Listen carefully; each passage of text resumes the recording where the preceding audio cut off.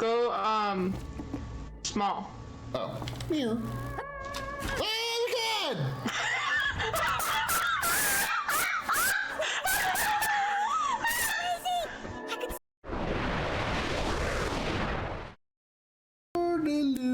I love the slow loading. Times like these, I wish I had me an Alienware computer. So it would load this shit much faster, much faster, much faster.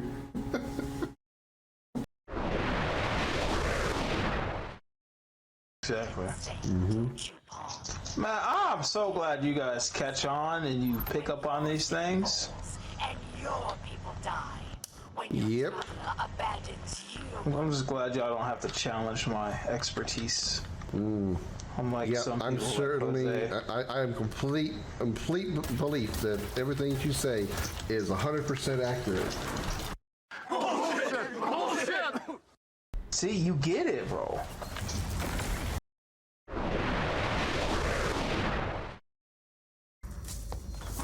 You're in a quiet cornfield.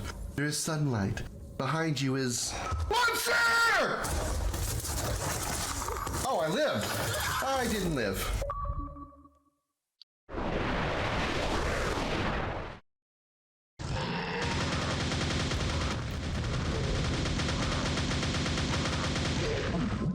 Pizza cannon loaded and ready to throw.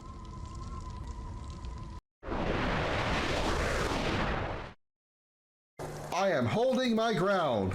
You three defend me. I am the hero of the situation, so you three have to defend me. I am the VID. Very important dick. I mean, dragon. Or VIDD. Very important dragon dick. Fresh ammo coming up. Oh, yeah. Very important. Dragon. And I'm a dick.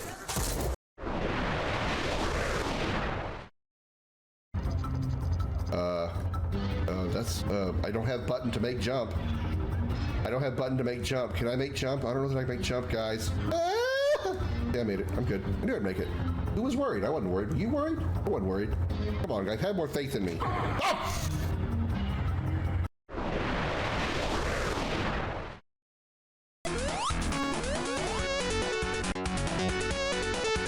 Boss time? Boss time.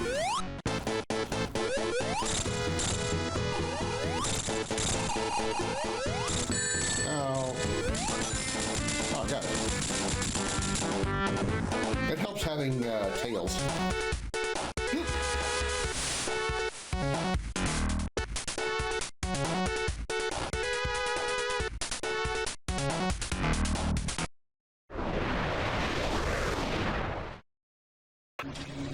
Oh, that looks like a problem.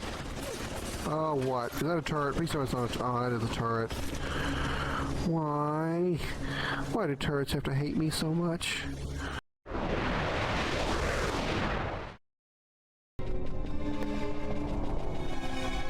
Would you please? You were just in my lap a minute ago.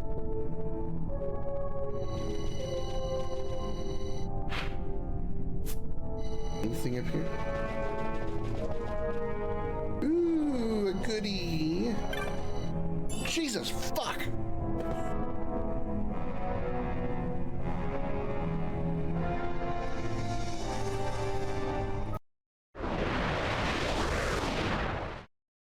In the dark, shadowed corners of time, many stories have taken root and blossomed. Tales of heroes whose deeds echoed through the ages, and of villains whose names became synonymous with infamy. Of battles waged between the forces of light and shadow. On a quest that defies reason, a lone ship ventures into that abyss, guided by its bold and courageous captain, his ferocious feline companion, and a crew of outcasts and misfits. Across entire worlds, dimensions, through the darkest depths of space, and beyond the limits of known time, in pursuit of the ultimate power of the Quad. These are the adventures of the Starship Dragon.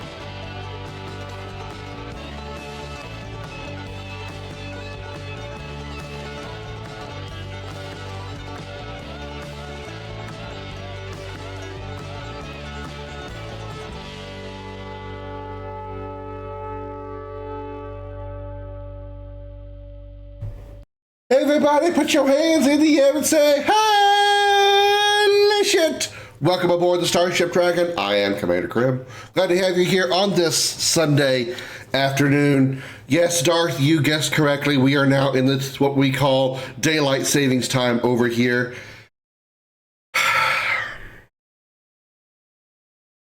Which we all know is my time of the year where I must go on a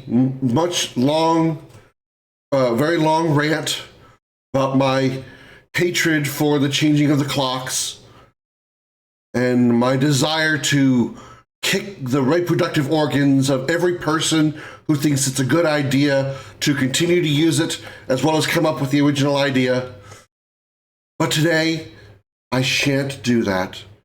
I will not approach that subject. I will not rant and bitch and whine and complain about the daylight savings time. I will not complain about the fact that right now I could be getting ready for the stream and doing some adjustments that I really need to do. But instead, because I like to keep my schedule, I actually have to be live right now. I shall not bitch about the fact that when I woke up this morning, what I thought was only 7:15, it was actually 8:15. And therefore, the rest of my day seems rushed now. I shall not complain about how much I'm going to hate getting up an extra hour early tomorrow morning for my job again.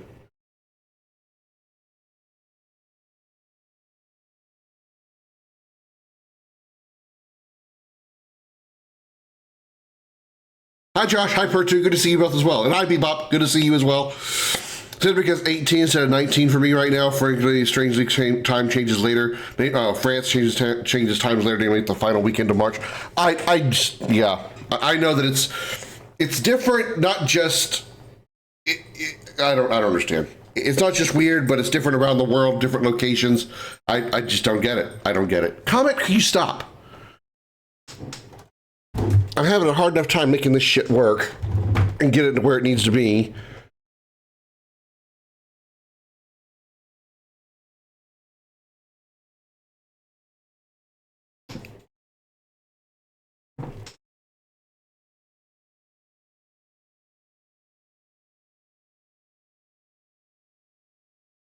Okay. I think it's okay for now. We did some more adjustments to it, as you probably can tell. Boy, does it make this screen look bad, though. It's all wonky and out of alignment.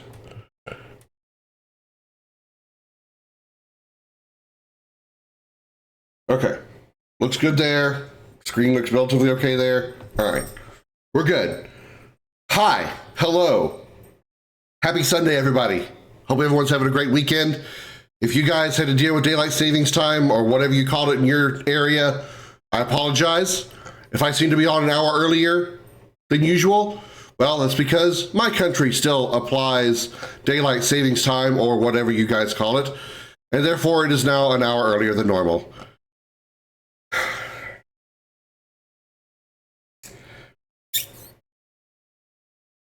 I won't. We go over that. It's a twice a year conversation that I have every time, and it's the same shit that I say every time. Oh, do I hate it? Or do I hate it? But we shan't discuss this subject any further. I refuse. Refuse, I say. Refuse. And instead, take a moment to have a serious moment, actually. Today is March 9th, and it is my mother's birthday, my mom's birthday. She unfortunately passed away in 2007. So, you know, I try to remember every year, and sometimes I forget because I just don't pay attention to the days, but just kind of wanted to take a moment to remember her. And, you know, as cruel as it sounds, wish it was my father instead of my mom that passed away. I hope she's doing well wherever she is. Watching me from above going, yeah, I raised him. That's not how I raised him, though.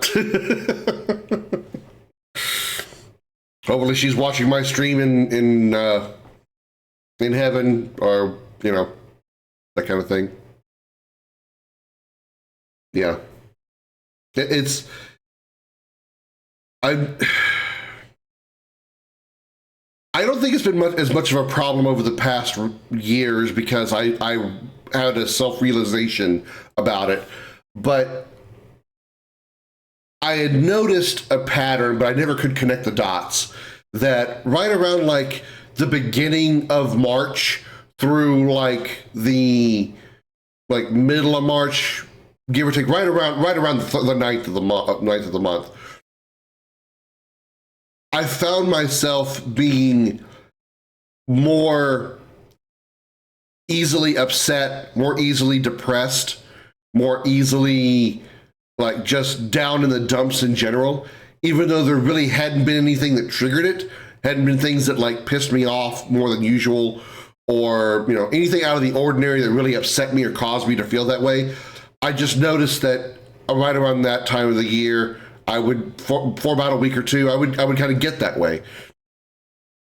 It didn't really hit me until my ex-girlfriend at the time, or my girlfriend at the time, had said, wait a minute, wasn't your mom's birthday on March 9th? And it just kind of like all connected the dots together, that I would get kind of bummed out around this time of year because it was my mom's birthday and I can't celebrate it with her anymore because she's not around anymore. So, after I realized that, I noticed that the spontaneous dour mood that I had around this time of year hasn't been as prevalent. I have noticed it every now and then, but it's a little bit less prevalent now, probably because I'm more self-aware of it. But I also, in turn, became more self-aware of the date itself, to make sure I took at least a moment to, whether it was to myself or to somebody else, or like now in the stream, to remember her and think about her and talk about her for a few minutes,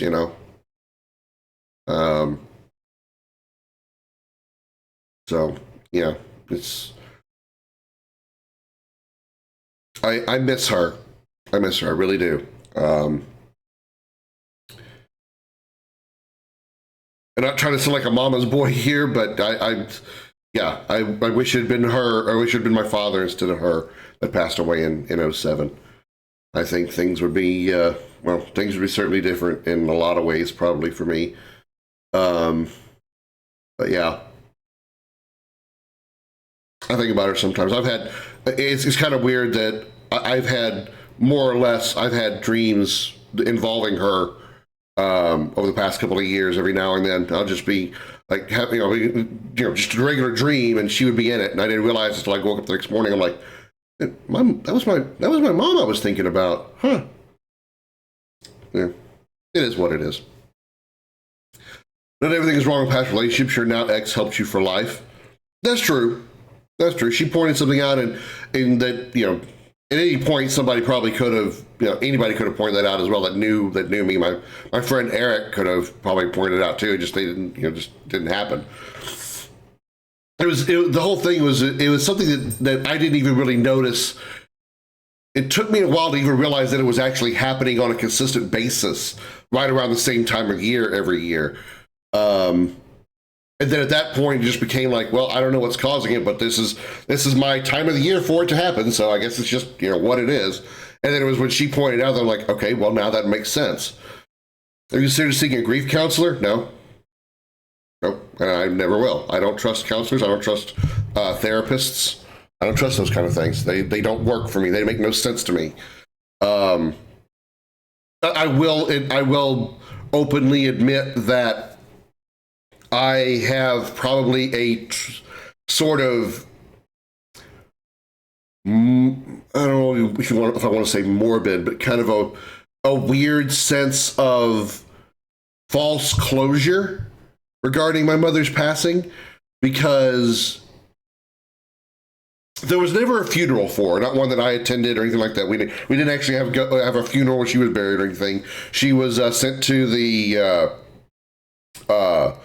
sent to a scientist where they had her like examine everything, because her condition was kind of rare. What killed her was kind of rare, so they sent her to have her body scientifically examined and stuff, so possibly future people victims didn't suffer the same issues that she had with the that bug in her system that caused the tumors and all that stuff.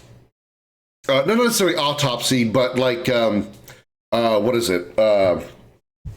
Not an autopsy specifically, but it was like how they examine a body's passing, and they use that to learn what was the cause and stuff, so they can use that knowledge to create medicines and vaccines and stuff and whatnot to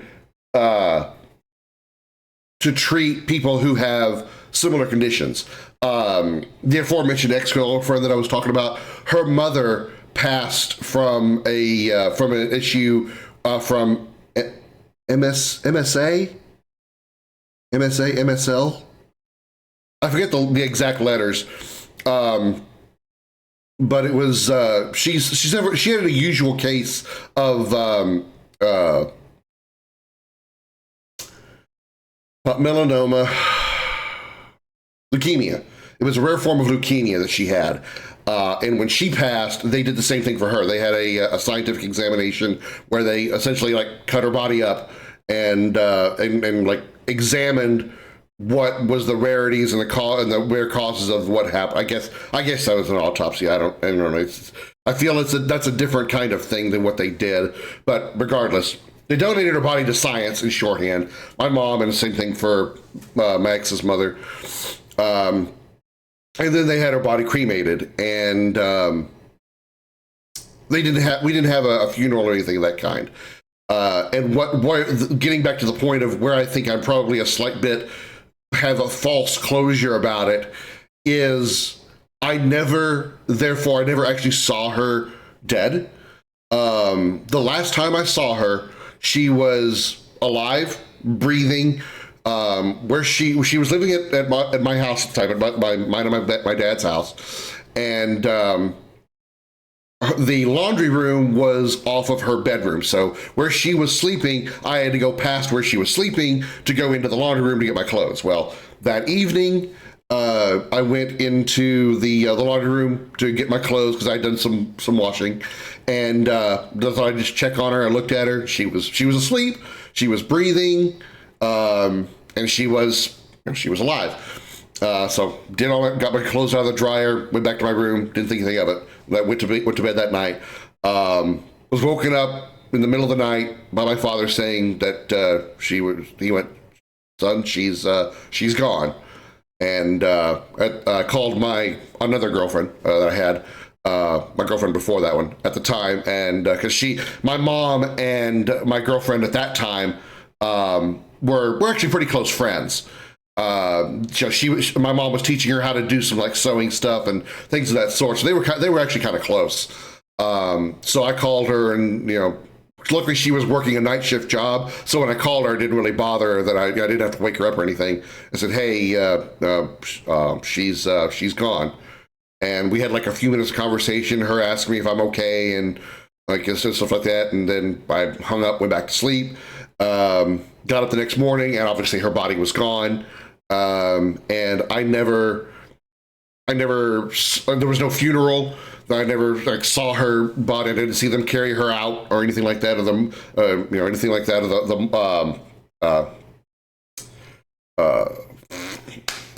the coroner or whatever, whoever the person is that actually takes care of that kind of thing. I never saw that happen.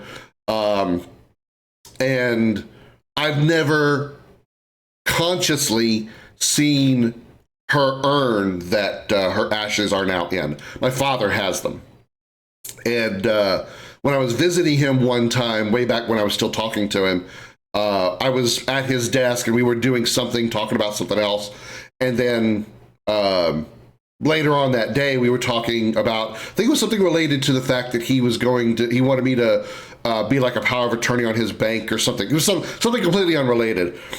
And I kind of told him the same thing about kind of this, how I feel like there's never really been a sort of closure. Like while I know she is obviously gone, there's like some subconscious part of me that doesn't believe she is because I never saw a body or anything. And we didn't have a funeral or anything. And he goes, well, you know, you were within reaching distance of her urn. I had no idea. And I said, that's fine. I don't want to see it. I don't want to see the urn. I don't want to touch the urn. I don't want to acknowledge the urn's existence. Again, because I didn't know that I had like subconsciously, I didn't know unconsciously or consciously saw it. That doesn't like, it doesn't bring it there, So I didn't actually, because there was never actually a funeral or anything like that, there's like no actual closure, I guess, even though I know that there is. It's not like I'm imagining someday she's going to like materialize back alive or something like that. I'm very aware that isn't going to happen. I understand she's gone and that kind of thing. But it's just something that, while I haven't dealt with death a lot regarding people that I know, like pretty much my mom, my girlfriend's mom at the time,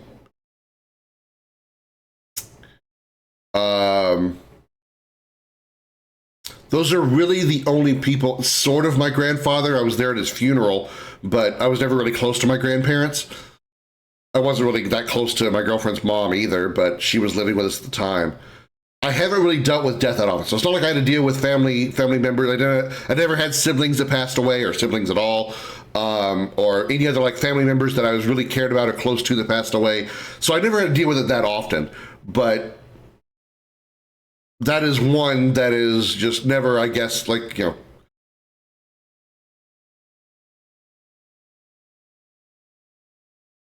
mean, it's something that I thought about less and less over the years, but it's sort of like just that thing where a funeral or something like that is like I guess, a form of closure. I don't know if that's really what you want to call it, or like the end of a book. You close the book, there you go, that's the end of the book, that kind of thing.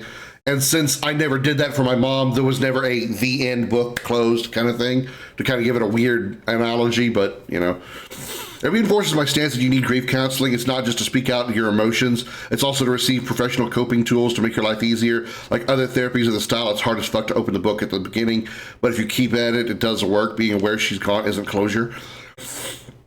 Understood and agreed, but I don't feel that it's like affected me at all, especially since I'm became aware of it and that kind of thing, and the whole like being down this time of year is a rare thing. I don't hardly, if it does happen, I don't really notice it. So I don't think it really happens, because usually every year that I had felt that down notice, or I noticed that I was feeling down, I would also notice that it was that time of year. So I don't think I have that issue anymore. Of course, obviously, I do think about her, and I do miss her on occasions, and that's normal for anybody. Even if you do have closure with someone, you're going to miss them if you were, if you cared for them, you loved them that much. Whether it's an ex or a parent or a sibling or family member, somebody like that, anybody, a friend, anybody that you were extremely close to, you're going to miss them on random occasions for whatever reason. Whether it's triggered or not, or it's just out of the blue, your brain goes, oh, hey, think about this person for a moment, And I think that's pretty much all it's like come to finally. At a certain point, it's just an I miss her kind of thing. I don't really think I get that spontaneous depression anymore. I think there is a little bit of frustration involved with it, though, because it also goes to a point of like,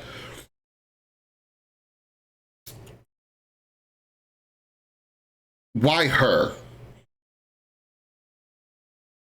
Why did the hospital that caused her condition to accelerate so incompetent that it had to happen to her? Why my mom, of all people? And it's granted, it's rude to think in that manner, very selfish and rude to think in the manner of why my mom and not Sam Plankhead who lives next door, or Johnny dumb shit that lives next door. Why not their mom? Why does it have to be my mom? You know, that's probably also a normal reaction too. It's the frustration of not really having a valid answer, not just of why did it happen on a like spiritual level or something like that, or like a coincidental level, something like that, but just a focus on why me and my mom specifically. Like why did you have to fuck her up? Why couldn't you do your shit right and keep it from happening? Why did you have to be so incompetent that you caused her condition to become so bad when she was actually very much on the rise to not just make her condition worse, but eventually kill her? You know? That's the other kind of frustration, is there's no answer for that either. And that's part of the frustration, is there's nobody's going to come out from that hospital or from, you know, any other, you know, if you want to get spiritual about it, no God or angel is going to come down and go, well, here's the reason why, insert and explain it to me. That's not going to happen. And, you know, that's just part of the, I feel that's part of the frustration that I have when I think about that kind of thing, is, you know, at a time, at multiple times, especially over the past few years, when I've struggled with relationships and like what I need a female perspective on, the only female that I could trust and go to consistently would have been my mom, and she's obviously not here to do that anymore. And it kind of frustrates me, because there's no reason that there's no reason for her to have been that way, you know. So yeah, that's all it is. That's all it is anymore. It's just it's more of a frustration now, because of, I start thinking about the other things, like the answer, I will never get answers to the question of why on a, like I said, spiritual level, or why is like, why were the people at, I almost said the name of the hospital. Almost said the name of the hospital. I'm trying not to, because I'm on a broadcast internet where I possibly could have some kind of legal issues, possibly be them suing me for defamation or something. I don't know. I don't even know if that's a thing, but I almost said the name of the hospital. I'm trying not to. But why did the hospital in question cause her condition to worsen in such a way that it eventually caused her death? Why, in general, did she be the one that had to have to suffer through that and die and be taken away from me? You know, that's pretty much what I feel anymore, is the frustration and, of course, missing her. You know, that's that kind of thing. My maternal grandfather caught an illness after surgery at public hospital, never got justice. Instead, he spent his remaining 13 physically degenerating until he was just a vegetable at the end, along with heavy pain.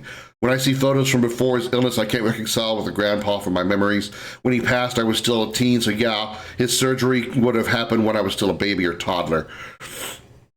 I think that's another thing that's, I guess I'm a little more lucky on my end, is when she passed, I was an adult. She passed in 2007. At that point, I would have been 20, well, I would have been 21, because I would have been 22 that year, and she passed away in February, I think. So I would have been 21 at the time. So, you know, I was an adult. I was a, you know, fully grown person, fully grown man. It wasn't like I had to deal with the loss of a parent at in my early years or my teenage years or something, where it would have been rather potentially traumatizing. And also, it wasn't a shock when it happened. It wasn't like, you know, she'd been going under a rather degenerating condition for the past like couple of years up to that point. Even though she started improving after she got some surgeries and stuff done, when she started going back downhill, it was unfortunately, you know, it was still something we could see coming. It wasn't like she was a fully healthy, you know, active person that, say, died in a car crash. You know, that shock would have made things so much worse, you know. So seeing it coming did help soften the blow a bit. It still was unwelcomed, obviously, but it did soften the blow, because it was something we expected, we saw it coming, and that kind of thing, as opposed to it happening out of the blue, just clearly for no reason. And again, the fact it didn't happen while I was a kid, I didn't have to have anything explained to me. I already was adult enough to understand the concept of death and not have to have explained why, why did it have to happen and have it explained to me in a child's terms, I just mean why, as in why did it have to happen, period. Explain it to me as an adult, because even as an adult, I don't understand why it happened. I also asked why during the funeral. I was asking God. That in my case got crickets as answers, though. That was the first or two times I almost converted, both due to grief.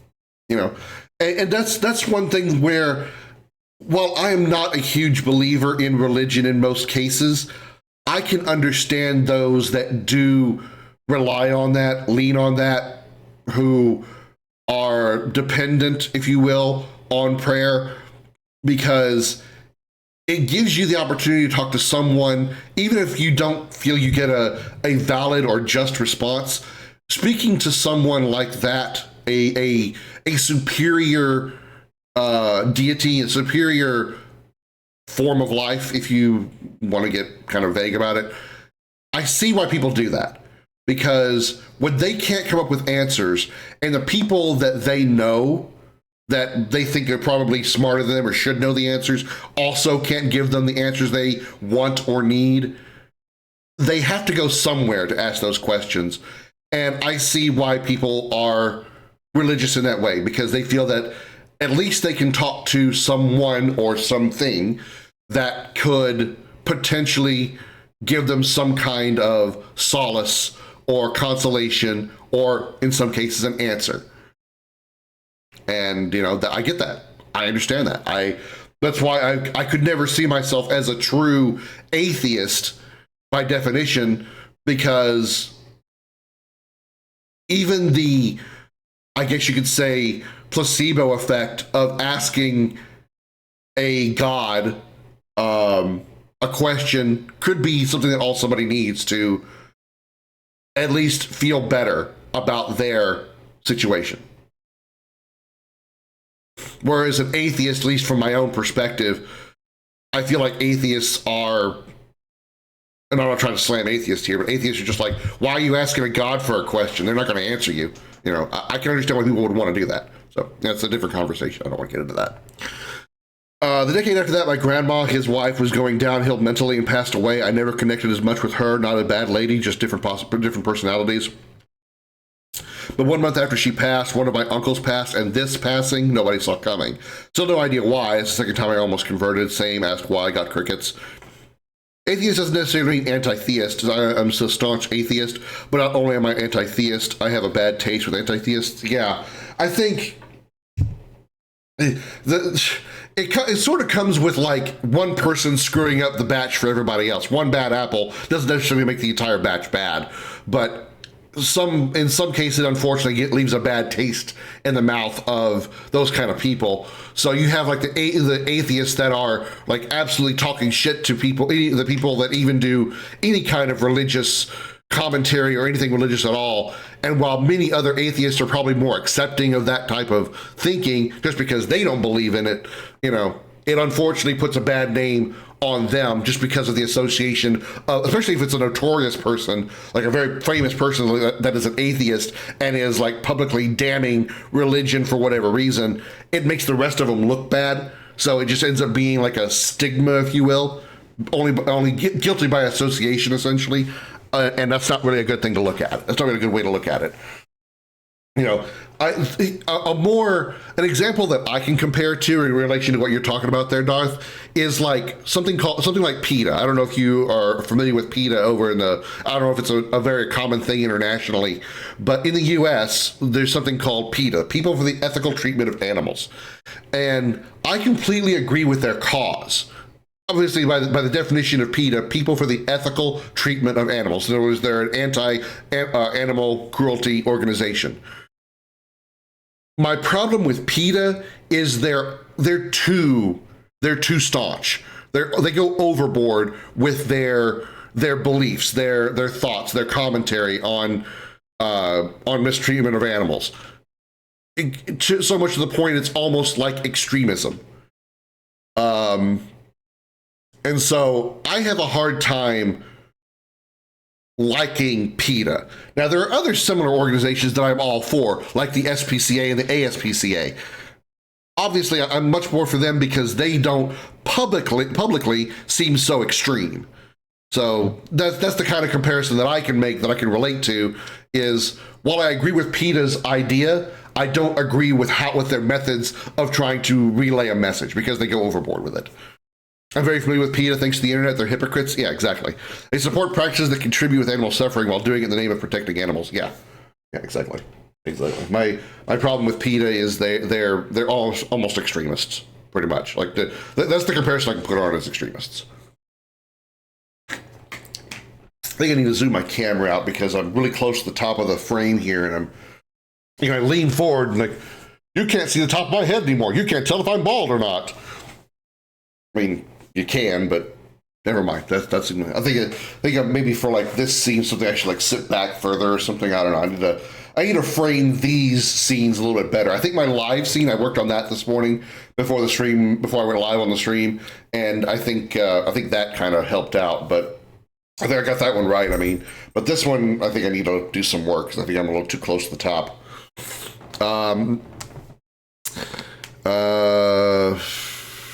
Missed a message regarding what?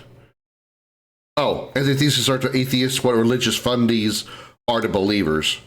Yeah, okay. Yeah, it's just, I mean, that's the... That was all I really wanted to just go over is, I want to take a moment to remember her, and there's nobody in what family that I am like blood related to, even though there's nobody that I actually talk to in my family anymore that I'm blood related to. But the one person that I would be blood related to that probably would visit the stream every now and then would likely be my mom. Because and I think she would be a great person to have in the stream. And I just wish that she'd been able to see what this stream and what I have become as far as that goes. I would be proud of her opinion, because I assume it would be a good one. But yeah.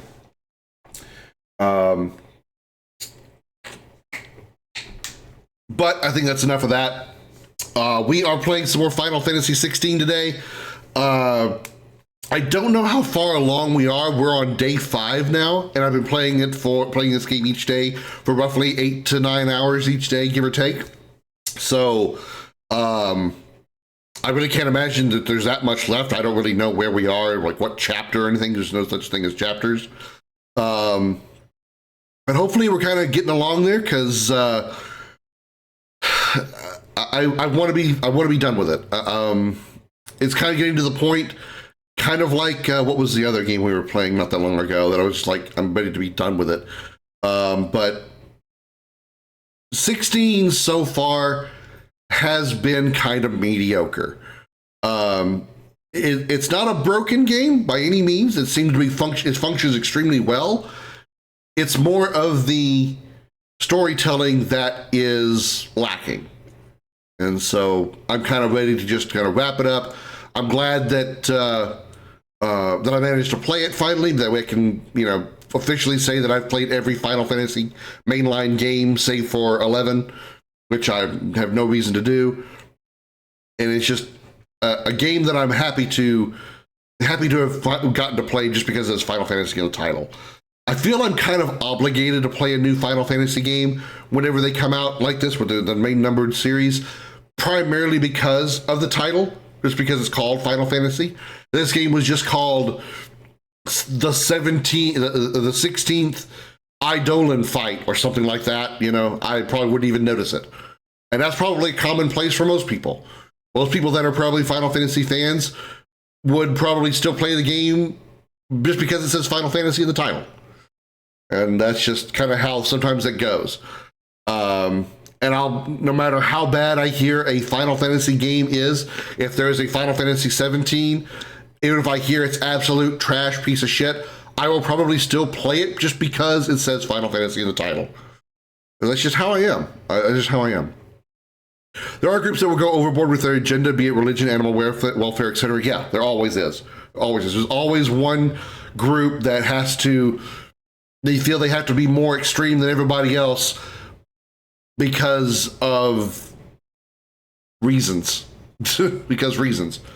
As vague and as meaning as that sounds, because reasons is why. So, I'm gonna blow my nose real quick. And then we're going to jump on, we're gonna welcome YouTube in and play some Final Fantasy 16. 16 story, we'll go what the fuck in a good way, you're just not there yet. I'm hoping so. I'm hoping so. I mean, we are, if I'm looking at this information here, right, I'm roughly 60% through the game. Give or take, I've been playing for 29 hours. And it's, I didn't know what to expect going into it, but I'm not really thrilled with what I've done so far, outside of the boss battles. So let me go clean out my snot locker here, and we'll jump into 16. So short break, grab drinks and snacks and everything. I'll be right back.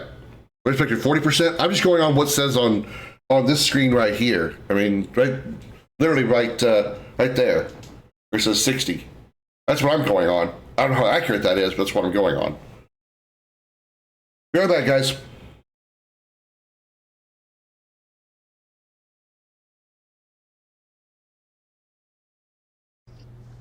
Ollie, behind you. Your super can't help you. That stuff that's in your face.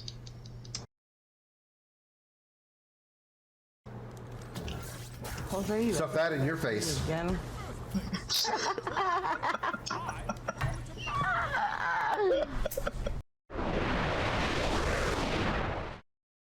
Have my shirt. Let go of my shirt. Me and my cat are having a fight. Hold on.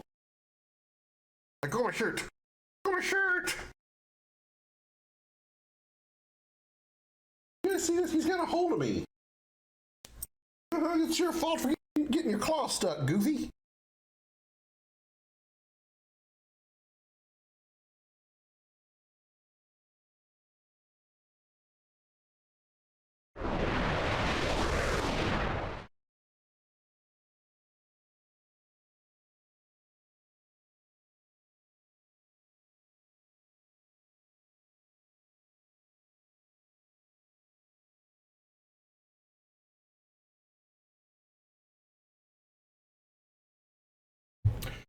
I don't think that's the case, because over there in the corner it says 15% trophy progress.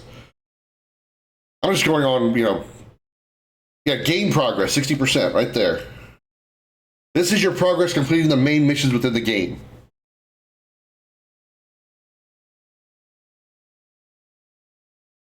So, is this accurate? I have no idea. I'm going on what I see here.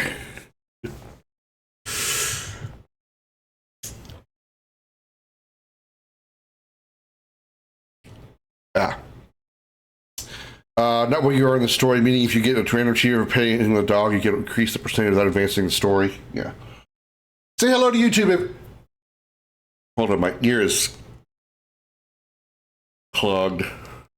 That was weird. I started talking and my head started rattling because my ear was clogged. Oh. Say hello to YouTube, everybody.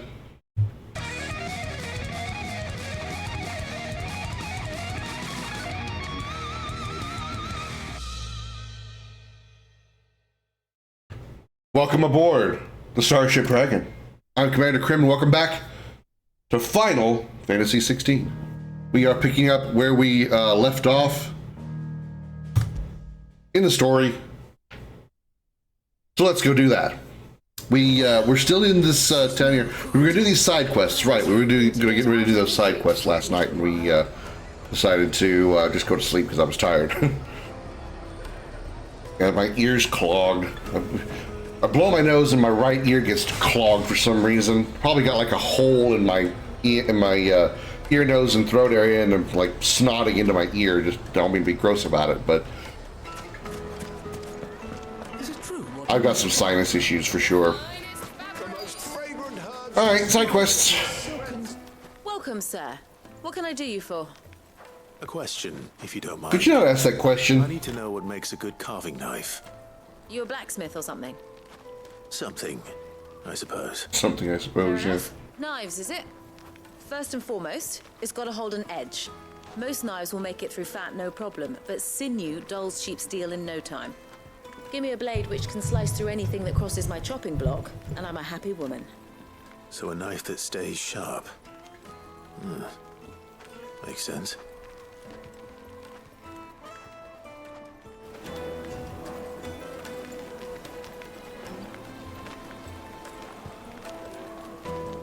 I've only been playing this game for 2 minutes today, and I'm already about to bitch about something. Oh, God. Fresh bread, warm from the oven. Here, have a taste. Really? There's a side quest about the sharpness of a knife? Come on! Square, you can do better than this! Come on, man! I've worked for. Ruined. All those years of toil. Every coin I've ever earned is tied up in this place. Are you all right? The baths are closed. Leave me be. On second thought, perhaps you are just what I need. Might your services be for hire? That depends on the job. I'd have you save my business, the baths. The water's turned scalding hot and all the crystals in Dalimil wouldn't be enough to cool it. I've no doubt that my woes stem from the water's source. But I can't go and investigate for fear of my customers thinking I've abandoned the place. I'm bound to these baths in more ways than one. I beg of you. Go to Dusnoff Terraces. Tell me what you find there. All right. I'll go and take a look. Wonderful. It's not far. Leave the market by the south gate. The smell of sulfur will guide you the rest of the way. I'm teaching somebody about a knife. Keep me from an ignoble I get that I have a little bit of experience with blades because, I mean, I wield a sword. But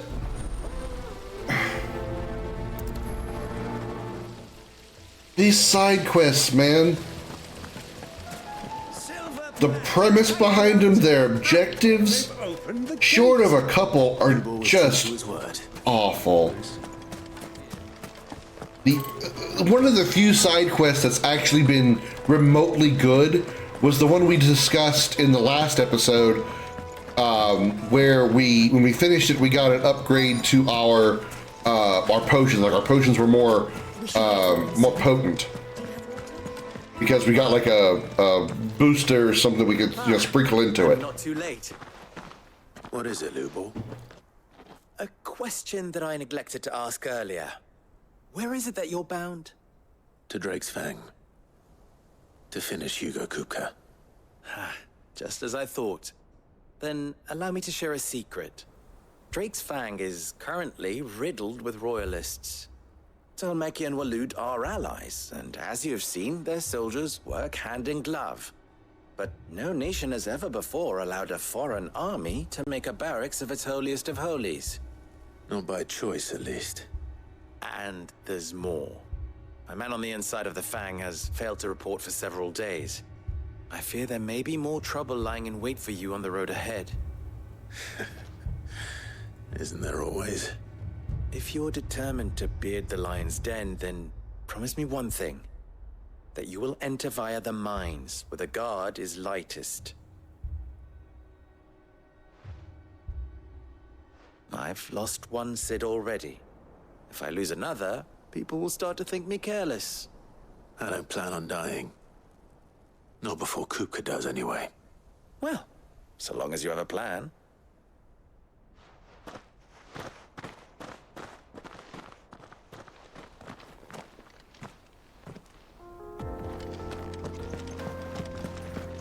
Drake's Fang should be just beyond these springs. Shall we press on? No, we're gonna go this way first, so I figure out how to get around to the other side.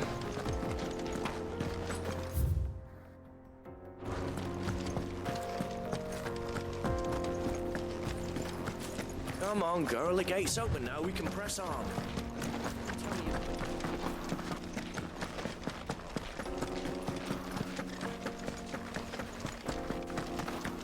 What the hell are those things?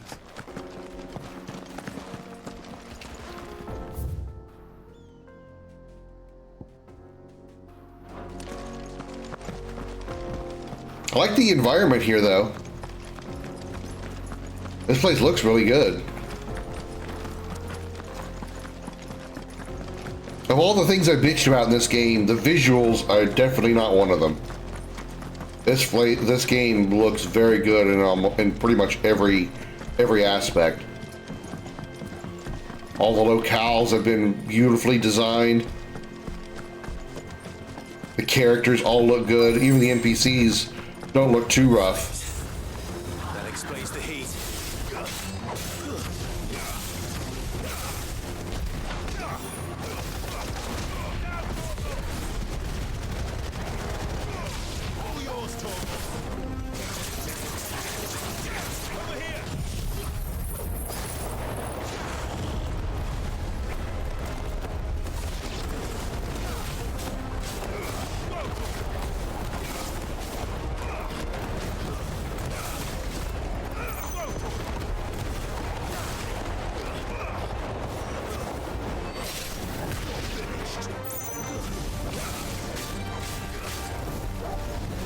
I thought he was about to explode.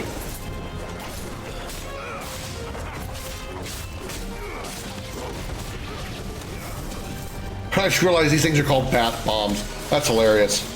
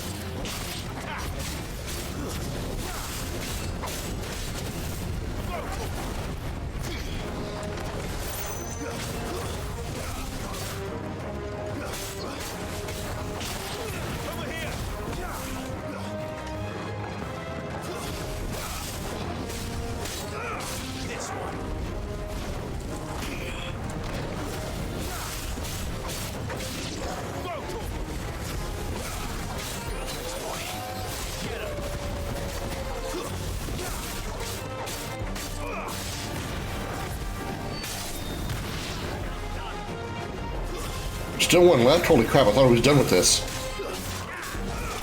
There we go.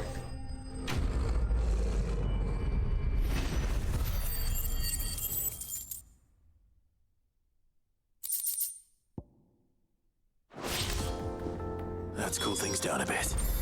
Let's hope it's enough to keep the baths from boiling.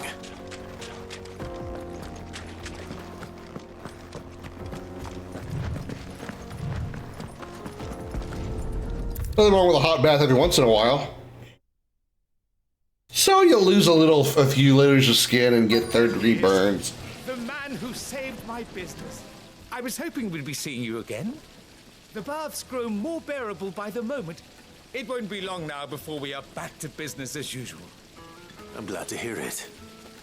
Now, tell me this. What did you find at the terraces? What threatened to make me a pauper? Not what I expected, that's for certain. Literal bath bombs.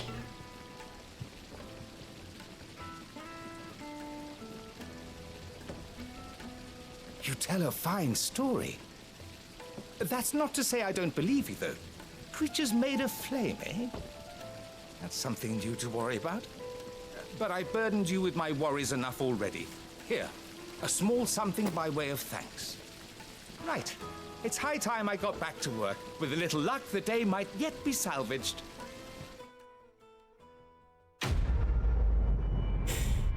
We saved a bathhouse. Yay!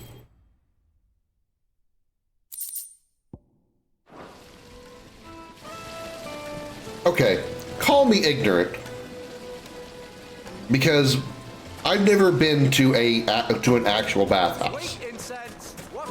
That's actually just a euphemism for sex house, right? A whorehouse, essentially, just with baths involved, or is that just like a stereotype? Not at all. Okay. Granted, my only experience with bathhouses is from Yakuza. Yakuza Like a Dragon. I've heard of them before. I've never seen one. Obviously never been to one. Okay. Alright. Alright. If kids bathhouses too. Okay. Alright. Alright. Sorry. Didn't mean to offend. I had no idea. It seemed like, especially the one in Yakuza Like a Dragon, seemed to have a lot of sexual undertones. Where the hell is this last person to talk to? Oh, it's in this region. Okay. He wouldn't know anything about that. Looks like somebody who knows things about knives. Keep the darkness from your door.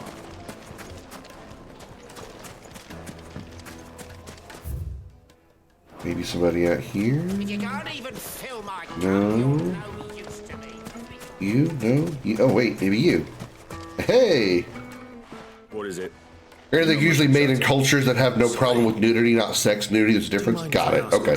There. Maybe that was what was throwing me off. I have a question. Can you tell me what makes a good carving knife? I assume you use one out in the field. Has to be able to put up with some punishment. Can't be dealing with a brittle blade, not while I'm on the hunt. If your knife snaps every time you use it, you'll be spending coin as fast as you make it. Times are hard enough as it is. Thank you. I won't keep you any longer. All business, eh? Man after my own heart. So, a carving knife should be hard-wearing and hold an edge. Hardly a revelation. Let's hope Sava had better luck than I did. Wax candle, silver platters.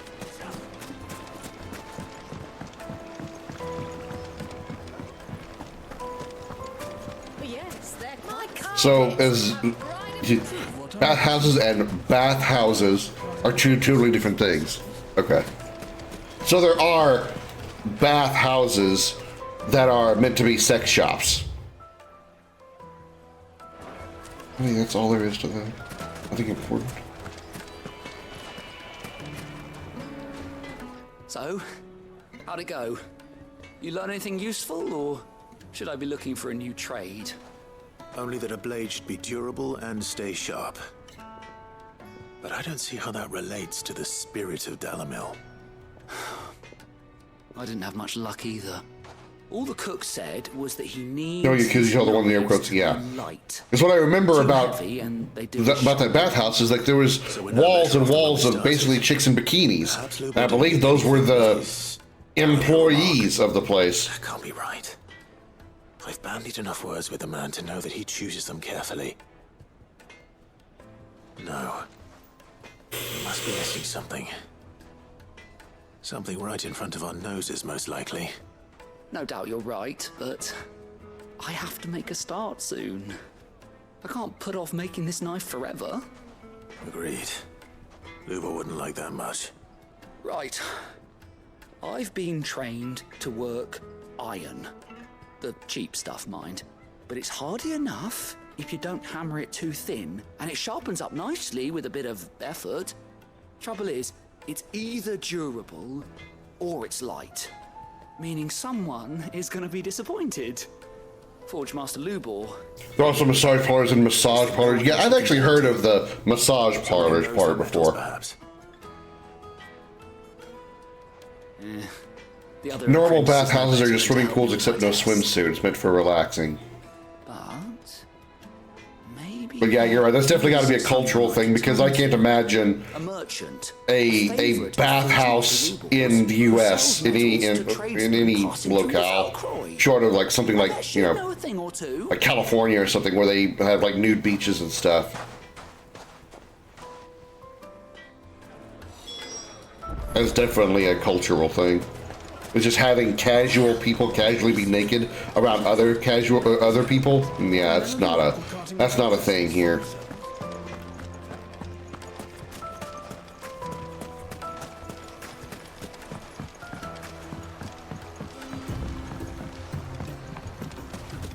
Different from nudism as well.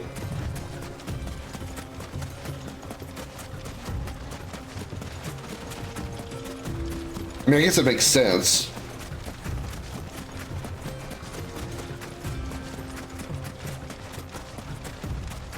Because typically that's indoors. Usually nudism is being nude outside. At least, again, I'm probably oversimplifying it, but hello.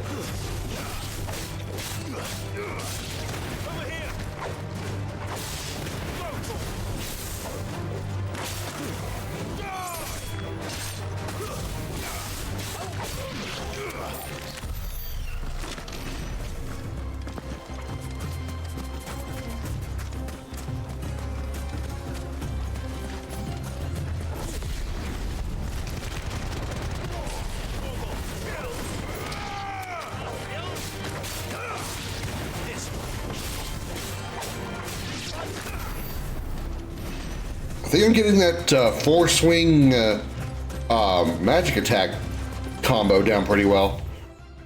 I'm hitting it rather consistently. A son of a bitch, I went at the wrong gate. Damn it.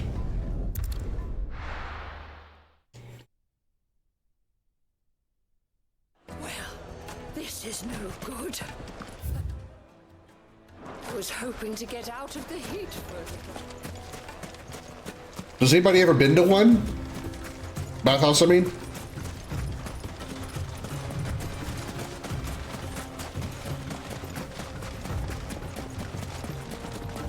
Obviously, I never have, otherwise I wouldn't be asking what the hell it is. Call me ignorant.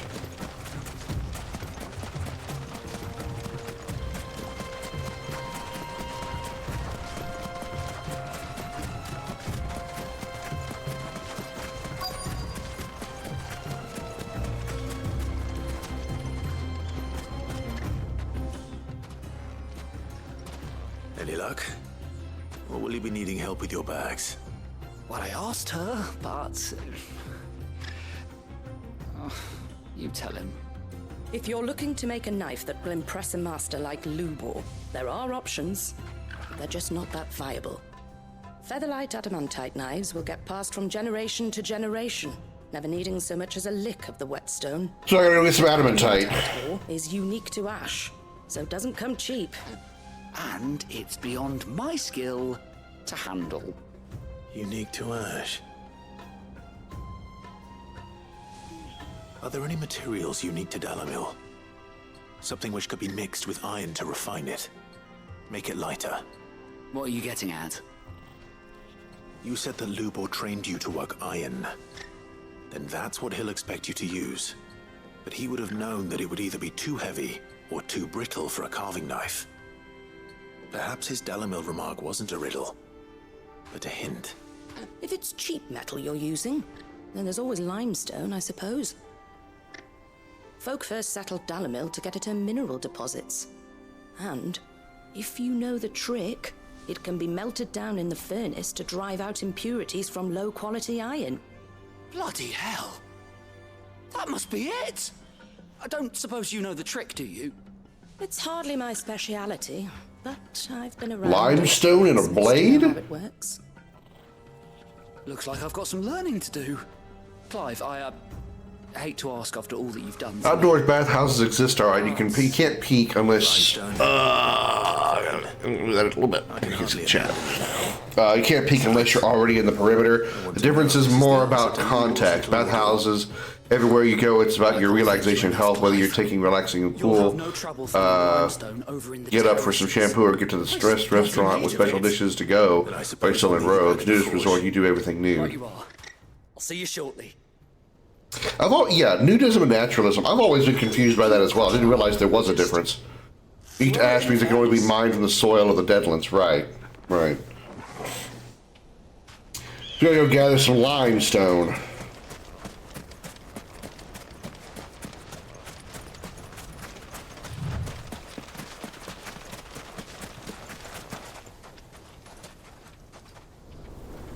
No, this frame rate seems smooth. Sorry, I'm looking at my stream, like actual like output stream, and I want to make sure that the visuals are smooth and everything. I thought I saw some like some jumping earlier. Not like frame drops or anything, but just like an unsmooth frame rate.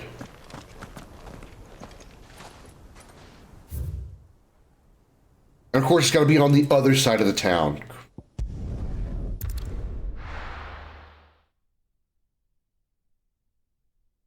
Well, this is no good. I was hoping to get out of it. True, what I'm hearing. Nudism, you're nude, that's it. It's meant as a countering the culture of shaming the body. Naturalism is more being nude to be in sync with nature's energies. So it's basically naturalism is, in a really extremely simplistic sense, nude tree huggers. We should get going soon. Do you have water?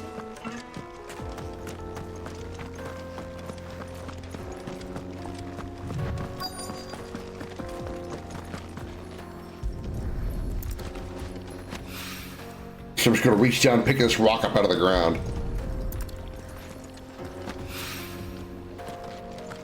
Something that apparently nobody else in this town can do. One rock looks a lot like another. But hopefully this is what Sava needs. More spiritual than that, but more or less, I guess. Okay, yeah, that's why I said on an extremely simplified level, tree huggers, but yeah, a little more ethereal, I guess. Like you said, spiritual. I wasn't sure how much you'd need. I bought 3 big rocks that apparently you couldn't figure out how to go outside and get.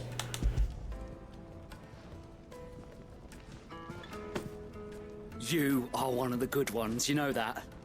You and that merchant both, she's got quite a gift for teaching that one. Now, time to see if limestone is the secret weapon we were hoping for.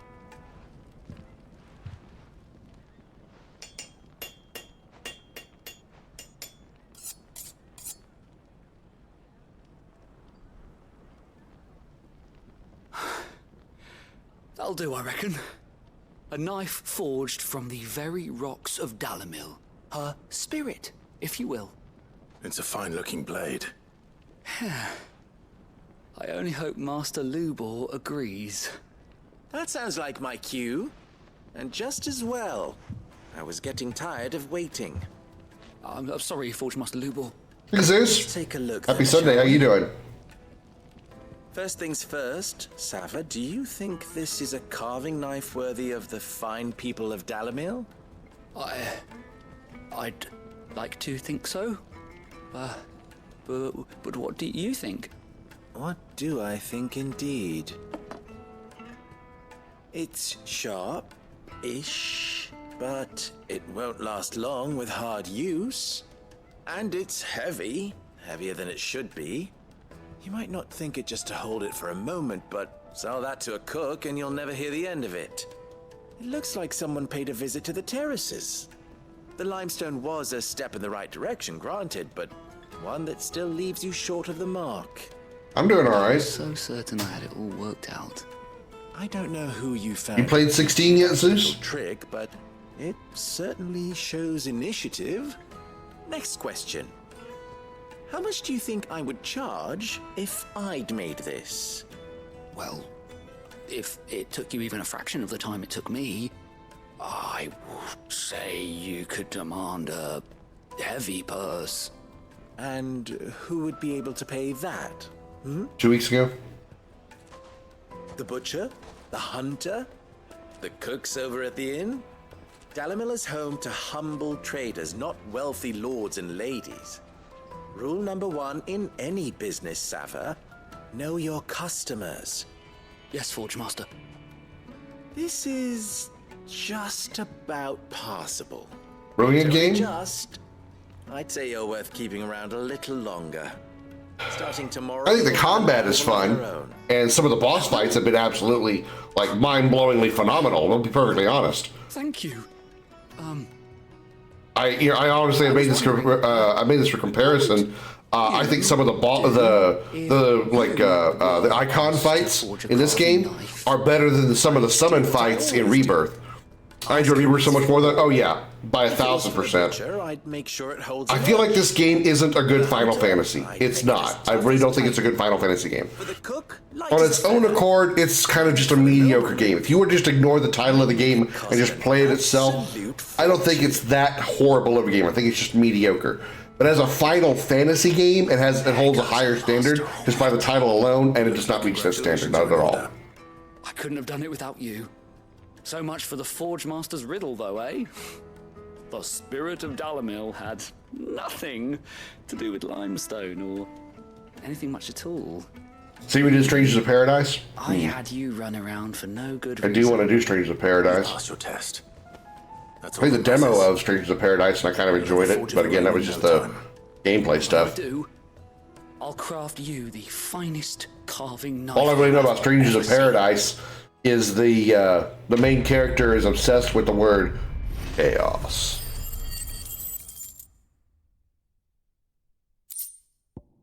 Not bad, but I wouldn't say it's great. From what I've kind of gathered from what I played in the demo, Strangers of Paradise is like a Final Fantasy I remake. Or like Final Fantasy VII remake is like a Final Fantasy I remake in a loose sense. Because I went to in the demo, I went to the world map, and I immediately recognized the world map from when I played FF1 Pixel Remaster. Okay, so we did all the side quests now, right? Okay. Main quest, here we go. This is better than Strangers of Paradise? Okay. Hanging lanterns, keep it up. Well, we can make our way back to the Fang now, at least. We should get. But I can't say the game is functional. I can't say the game looks phenomenal. 16 does. The environment, the characters, they all look really, really good. Come on, girl, the gate's open now. We can. Sadly, some of the characters are kind of forgettable. There's times we've like seen a few characters, and then they've disappeared for a few hours, and they've come back and been like, "Who is that again?" There's just so many, unfortunately, forgettable characters.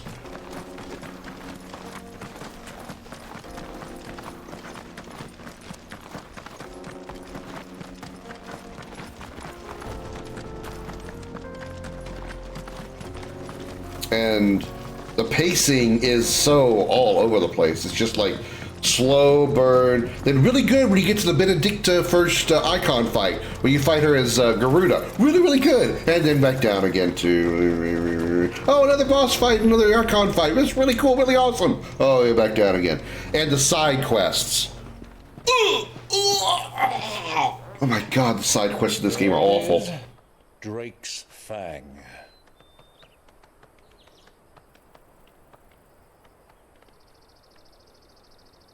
Kupka will be hiding inside. Along with goodness knows how many guards, all on highest alert. You'll need to keep your wits about you if you're to reach him. So be careful. I will, Uncle.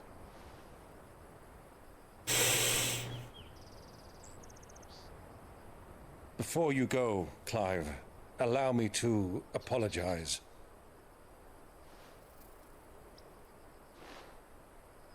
After what befell at Phoenix Gate and the crisis that followed in its wake, I fled. I retreated to my counting house and danced attendance upon the vicereine in the hope it would bring me favor. I betrayed my nation to save my skin, like the coward I am. And I'm sorry. Uncle, please. It's not too late, Clive. Rosaria is yours by right, and there are those that would help you to take it back. Had I the courage of my brother, I might already have done so. But that ship has sailed. You, however... No. Forgive me, but I cannot. I fight to build a new world now. A better world. Where men can live and die on their own terms. I was raised in a nation that strove to improve the plight of bearers.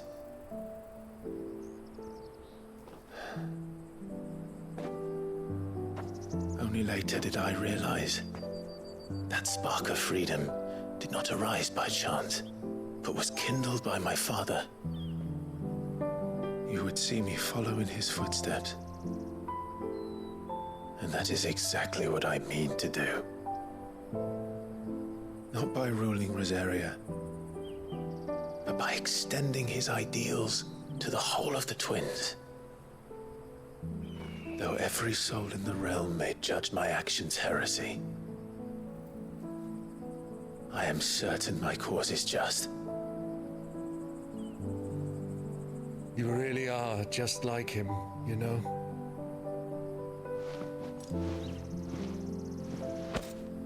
Thank you, Clive, for coming back to me.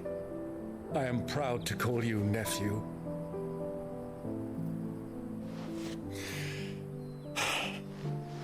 Well then, this is where we must part ways. Wish me luck in convincing my Canvarian friend to share his considerable talents. I mean to plunder his coffers and prove myself worthy of a place in your merry band. Till then, my boy. Till then, go safely, Uncle. And you, nephew. We have much to catch up on, you and I. I shall expect you to regale me with the tales of all your adventures when next we meet. You can regale me too, Torgal.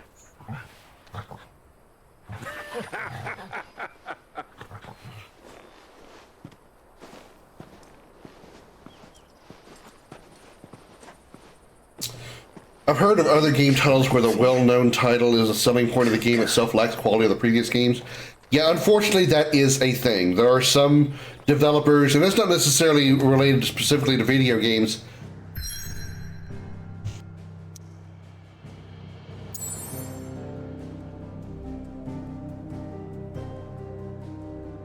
Oh, sorry.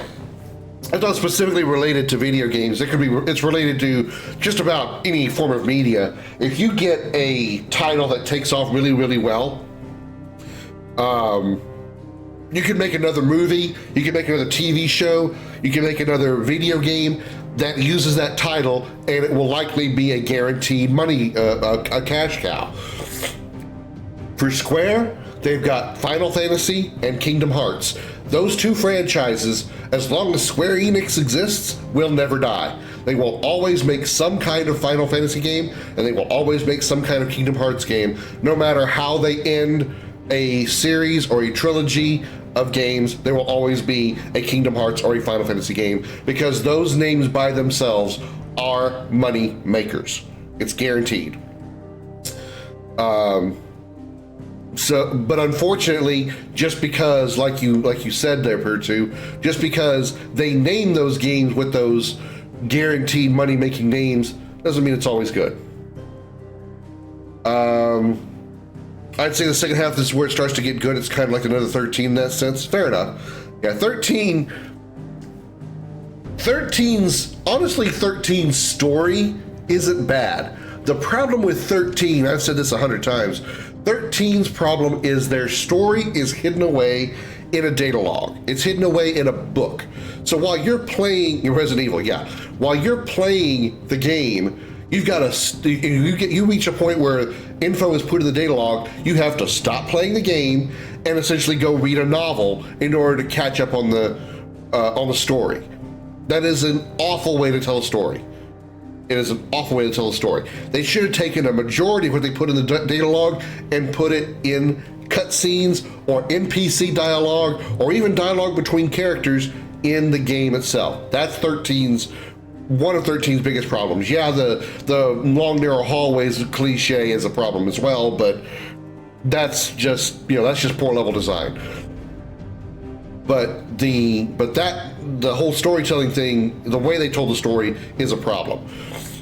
However, I will say the combat system is one of the most fun things about 13. Again, the problem is 13's battle system is hard to learn. Unless you have somebody that can explain it to you very easily, because the game's explanations are awful. If you have somebody that can explain it to you, 13's combat system is extremely fun, but you have to learn how to use it. Hard to learn, easy to master. That's the other thing. Once you learn how to use it, it is fun to master and easy to master the battle system.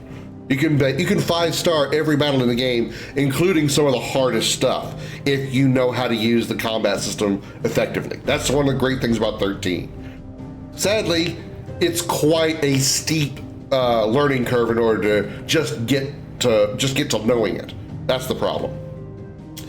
Let me catch up on other things you guys said here, because you guys said a lot, which I appreciate. That's what happens when you have all your best people working on FF7 and have to go outsource to other titles, to other game devs. Yeah, that is true. Let's call our game insert famous title here, people will buy it. Yes, sadly, that's sometimes that is the case. And sometimes that's not always the developer's fault either. You know, we keep talking about all the time how certain developers look at things a certain way and do things a certain way. You also have to remember there's another party involved in most cases, the publishers. The developers of Final Fantasy XVI or any very popular game may have said, "Hey, we've got the groundwork for a really good-looking game here, a really good game. I think we might be really good. We don't have a title for it yet. You have any idea, publishers? Final Fantasy." Oh, okay, fine. We'll put it in there. Something like that. It's not always entirely the developer's decision to title a game a certain way or to name a game a certain way or whatever. The publisher, which is the one that which is the one that distributes, hence publishes the game, has a lot to say about how they do that kind of thing. So while a lot of times the developers make the titles and stuff, I haven't looked up this information, so if it's false, I apologize in advance. But I guarantee you, well, let me get some history on this. Those of you who know Final Fantasy XV, the game was originally not called Final Fantasy XV. It was called Final Fantasy Versus 13, and it was supposed to be roughly in the same universe as, obviously, Final Fantasy 13. Yeah, Zeus had its Versus 13. And I would be willing to place a bet that the main publishers behind the idea, granted Square Enix probably did a lot of the publishing, but people who are on more of the publishing side of that decision said, that title sounds stupid. Make it Final Fantasy 15 and let's go with it. I guarantee that was a publisher's decision, not a developer's decision. That's my bet. That's my bet.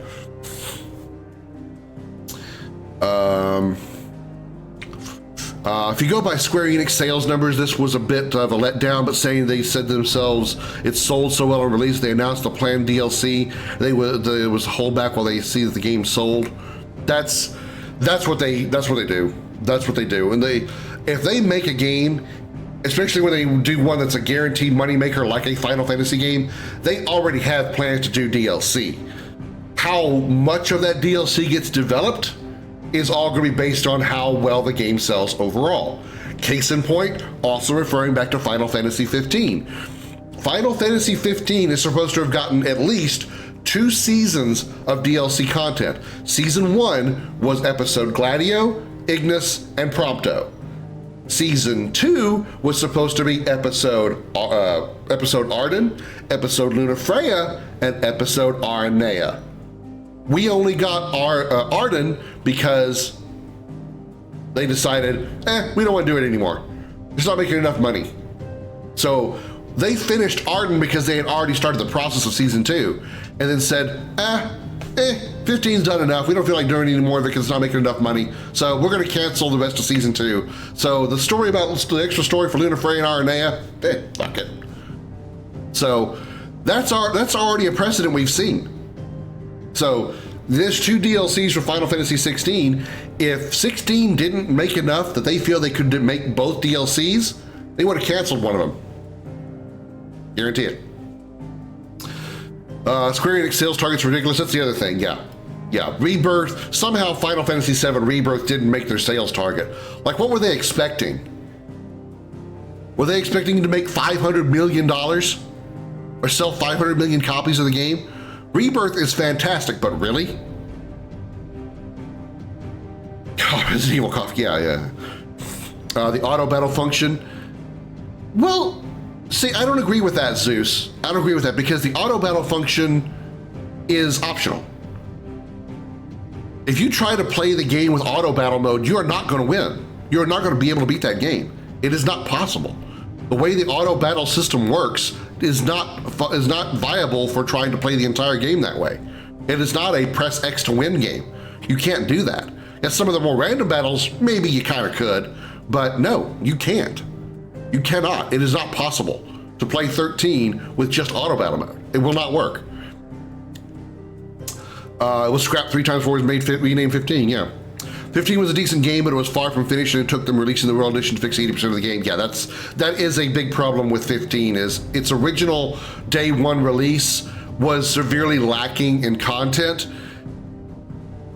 And unfortunately, it was also heavily based on a movie, the Kingsglaive movie, that if you hadn't watched, you're gonna miss a lot of story. Fortunately, like you said, the Royal Edition put some of that content back in. So if they, so if you play the game and never seen Kingsglaive, you're not gonna be missing out on as much. So, because honestly, I've never seen Kingsglaive, never watched a minute of it. But I know that some of the things that we've seen and some of the stuff they added on filled in some of the gaps. I don't even know if one, yeah, there's 2 DLCs. There's 2 DLCs. If you go to the title screen of Final Fantasy XVI, there's 2 little things on the side there, and each one of those are a DLC. It's possible people did it, not just the content, the performance is buggy as well. I didn't really have much of an issue with the performance when I played it. I played original 13 on the Xbox 360, and I never really had any technical issues that I recall. So maybe I just got lucky and maybe the Xbox 360 was the good version. What I'm a little sad about is that the PC version of Final Fantasy 13, 15 had the performance issues. I got it, yeah, that I can agree with. There was some issues with some frame rates every now and then. Yeah, I can agree with that. 13 on the PC has an easy mode. There was no easy mode in the original 360 version. I'm very sad about that because fuck, I would have made that game so much easier for me. Okay, once again, I gotta go take a blow. I gotta go blow. I gotta go blow. I gotta go get blown. Blow. We need to talk a lot of blowing here. I gotta go blow my nose again. I'll be back in just a second, guys. I'm sorry.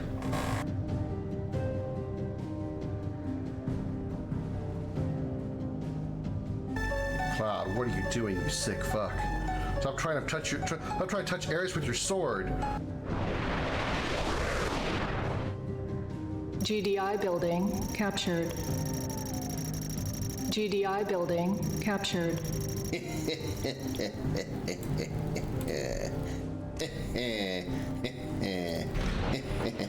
Low power.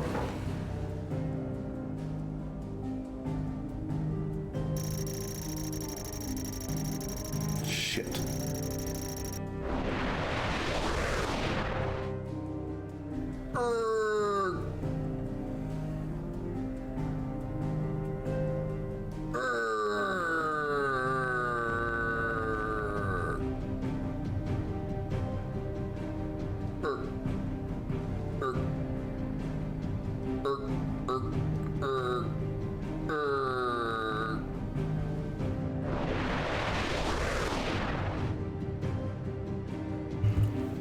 Okay, sorry about that.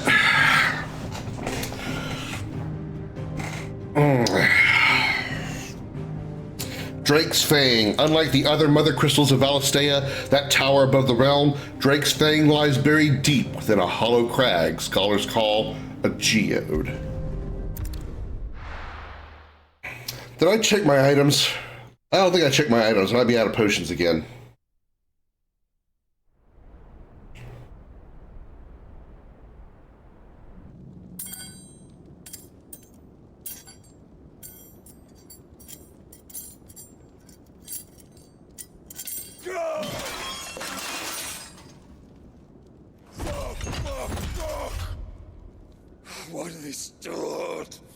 Maybe because you keep slamming him on a table?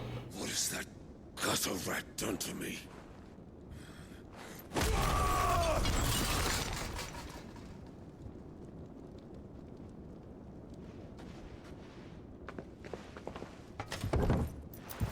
Out of my sight, witch! I'll kill you, Rossfield! I'll rip out your heart! I'll tear you limb from limb! Peace, Hugo. The table shan't hurt you any longer. Who the hell are you? Humiliate me. Me! If you hadn't interfered, he would be dead! You truly believe you would have triumphed had the battle continued? Titan would have ground him into dust! And how would he have done that without his head? Shut up! You weren't strong enough, and you call yourself a dominant. Or rather, you did. You mock me, Harbert.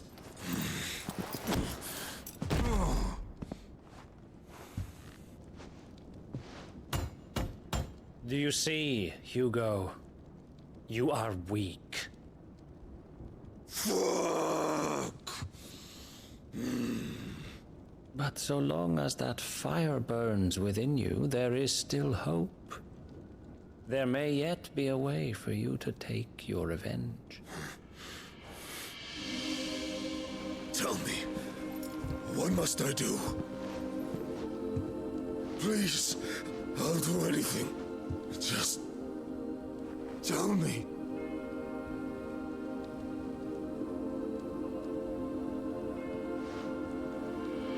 The heart. What of it? A Mother Crystal's heart is the most concentrated source of ether in all creation. Return of the Jamie Lannister.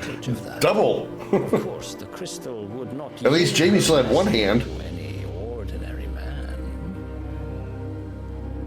But then, you are no ordinary man, are you, Hugo? Clive Rossfield stole your power, but others have suffered a similar fate, and still managed to find the strength to conjure their icon. Like Benedicta Harmon.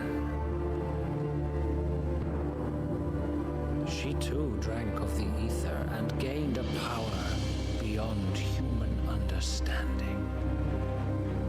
She did.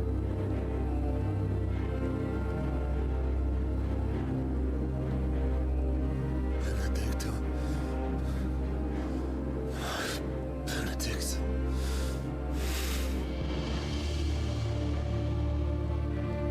I'll do it. My love. I'll avenge you.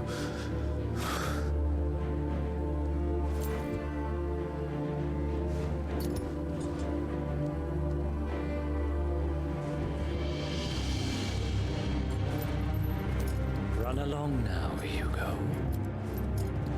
You need only follow the light. Yeah, Benedicta just, like, lost her mind. After she had lost her power to, of Garuda to, almost called him Noctis, to, Clive, she just went apeshit. She lost her mind. Leave everything to me, Your Majesty.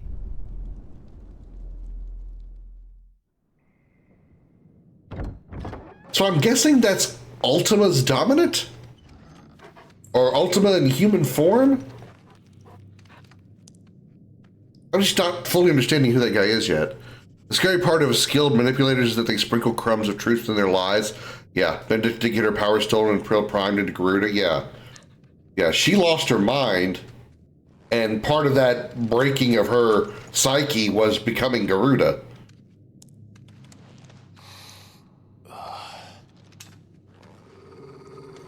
Torgal, did you fart?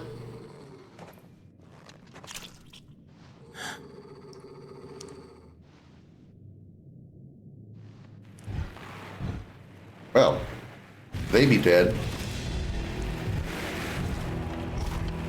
The fuck? When did we get into Gears of War? Why are the locusts here?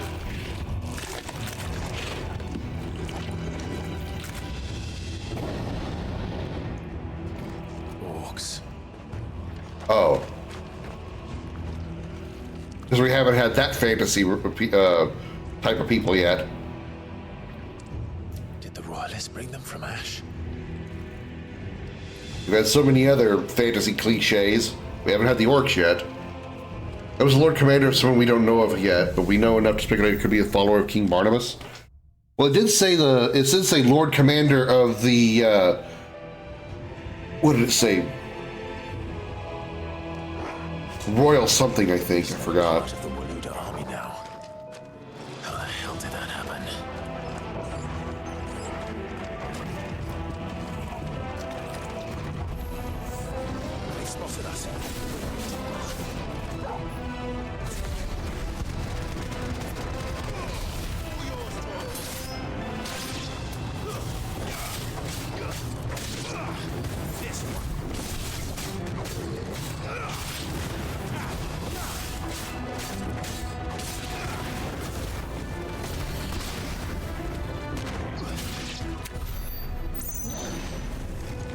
Yeah, royalist. Okay.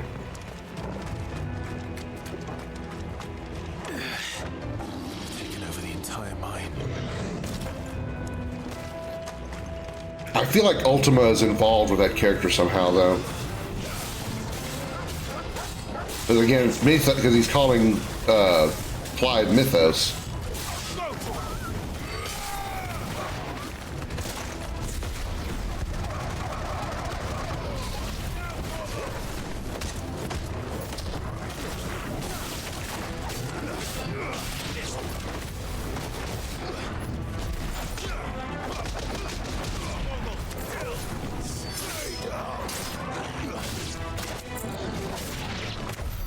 So much for the men of the Rock. Dalmekia's finest. The only two kingdoms left standing. The other kingdom, the Iron Kingdom, is an enemy of the Republic, whereas the Kingdom of Waled, led by King Barnabas, is an ally.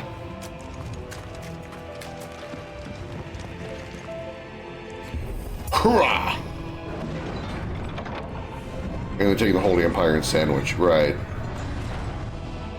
And the Holy Empire is one that belongs to Sylvester and Annabelle.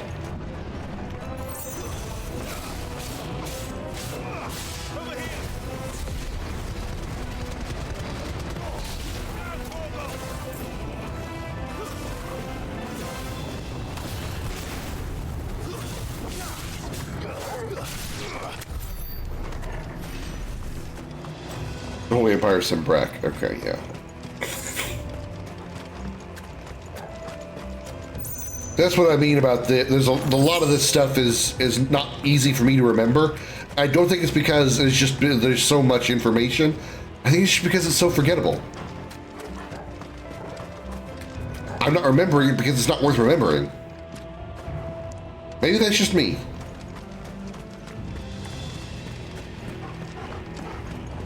Or the people and stuff that we see happens so rarely that we forget that we saw them before.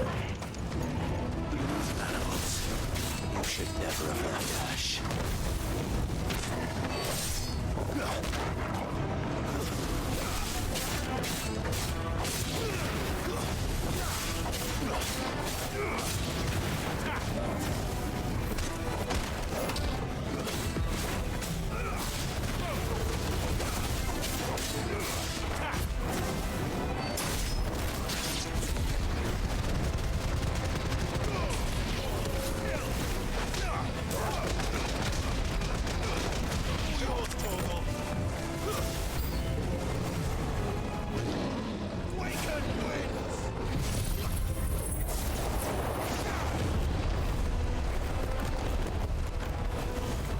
Everyone get over here and get sucked too?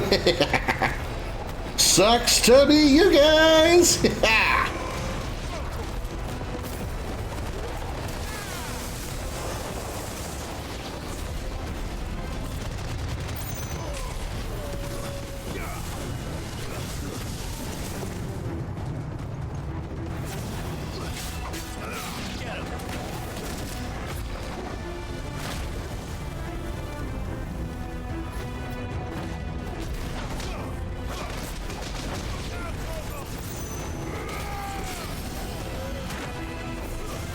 I need to get rid of those mesmerizers because they're healing and buffing.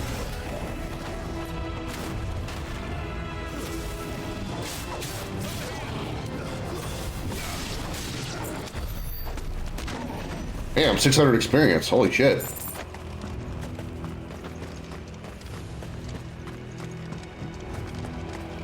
It's like a record for a random battle.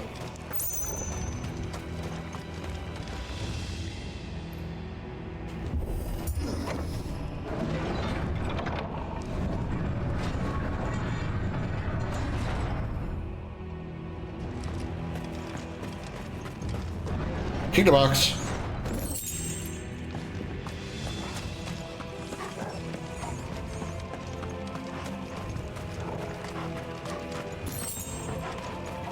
Won't be going any further this way.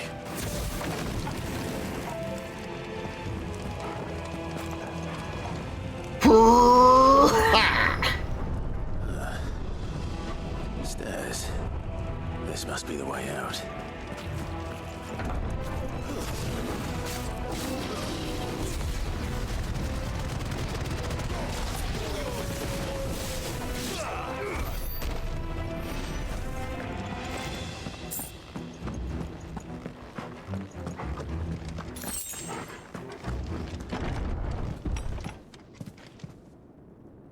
Oh, hello.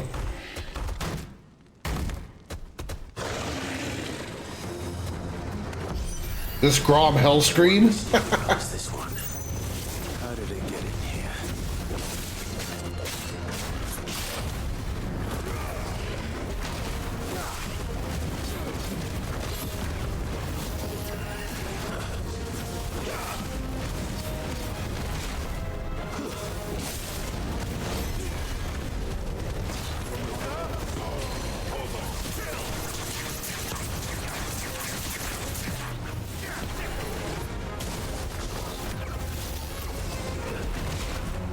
Okay, I dodged that, but okay, you lie about that game.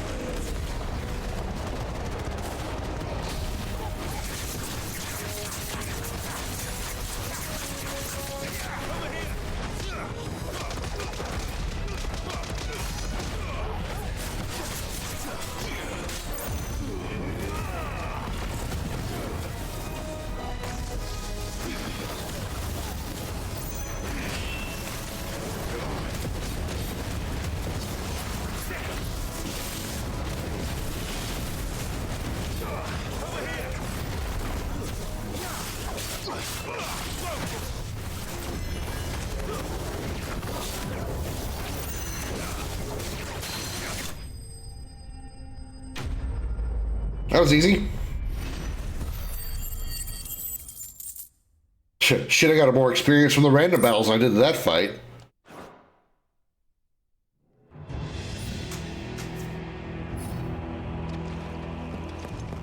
That's better.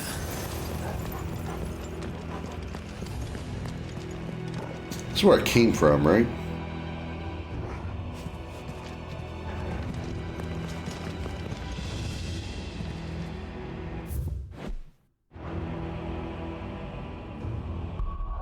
Did I get a map?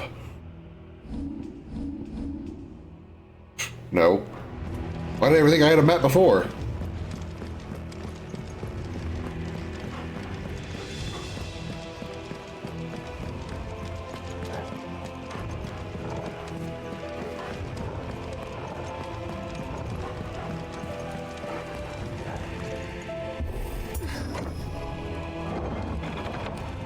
Open, says Clive.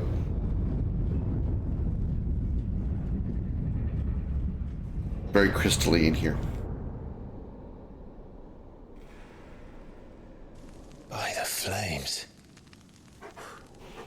Come on, Torgal.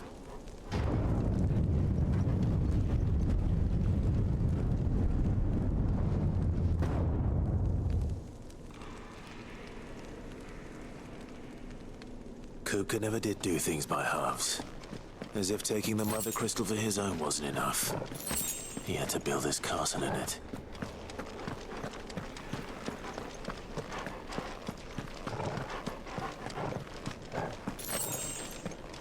Sure looks party. If those crystals had been green, I would have been like, oh my god, we're back in Command & Conquer 3. Oops, wrong button. Ha! Boss fight? Looks like a boss arena.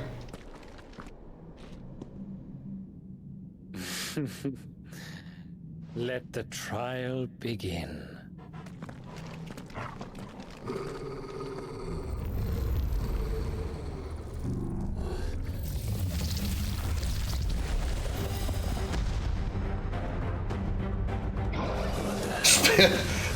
His name is Spirits Within?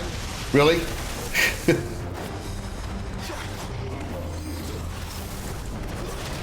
Or not his name, but his first attack is called Spirits Within?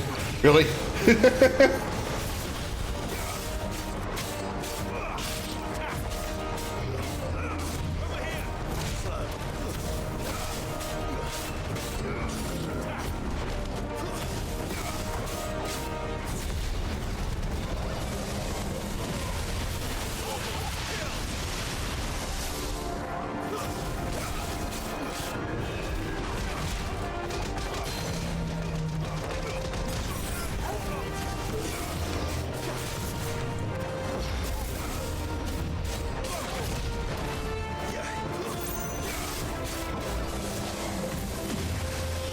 I'll stay behind him.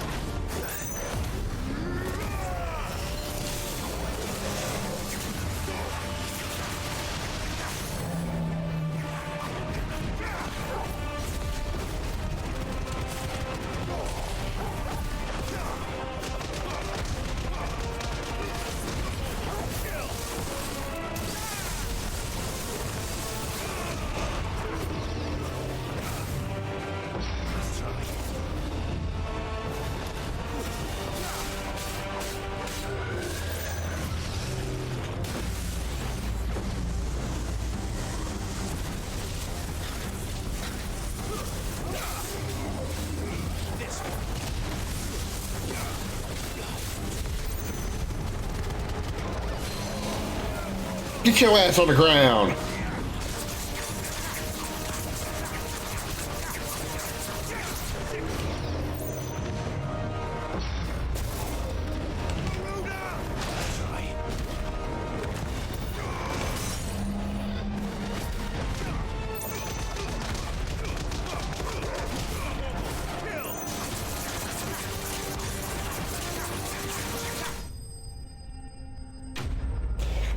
Easy peasy. I am the bestie. And I'm level 33. There's no way I would have gotten that to rhyme if it didn't end, if my level didn't end in 33.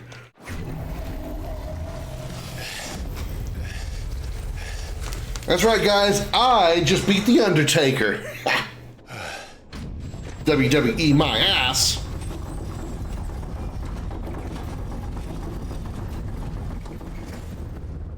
Seems we're expected.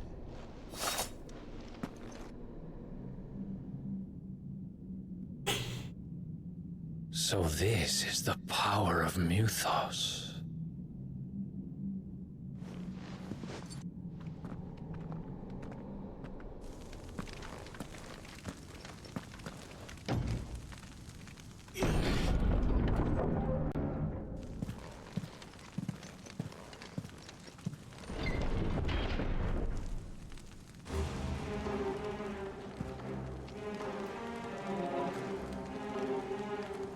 Dazbog? What a name.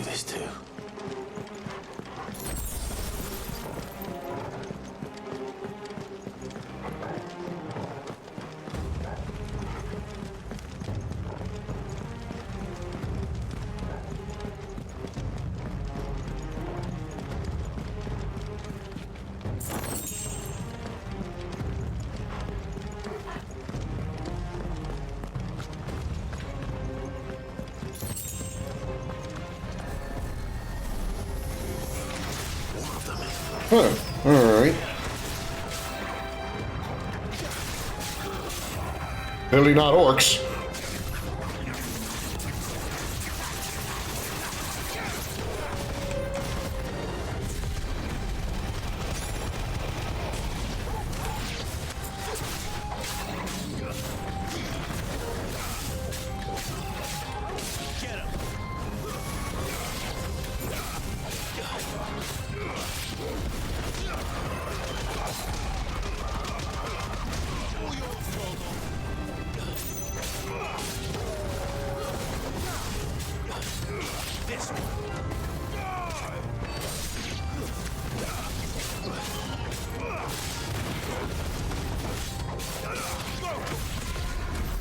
What the hell is going on?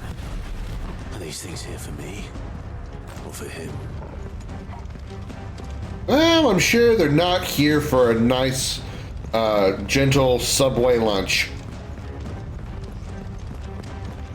I haven't had Subway in a long time. Now I want some Subway.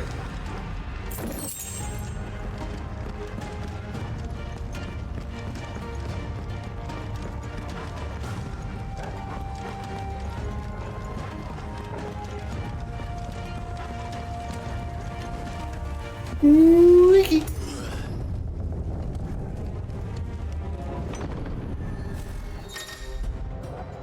Some opponents use the ability Bravery or invigorate nearby allies, enhancing their performance in battle. Look for the icon and defeat these targets quickly, or risk taking extra damage. Time to fight.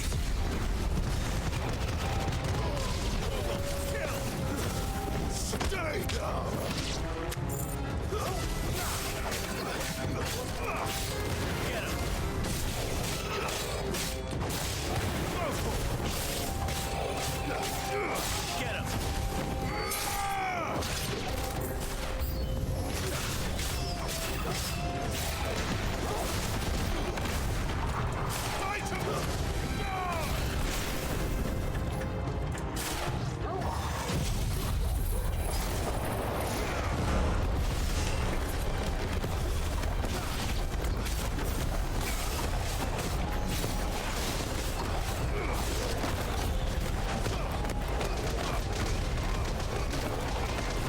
No, he was dead. I probably didn't need to over punch him.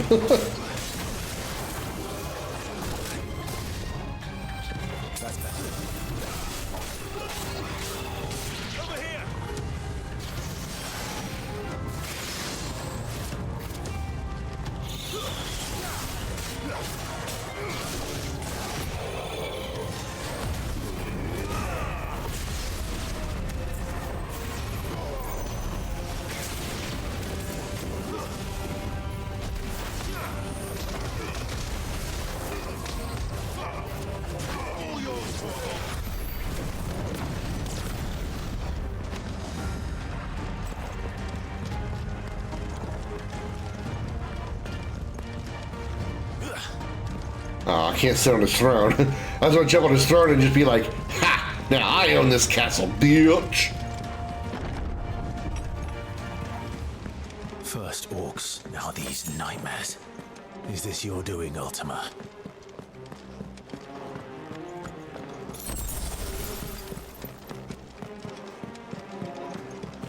This feels like it could be a boss room or some kind, or an ambush room.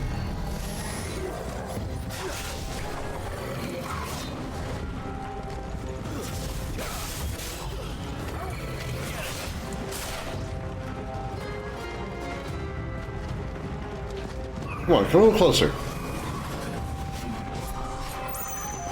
That shall be a nice close proximity.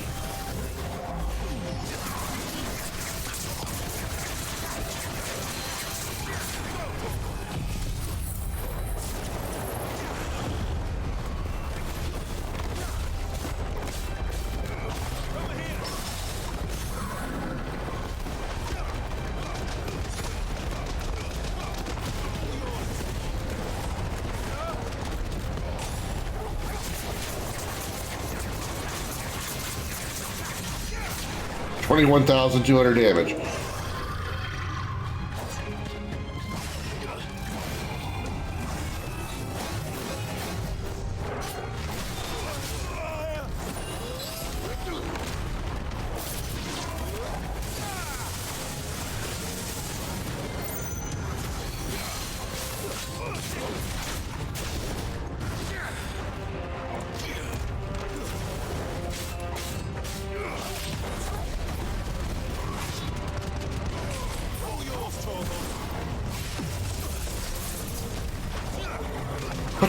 Punch.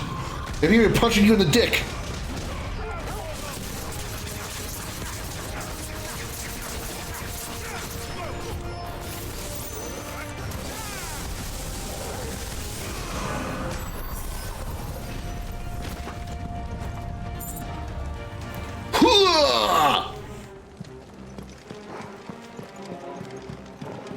Sorry, I'm really getting into it.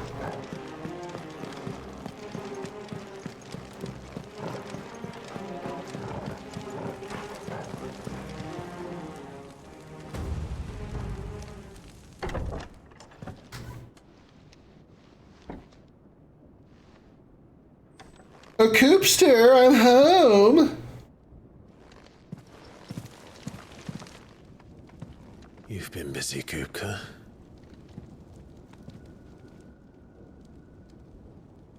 But where did you go? Where did you come from? Where did you go? A big guy named Koopka, where did you go?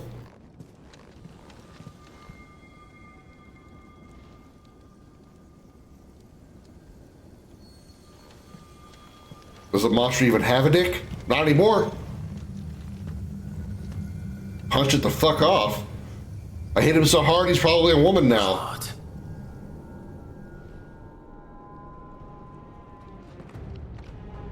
He's in the sanctuary. I turned his Audi into an innie. Feel it. Come on, Toggle.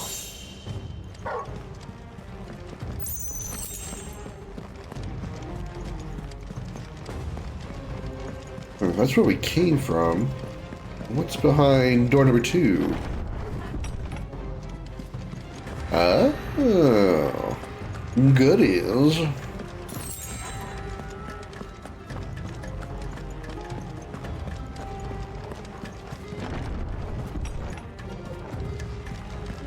Wait, is this where we were supposed to go? Guess so. What was anything I missed upstairs? Alright, Koopka battle round 2. Just what I needed.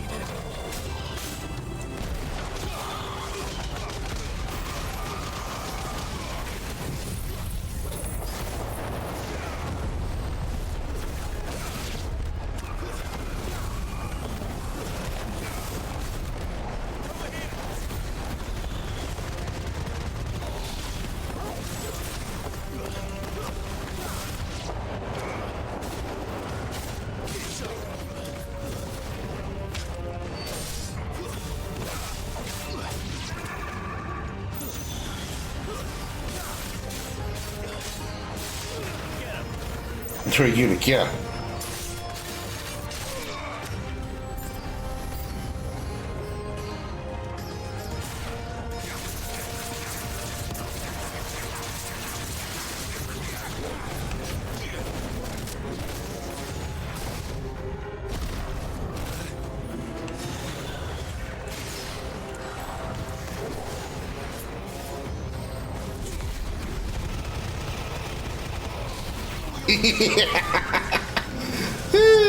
That's fine.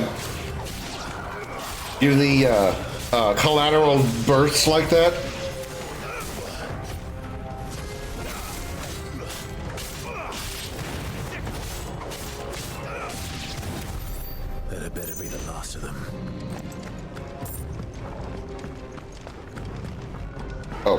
upstairs, right. Got a full limit bar for the boss fight.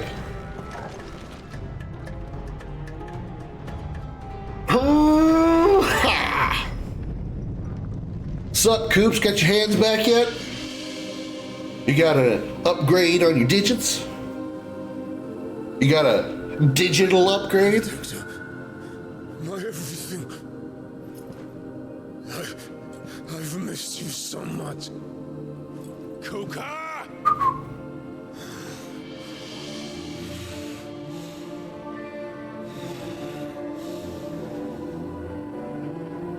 Damn, she naked. I swear to you, my love. Obviously, he's just imagining her. We will never be parted again. What's wrong with him?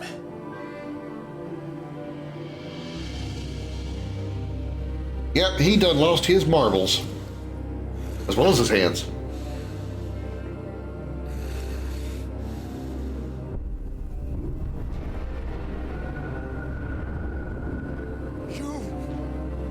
Get away from her!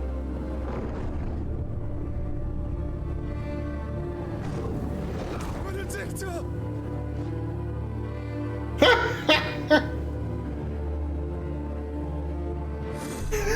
Oh God, that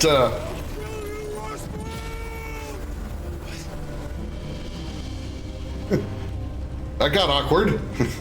Oh my. I too used to be a marshal like many others, but then I took a foot to the dick. Oh, that would purr too.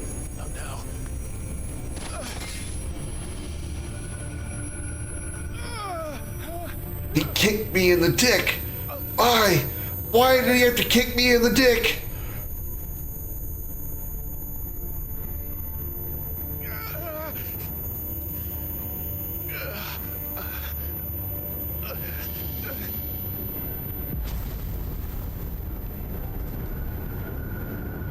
Come on.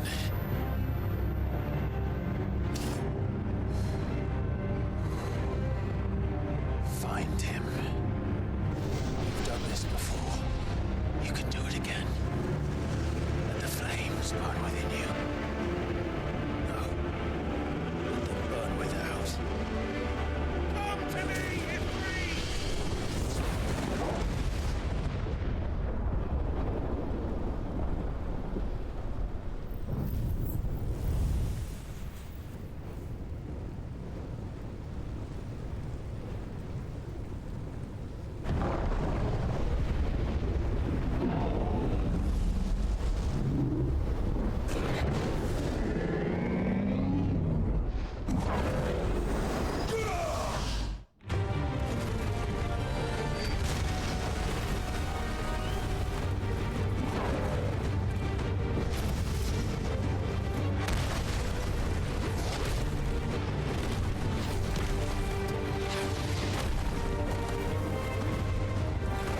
There's tight. I'm gonna say you gotta stop throwing rocks. We're actually gonna fight.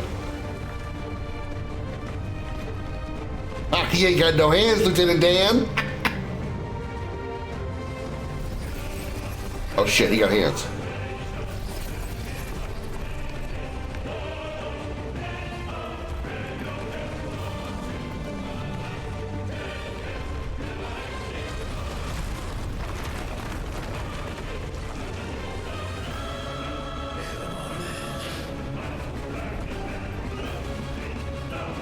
It's boss time!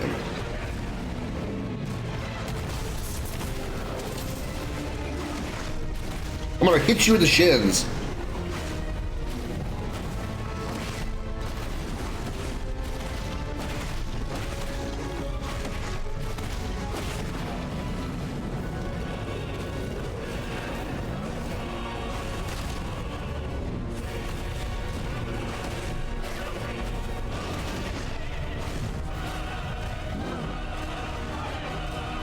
I think he telegraphs his moves about 500,000 frames in advance.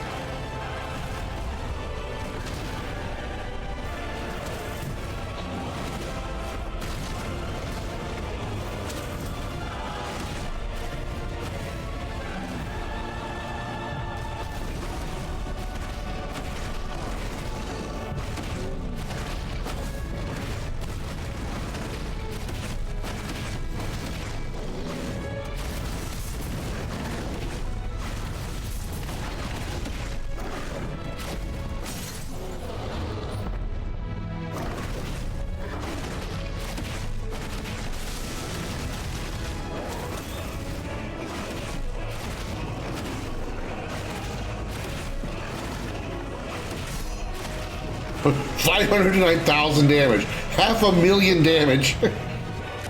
That's why Ifrit was massive. Well, yeah, I mean, we saw Titan fighting Shiva in the early part of the game, and Shiva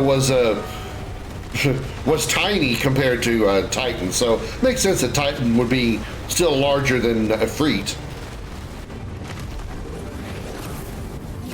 Although I think Garuda was roughly... Yeah, maybe I'm mistaken. Maybe Ifrit and Garuda would be close size, so Titan would be the only one that's huge. But if you can do it, then so could I. What, throw rocks? You've learned Brimstone. Oh, a shield?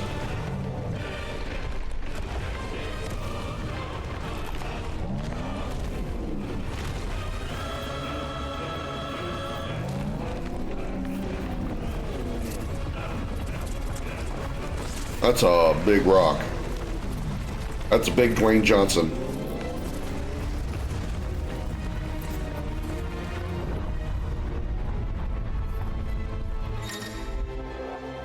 Clive has learned the ability Brimstone from Titan. Hold and release R2 square to emit a violent explosion. Holding R2 square longer increase explosion size and strength. R1 anytime to cancel a charge while triggering the explosion.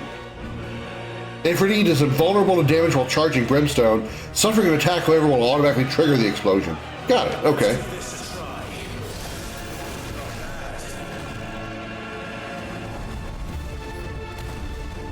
But it needs a charge. It's not free to use. Gotta have a charge first.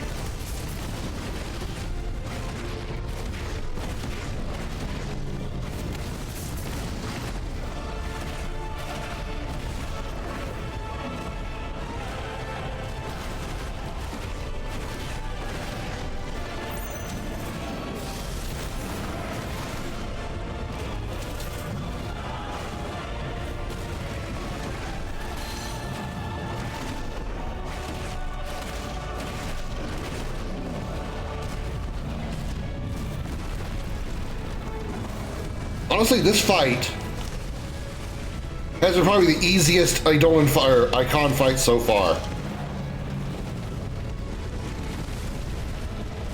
Titan is hardly any kind of threat. I mean, he telegraphs his moves so far in advance. He's so easy to dodge. He moves so slow just in general. This is a ridiculously easy fight, even for an Icon fight. If Ifrit needs a charge, what kind of USB connector does he have? Oh, it's definitely got to be USB 3.0, absolutely. But it's also got to be a one with the firewall because, you know. Or would he need a firewall? That's a better question. Because, you know, he naturally got fire.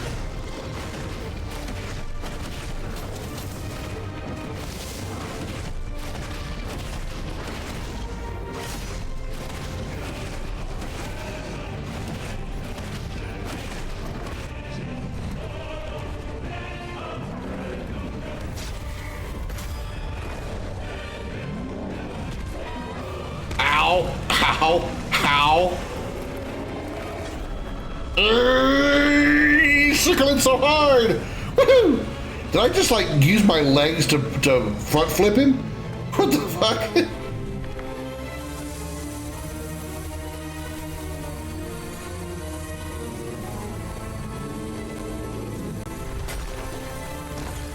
He has an inbuilt firewall? Indeed.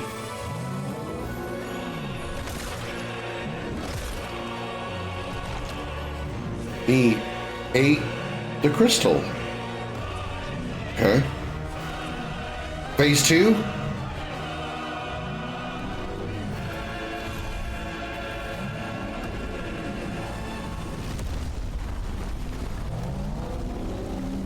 Super Saiyan Titan!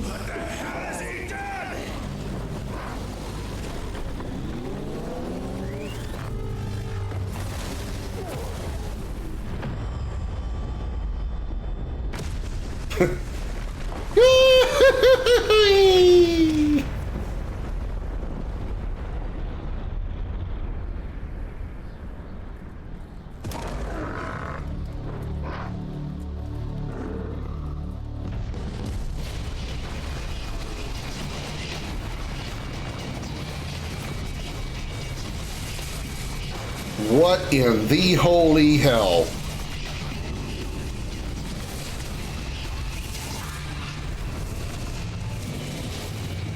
What the fuck?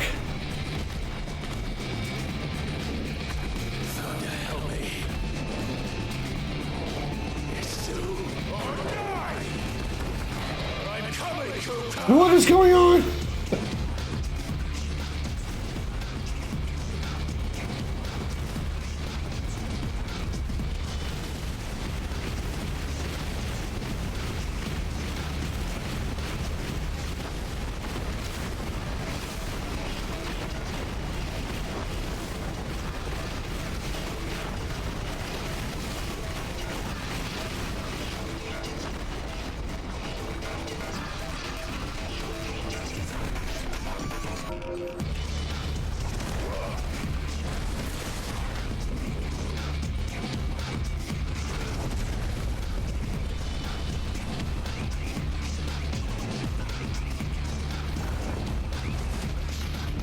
Okay. This is a thing we're doing right now.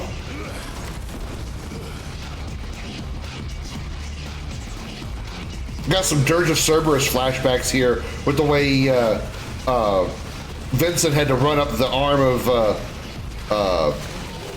Omega.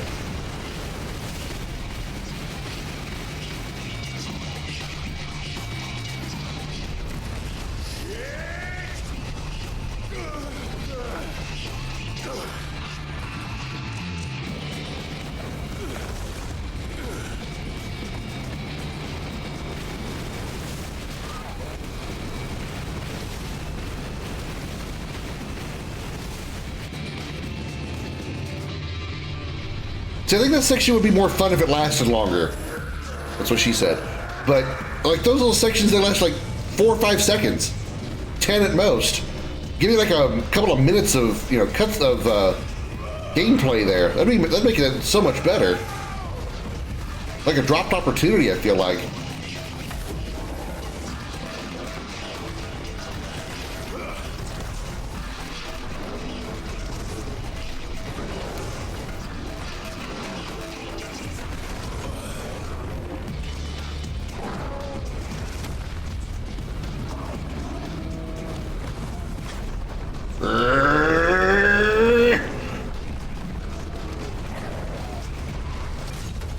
Ooh! Damn, 600,000 damage. Look how small his bar moved. Look how little his bar moved, and over 600,000 damage. Do you though? Do you really? 600,000 damage, his bar barely moved. Oh shit, oh shit, oh shit. Okay.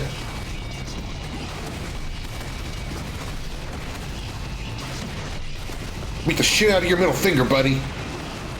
I'm gonna fuck up your manicure.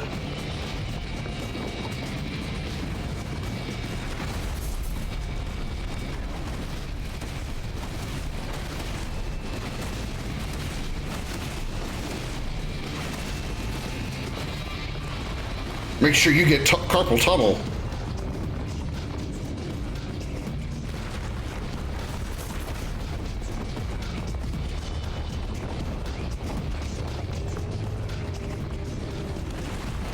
Oh, okay. Wasn't expecting that. All right, I deserve that.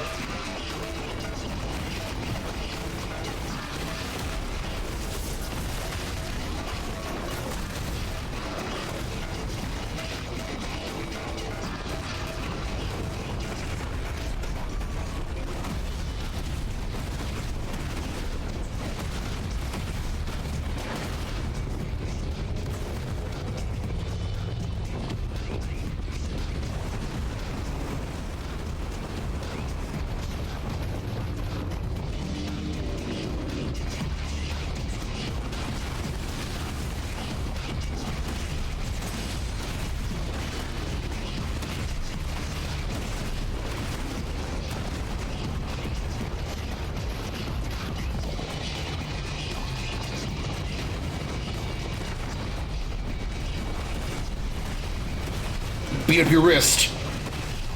Give you tennis elbow.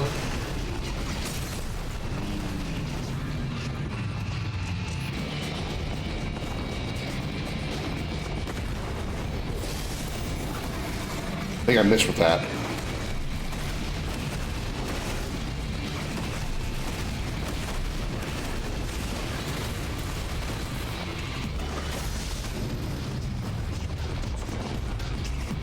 This fight's gonna take a minute. That's another 500,000 damage to his bar. Still got a lot left.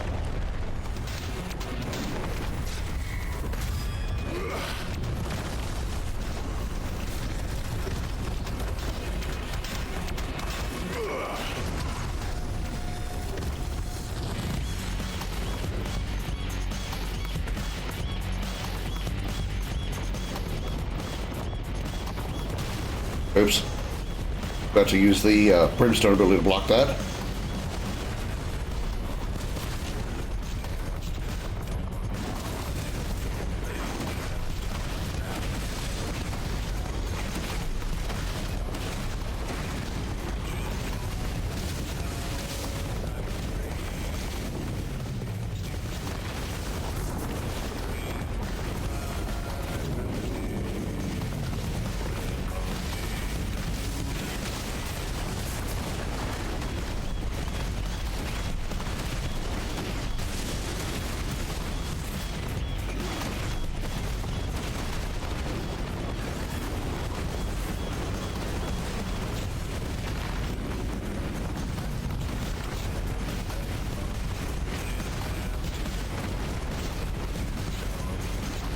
Keep our DPS going by constantly attacking.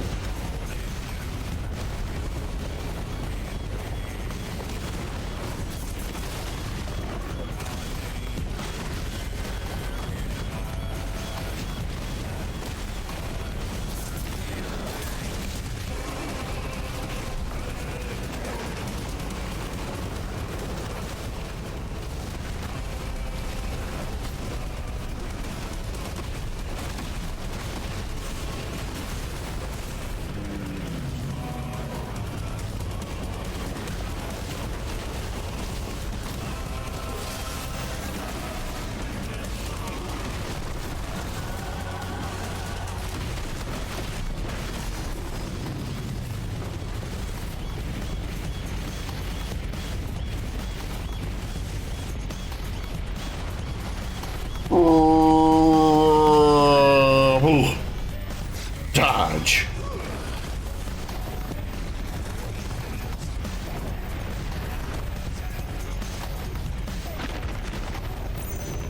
Uh-oh. You pull out his tentacle hand.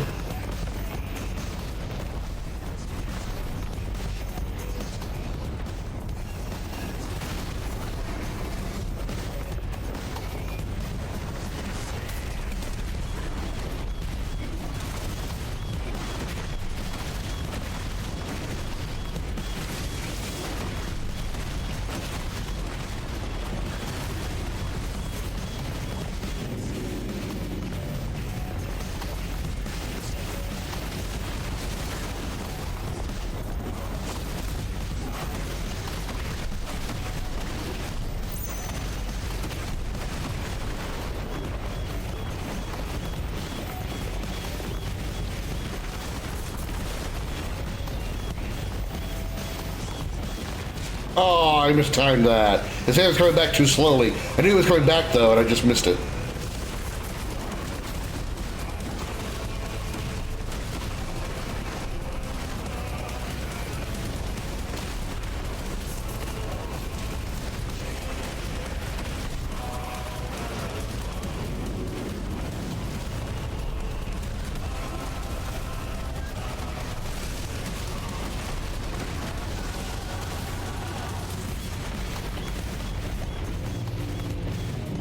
Granite rain, here it comes, gonna try to smush me. Granite rain, not quite as funny as chocolate rain. Granite rain, hurts much more when it hits you in the head. Granite rain.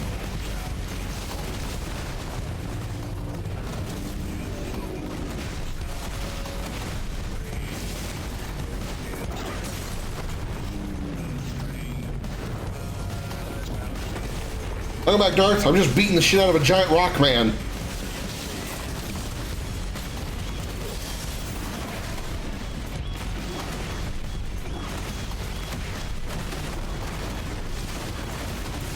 No, I found, wow, 800,000 damage. I found Titan Lost, yes.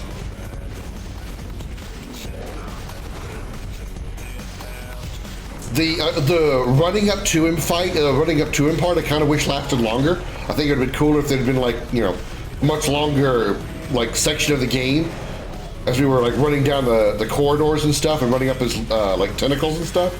But it's all right. This part of the fight's kind of cool.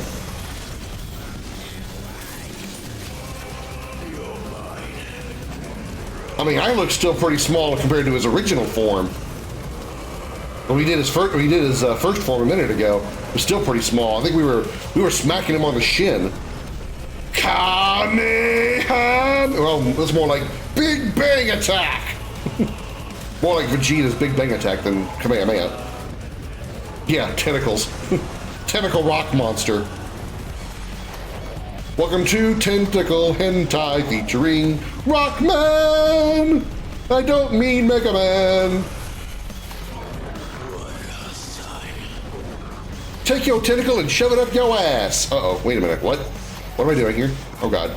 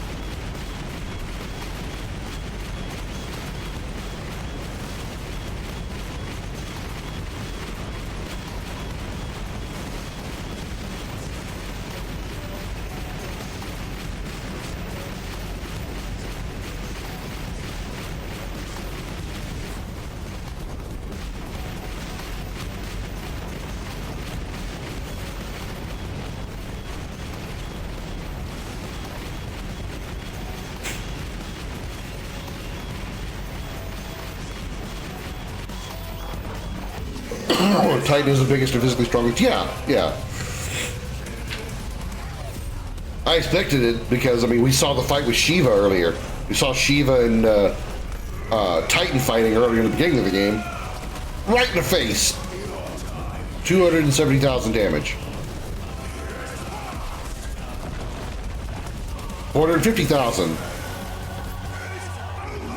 Somehow I bet it's not. We still got a lot more to go of this game. I know he means this fight, but it's still. Boosh! 2 million damage! Boom! Entire you're falling, yeah. Uh-huh. And we're not done.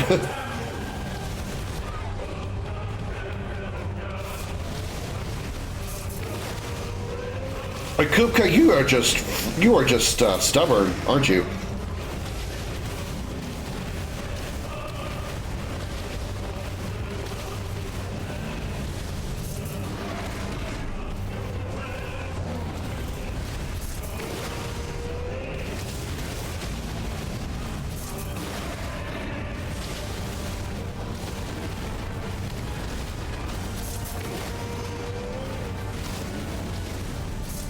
Precision dodge, precision counter. Precision dodge, precision counter.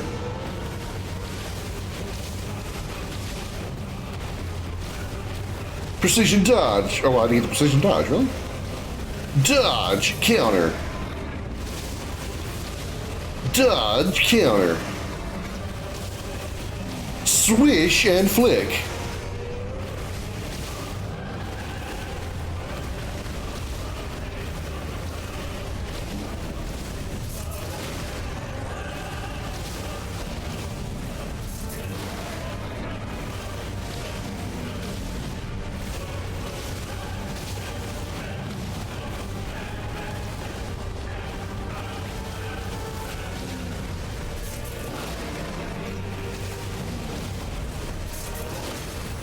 Staggered.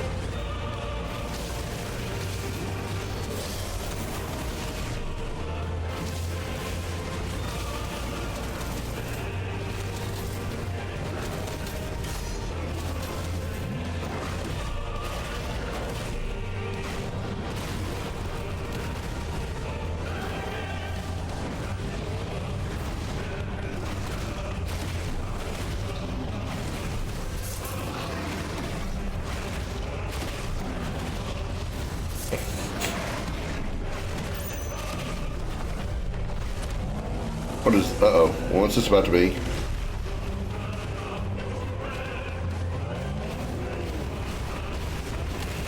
Woo! Okay. Well, that's, new. Boosh! Uh-oh. What? Wait, what? What? It didn't like, destroy it, but it didn't take damage from it either. I don't know what happened there.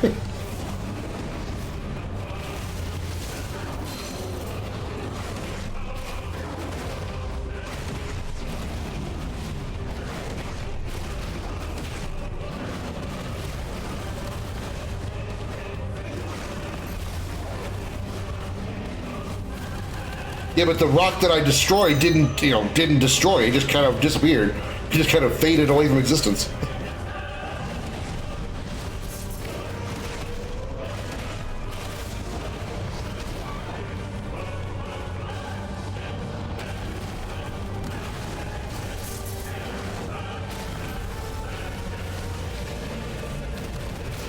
Damn it.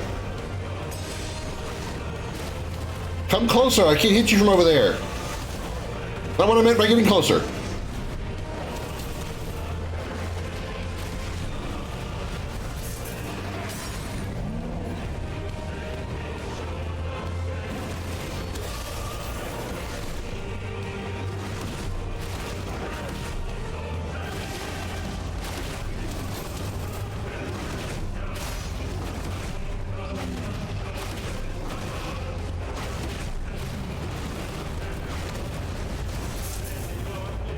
Just how deep in this planet are we going?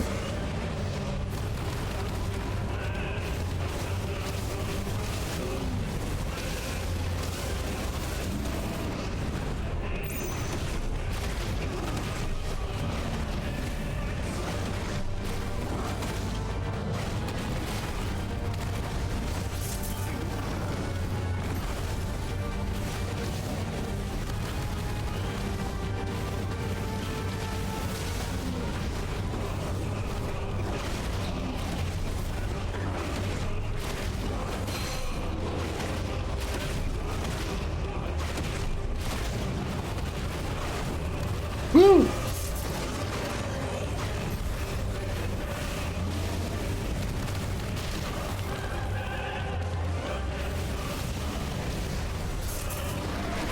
Precision counter.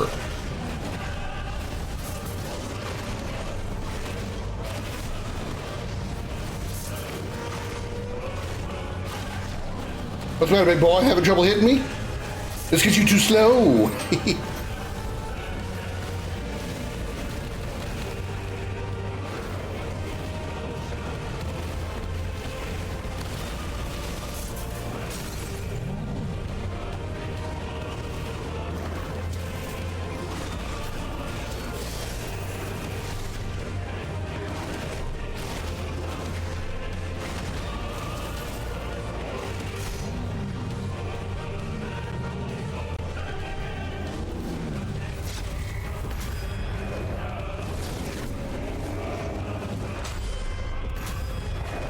Boosh!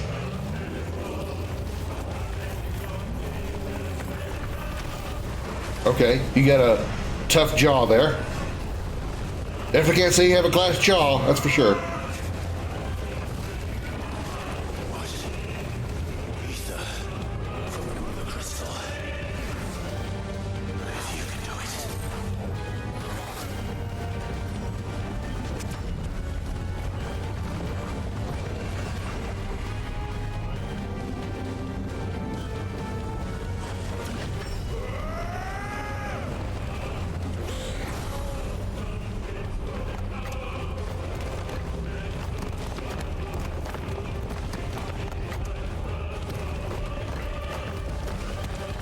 Now I have the upper hand.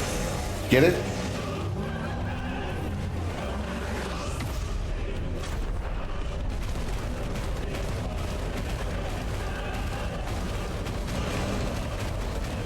There's some Dragon Ball Z bullshit here.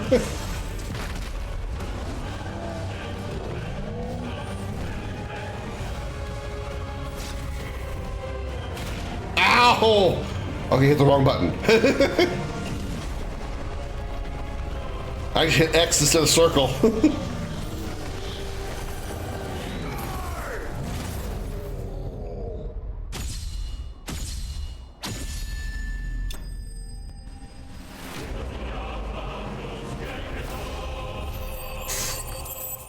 Titan Lost was just a mountainous shell surrounding Titan. Tentacle in the ass, more like Titan than Final Fantasy, yeah.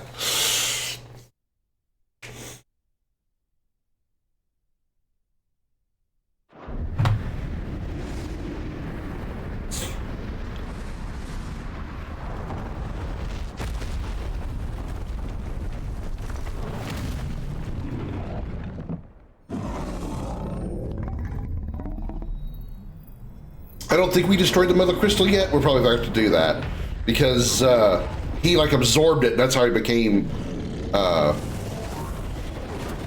Titan.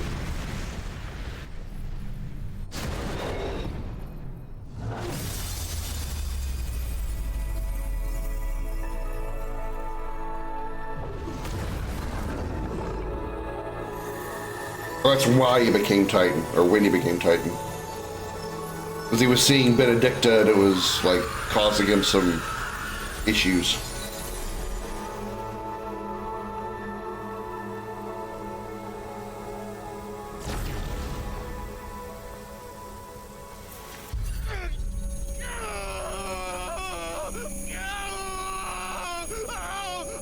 The QTs. That's right. The problem was I anticipated the QTE there because you have plenty of time to choose the right button, but I anticipated what the button was and I chose wrong. I should have just been patient and waited for the prompt.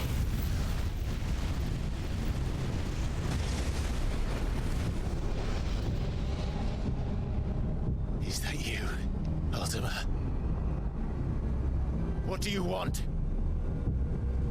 Your soul is tainted with worthless human will, yet your thirst for power remains undiminished. With every sip you take, you grow in strength, and soon you shall achieve perfection. I don't know what you're talking about. You will accept us, Mythos. It is inevitable. You were created for this purpose, and you shall serve it. Never!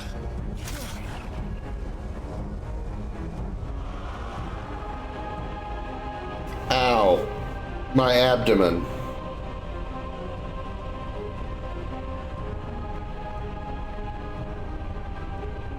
Fight it, Clive! Don't let him in! Consciousness. We see now. Human will is so insubstantial it cannot exist in isolation. You mitigate its weakness by interweaving it with your consciousness. We believed we had merely to purge you of your will to claim our vessel. It appears we first have to sever every thread of the consciousness that supports it. No matter. The time to build a new world is not yet upon us. We will contemplate.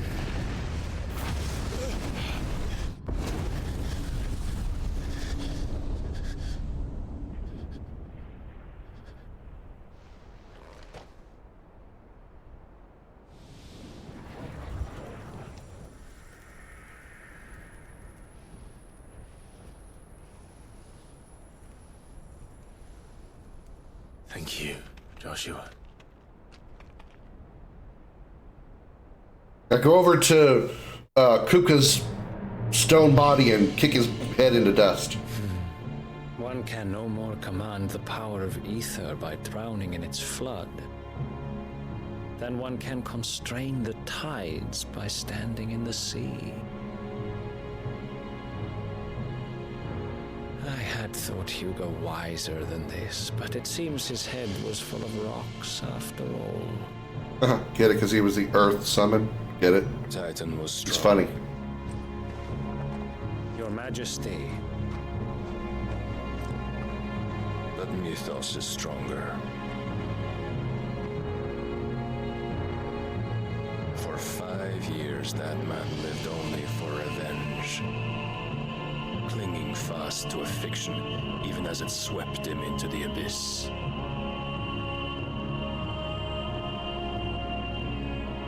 One cannot change one's nature through force of will alone. Only the Almighty can do that.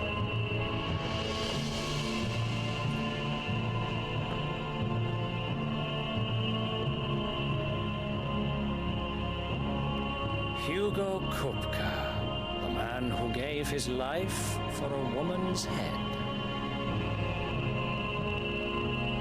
Wouldn't be the first time a guy gave his life for some woman head. You know what I mean.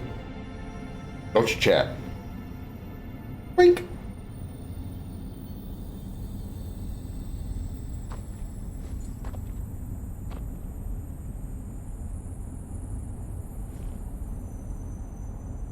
Oh, that the death of a mother crystal should be so beautiful.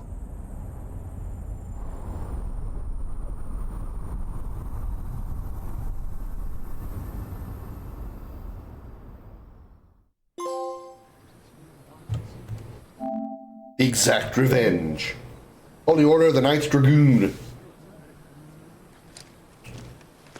Some medicine, my lord?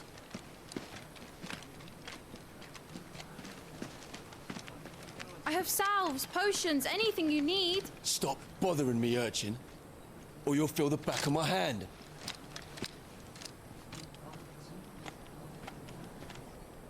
You must consider your health, my prince. If a show of force is needed to keep the Dalmex at bay, you may trust in your dragoons. I beg you to call on Bahamut only as a last resort.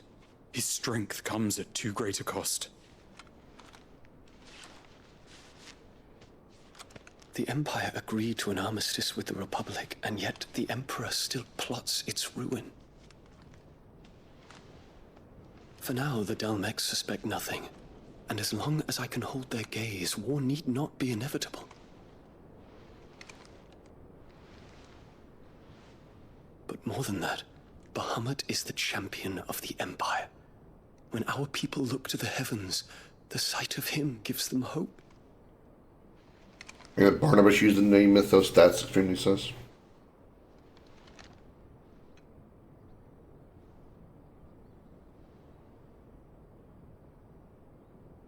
Okay. Forgive me, Terence.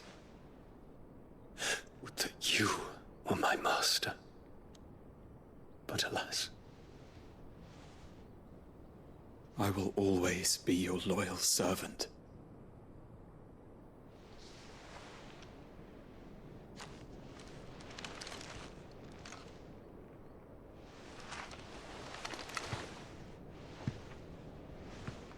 Jim, we got two guys kissing before we get the kiss of the two characters we want to see most. Jill and Clive.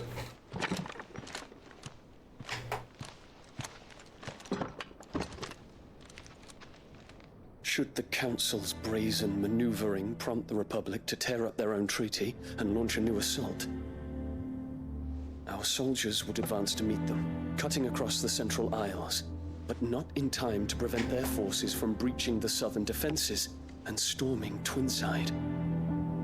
And so the capital would become a battlefield. Thousands of innocents would die. I cannot allow that to happen. There is one small mercy, at least. You will not be forced to do battle with Titan.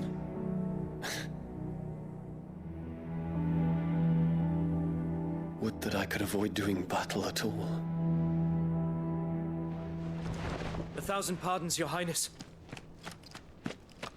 What is it?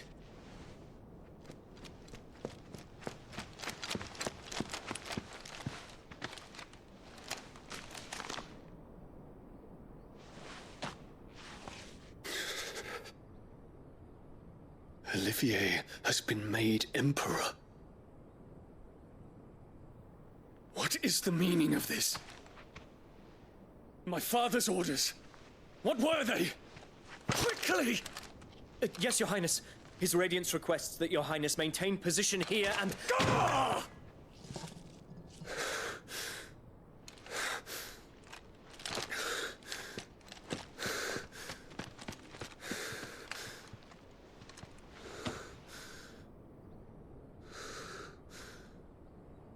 Terence. Yes, my prince. I must go to the palace. I'll ready your steed. How did he get named Emperor? Unless the Emperor's What is it now? dead.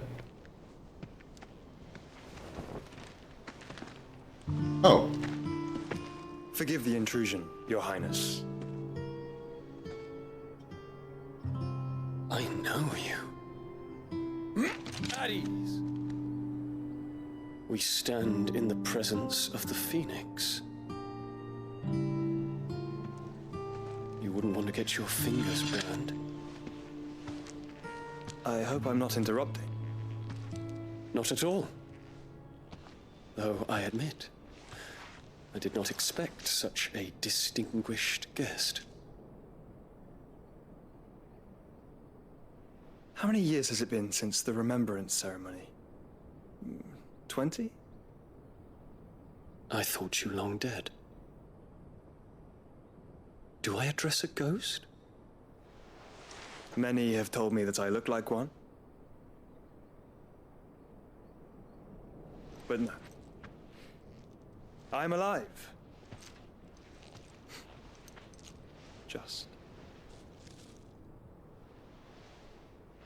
Prince Dion of the House Lesage, I have a tale to tell you.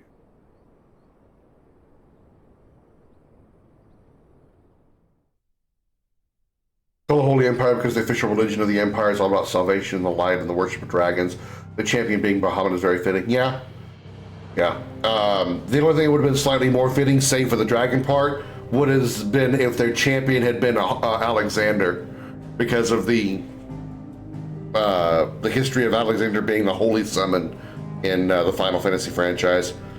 But like I said, it would have, the dragon part of it kind of throws off the theory of it being Alexander.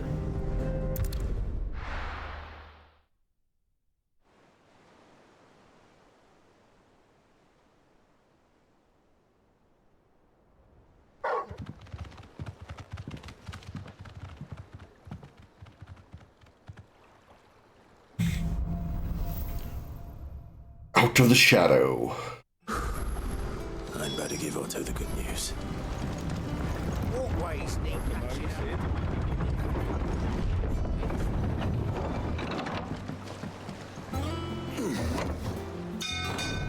We ascend!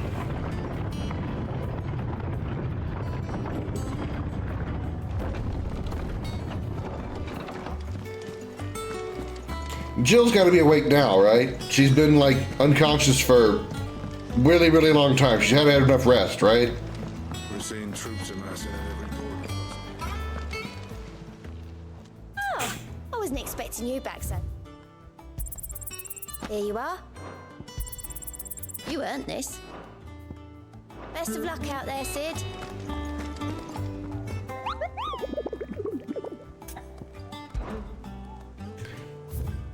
Ooh, we got a few new ones. A hill to die on.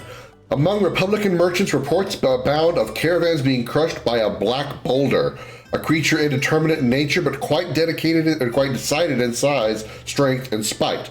He or she who took it upon themselves to seek out and slay this black mass would earn the eternal gratitude of not only the desert raiders, traders rather, but the curse breakers who risk life and limb with every trip through the Velcroy.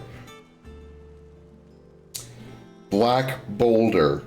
First thought is some kind of like dark flan, but soul stingers. A swarm of vicious vilekin has of late made its nest near an abandoned village in the fields of Korava, and as the hive has grown, so too has its hunger. Already the stripped corpses of great beasts have been sighted in its vicinity. Should the vilekin be left to their own devices, the nearby settlement shall surely be reduced to naught but a collection of bleached bones within a 12 moon. Grimalkin.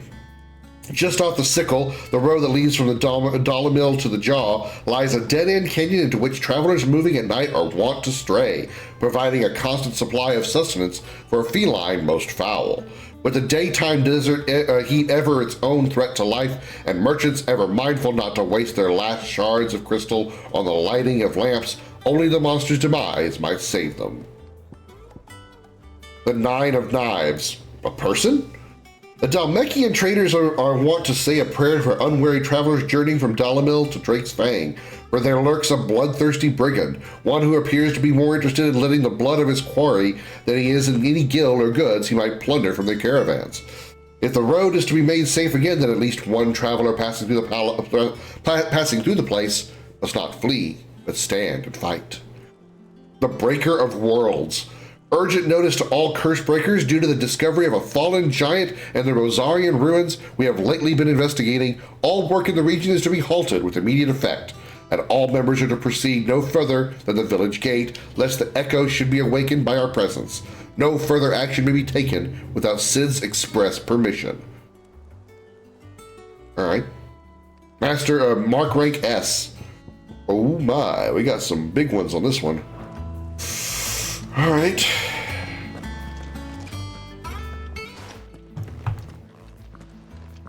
Just awake. Clive, you're back. I am. And with glad tidings for once. Hugo Kupka is no more. Well, I'll be. All of our comrades who lost their lives back at Sid's place be smiling down at you right now. We had a stolus from Lubor saying Drake's Fang had fallen. I expect that was your doing as well, was it? It's a long story. One for the history books, I'll bet. Welcome home, Clive. It's good to be back. You look better. I feel it. Which means I'm coming on your next little adventure. You're not leaving me behind again. Wouldn't dream of it. Otto, any word on the Royalist movements since I've been away? Shouldn't you be putting your feet up? If you really want to know, go and have a word with Vivian. Thank you. I will.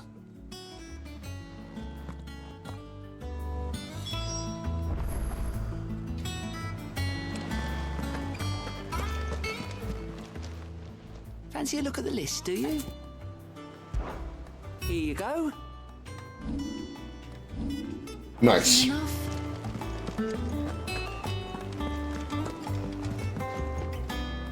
Ah, the conquering hero returns.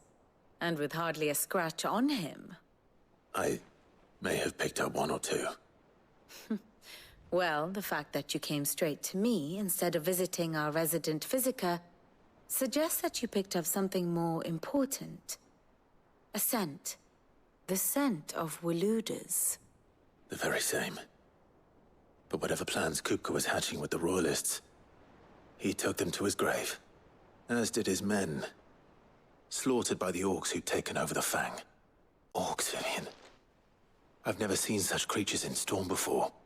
The Waludas must have ferried them over from Ash, but why? Why work to rescue Kupka only to invade his home, the mother crystal of an allied nation, and let both fall? It makes no sense. Do you know the tale of the blind men and the Adamantus? One can often be led astray by focusing too closely on individual details. One must instead Blind see man the at the bigger picture. Adamantus? What? And what bigger picture is there than my map?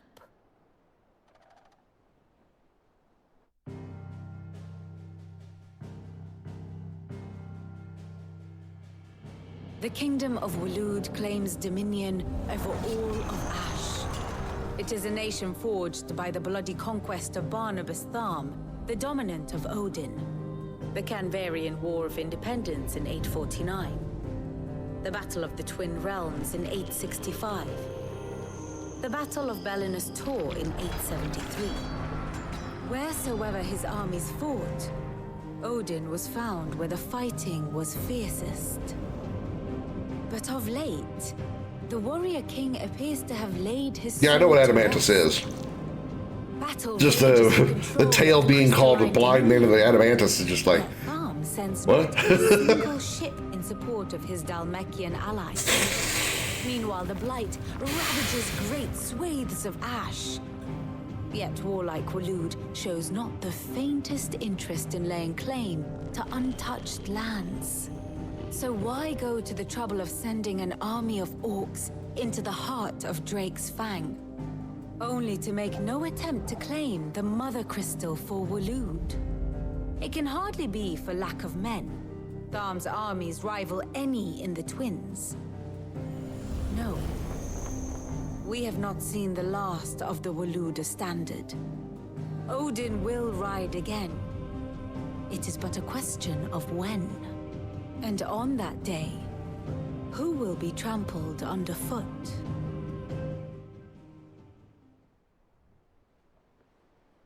In summary, I know not to what end the Royalist betrayed Kupka. I know only that it is part of some broader scheme. A scheme tied to the ambitions of one man. King Barnabas. But there is no need to wallow in confusion. If one is to cure a sickness, one must first identify the symptoms. And your Lord Uncle has volunteered to do just that by keeping an eye on the Royalists' movements. He's really throwing himself into this. Indeed he is. Which means all that remains for us to do is await his reports. Well, not quite all in your case. The people of the Hideaway must hear the news. Justice has been done. Hugo Kupka is dead. The wounds he left that night are still raw, especially for those who lived with Sid the longest. Tell them that those wounds might finally begin to heal. Consider it the price of today's instruction. I've never known you to be sentimental. What can I say? I am only human. And we are, all of us, sentimental animals at heart. I suppose we are. Very well. I'll go and spread the word.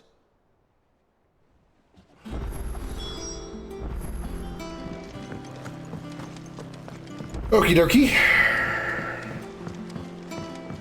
Couldn't bother doing it in a one big, like, you know, gathering everybody together in some large place and go, hey, guess what? No, I gotta go tell people separately, because...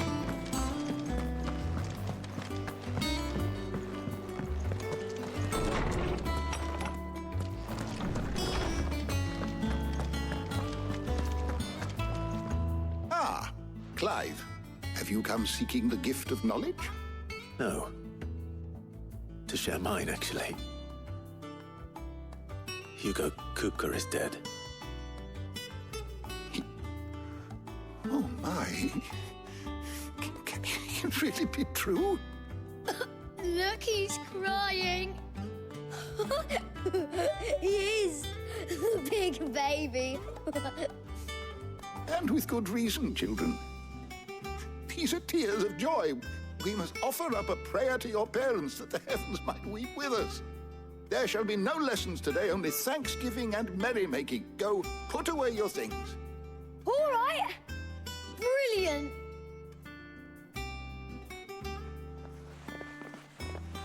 Finally, a new dawn has broken.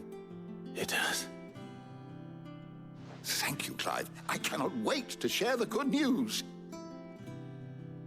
Hippocrates.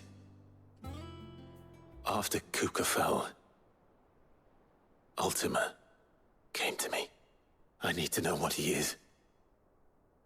Have you learned anything? Alas, no. And not for want of trying. I have scoured nigh every historical tome in our collection and found nothing. Not even the sort of conspicuous absence that might suggest a concealment of fact. One is almost tempted to conclude that such a creature never existed. But I saw him with my own eyes.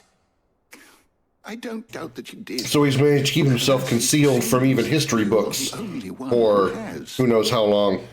To others, he reveals naught.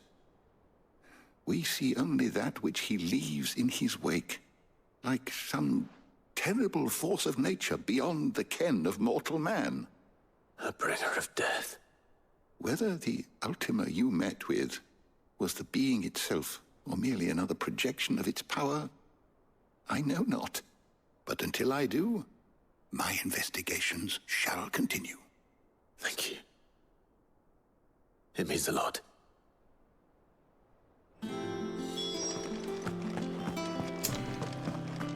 Okay.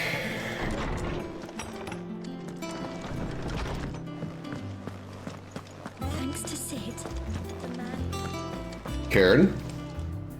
Well, someone looks pleased with himself. It's true what I'm hearing, then. Nothing escapes you, Lady Karen. It's true. Kuka is dead. No more looking over our shoulders, then. Good. I'm starting to get a crick in my neck. Don't let it go to your head, though. Thanks, I'm starting to get a crick in my neck. Cute. Well, don't just stand there gawping.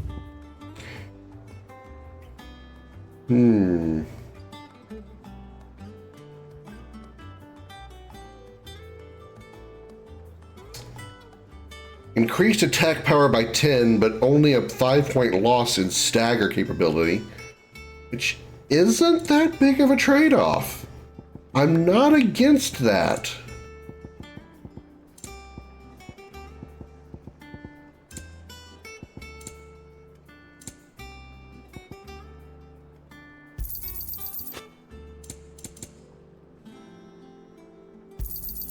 You'll not find a better price than that. It'd better all be here. Finished, are you? Can we upgrade it? Probably not. Blackthorn, do you have a moment? What is it? I'm busy. I wanted to tell you that Hugo Kuka is dead.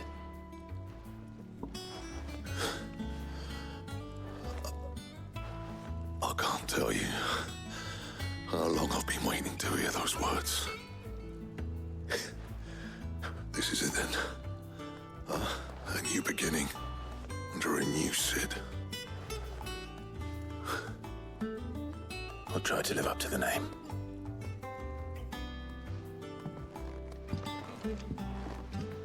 Right. Let's see if Otto has anything else for me. Back, are ya? So, will it be? Excuse me.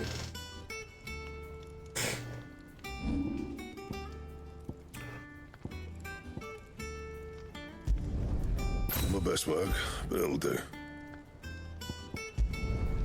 Yeah, that should do ya. Nice.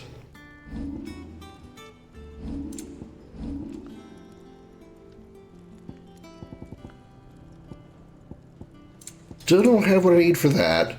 Could be from one of the side quests I've still got to go do, but I can get this. No scratches, right? We would still need all that stuff for this one.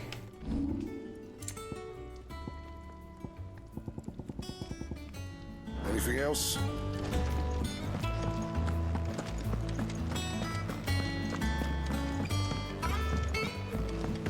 Save real quick. I haven't saved in a minute.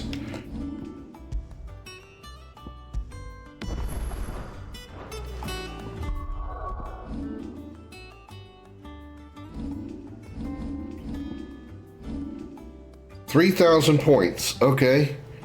We already have that.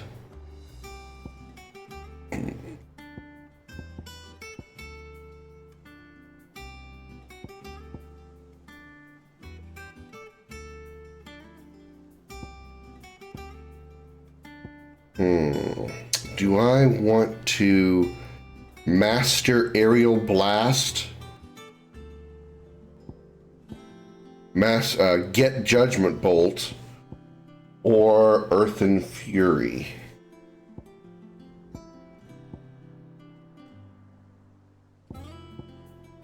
Or do I want to master my limit break? Yeah, let's do that.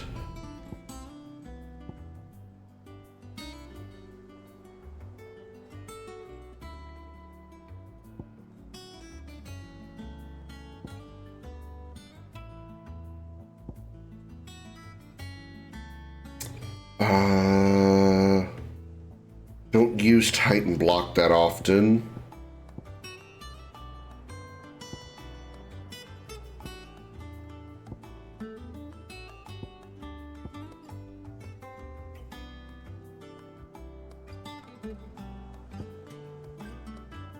Can master that for 200, sure. Not that much. I do use Upheaval. That probably wouldn't be a bad thing to master. Let's do that. Cool, alright.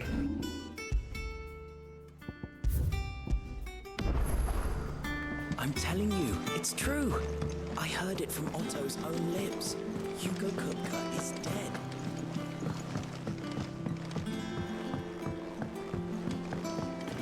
Alright, Otto, next. You barely sat down since you came home. Vivian got you running errands or something? Just spreading the word.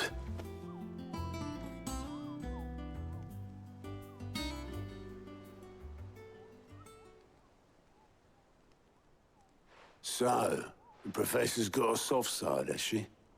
I'd never have guessed. No. She was right, though. Everyone was glad to hear the news. Yeah, all three people that I talked to. But you ain't told everyone. I can think of plenty of friends back at the old hideaway who'd sleep more peacefully for knowing. Not least of all Sid. You should tell him. You're right. I should. And I will. Well, when you do, be sure to take Mid with you. She's been going at it hammer and tongue down in that workshop of hers, trying to do her father proud. I can't remember the last time she visited the old sod's grave. Very well. I'll suggest it.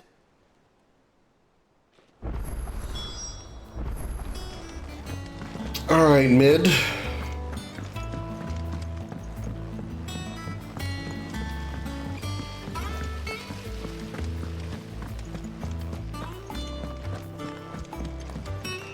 Basically, Sid Jr. down here. Think Mid might need some help.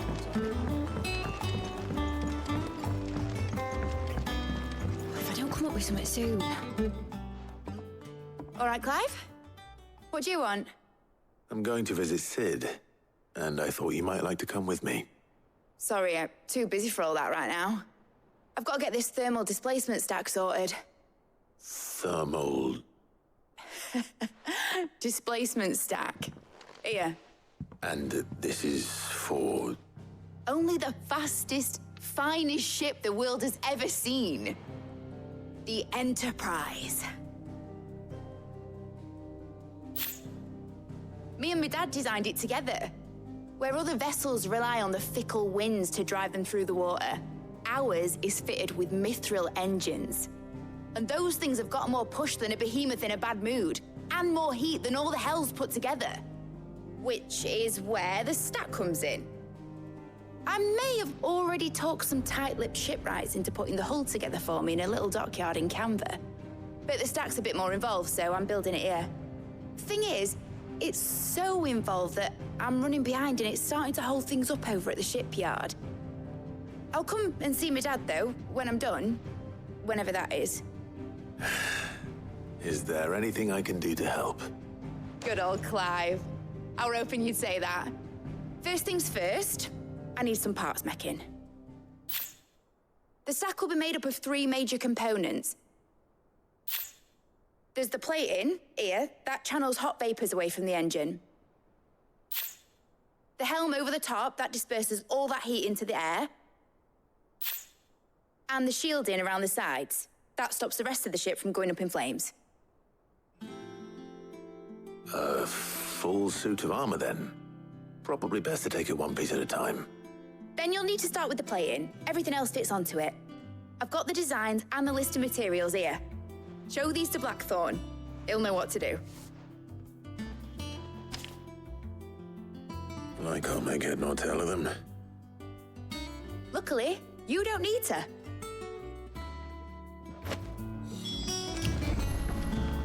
Okay, we're not gonna go visit Sid's grave yet. We're gonna go build a ship.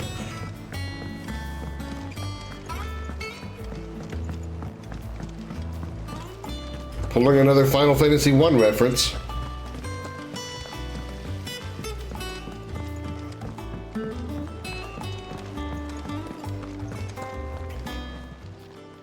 Clive. Quick look.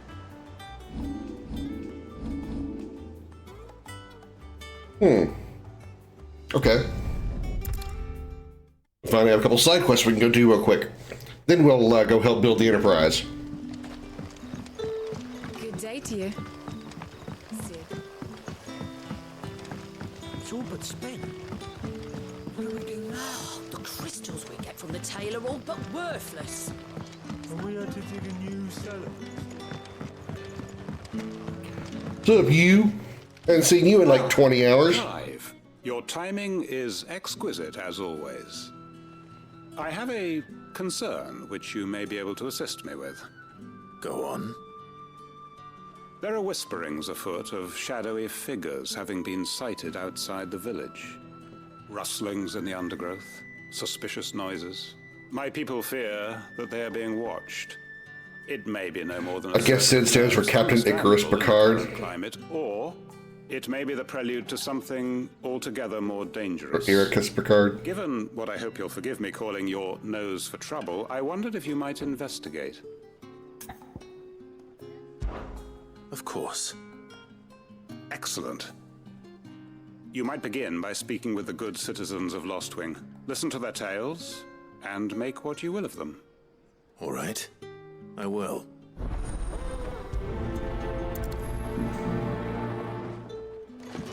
Yes, let's go talk to random NPCs again.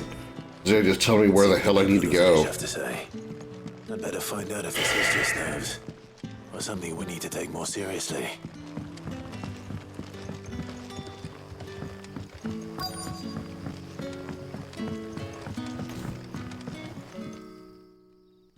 You all right, Sid? Something on your mind? There is actually. Can I ask you something?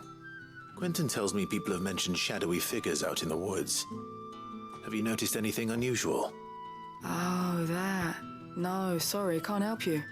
I heard the rumours, mind, from the lads working over at the vineyard, but none of them has seen anything either. All right. Thanks anyway.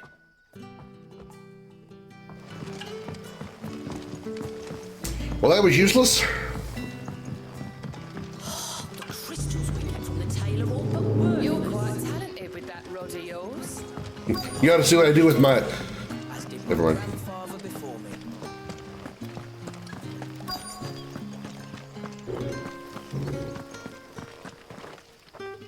Do you have a moment?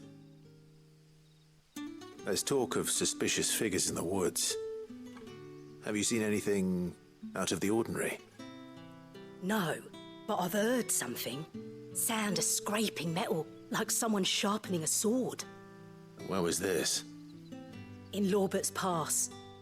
Was out foraging for herbs when I heard it, screeching out from between the trees. Ran back here as quick as my legs would carry me, and I ain't been back since. I see. I'll look As quick as my legs would carry me, matey.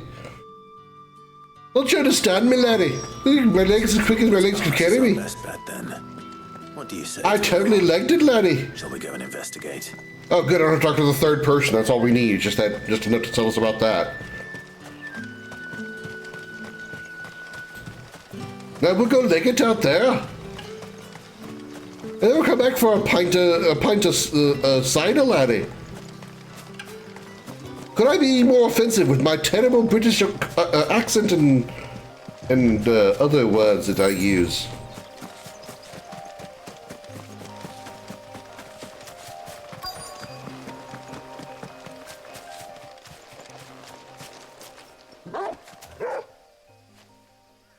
You there.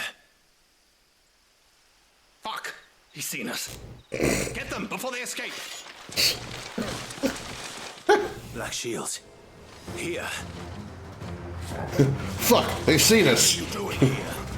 What is it to you? Not that we give a damn. All that matters to us is that you don't leave here alive.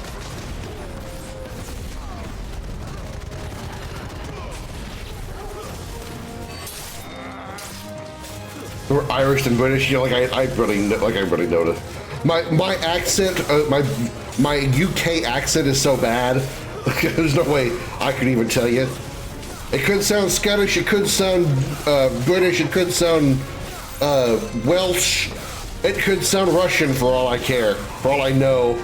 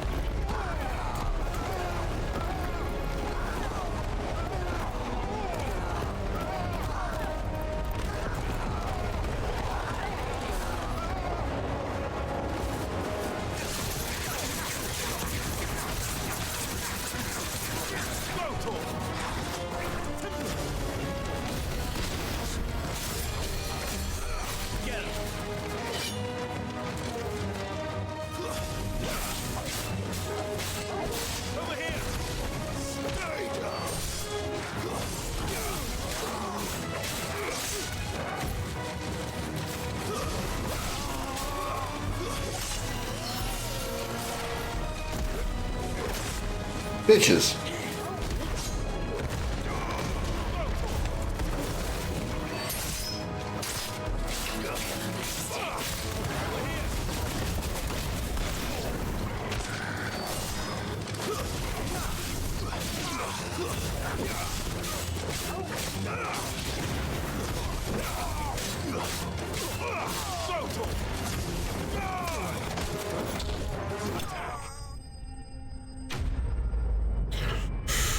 It's U.S. versus Canadian that I can't differentiate except some parts of the U.S. like Texas. Martha, bring my shotgun. We're gonna have us some good old-fashioned roadkill tonight. Hit a deer on the way home. Squash the squirrel. Now we're gonna bring home some nice, thick, juicy deer meat. Squirrel for snacks. That's right, I tell you what. We're gonna have some fresh roadkill for dinner tonight. Damn straight. Clive, how goes the hunt for our sinister figures? I found some black shields hiding near Lorbert's Pass. They're gone now. Black shields. The Empress's former bloodhounds. Not that Texan, more like the one with the red nose, holds shirt, and not walking straight. To root out and destroy both me and those I care for. And it would appear the pack has finally caught the scent of its prey. Damn it all. I had hoped I would have more time than this. More time to prepare. But if we are cornered, we have no choice but to bite back. And bite back we shall. I'm sorry. You're going to need to explain. Who did the Black Shield serve now? And why would that person want you dead? Because I want him dead. Who? The former Lord Chief Justice of Sanbreque. All that I have built here is for him. I don't understand. Why him? Why Lostwing? I suppose it is better that you know the truth. I was a member of the judiciary once. So sickened was I by the injustice of this world, I swore to fight it. And fight it I did in my own... Sound more hillbilly than American? I saw more than a few corrupt officials... I pull out my six string. Blameless innocence.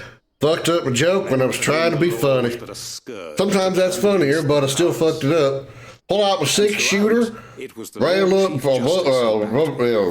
the rolly thingy, because I can't think of the words right now. Pop those squirrels off my power lines. I discovered that he hunted bearers for sport.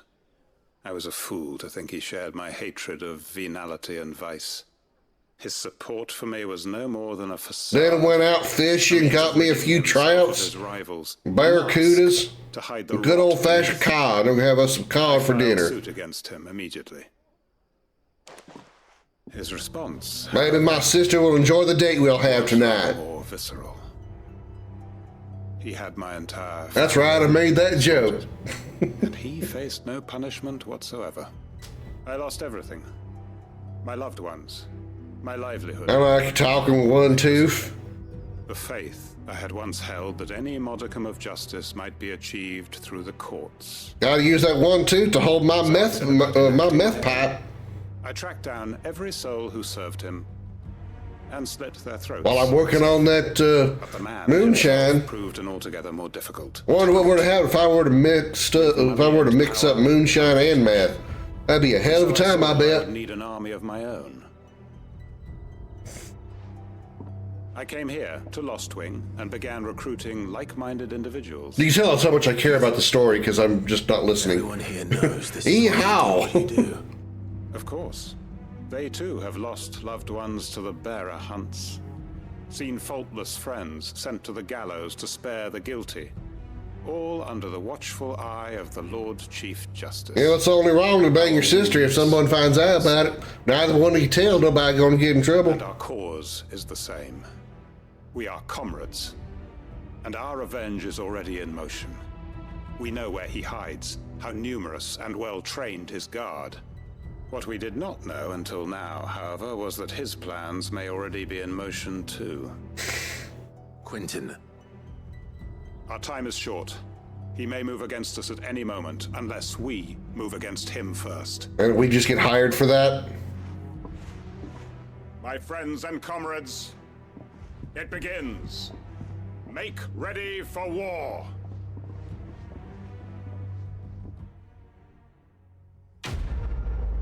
Or not.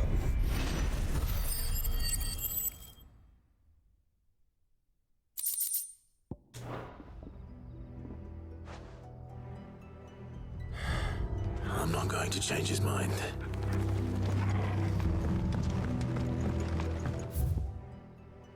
Well, that was fascinating. We did the other side quest.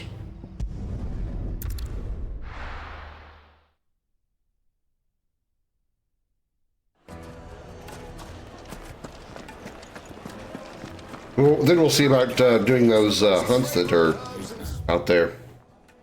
Oh, I don't want to read that. Man, the shot. Gone, just like that. And without so much as a by your leave. What's the matter? It's my apprentice. He up and vanished while my back was turned. I'd go and look for I read that myself. as, it's my appetite. A bakery that's now short. He just up and vanished. I was going to ask how his appetite up and vanished. The kindness of strangers. I'm at a loss. I really should try to, like, read the words better. You can find him. I'll see what I can do. Do you know where he might have gone? Pineapple pizza. I wouldn't be surprised if he was off somewhere mooning at Drake's Fang. He used to work there, you see. Poor fool left his heart in its hollow. All right. Then that's where I'll start.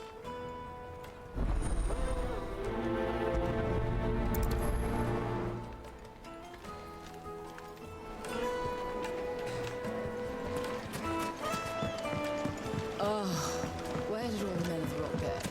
Made from the stoutest stoneware. See her man a taste. Yeah. Good day, my lord. Nasty taste.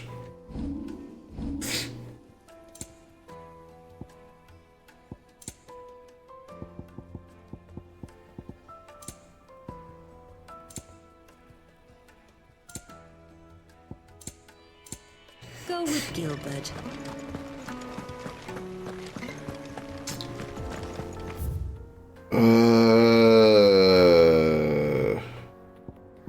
Man, I gotta go all the way out there. Well, no, I don't, because I can go right here. Thank you, shortcut. Splitted taste of the pizza could be improved by adding goat cheese. I'd probably be more willing to eat a pizza with goat cheese than I would have a pineapple.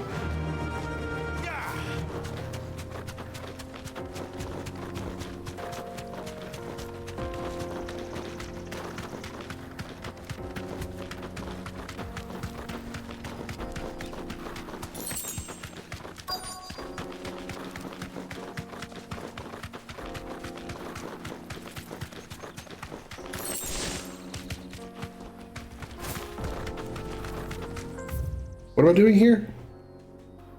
There's area Drake's fame for the baker's assistant. Well, I see a dude stay in the middle of the road. Good taste or bad taste, but a taste nonetheless. Yeah, that's true. Goat cheese marries beautifully with sweet flavors, chief of them being honey and pineapple.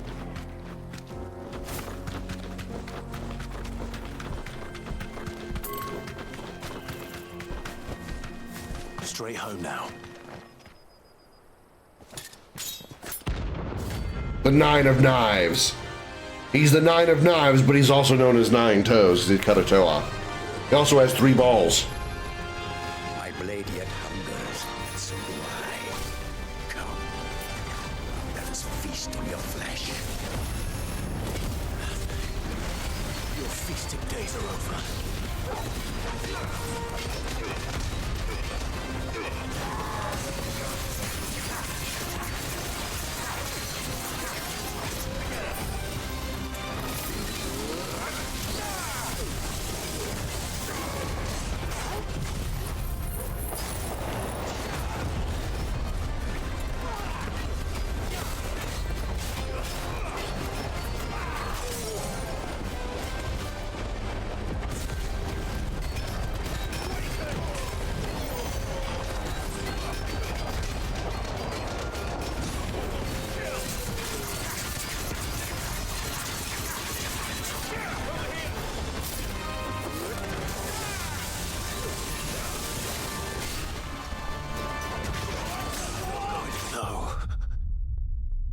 Anyway, now I have time to react to that hit and get a heal out of it. Wow. Cheese and mint as topping? I don't know about the mint part.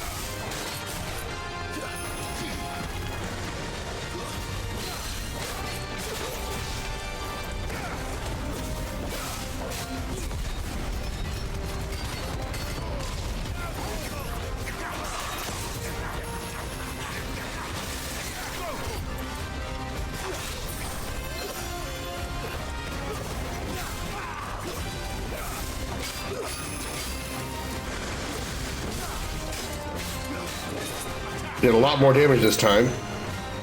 Or because I knew to expect it. But this guy hits so hard.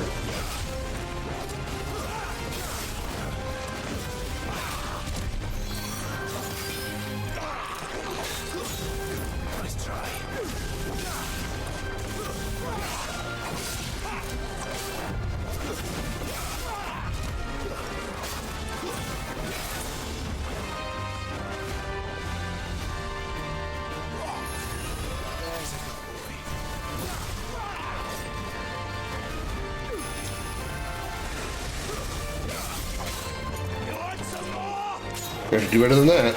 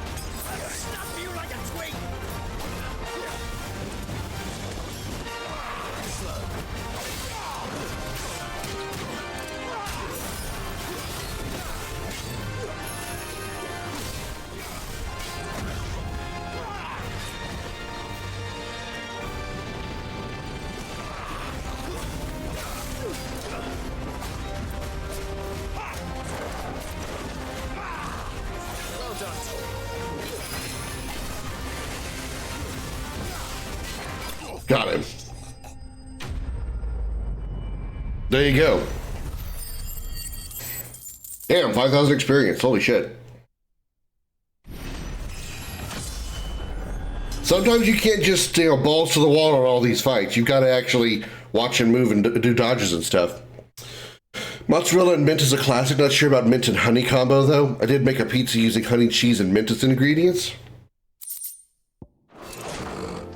Those who kill for sport deserve no better.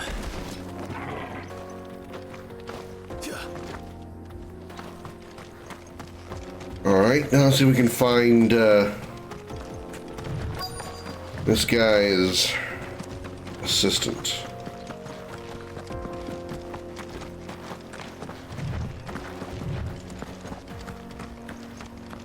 Hey, looks like a person. Hello, person.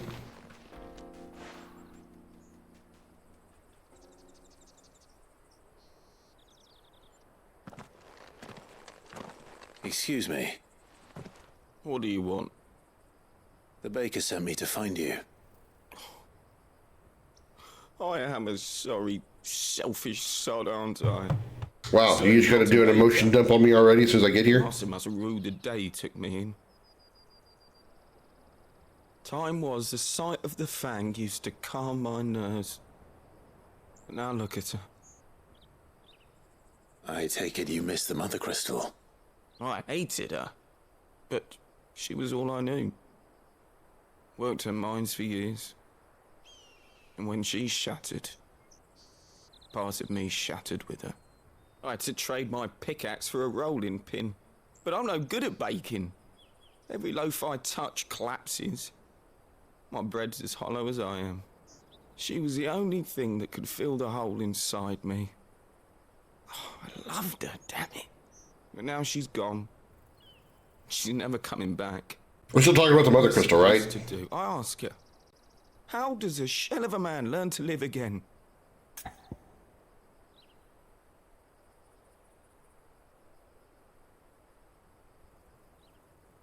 Asking the wrong guy.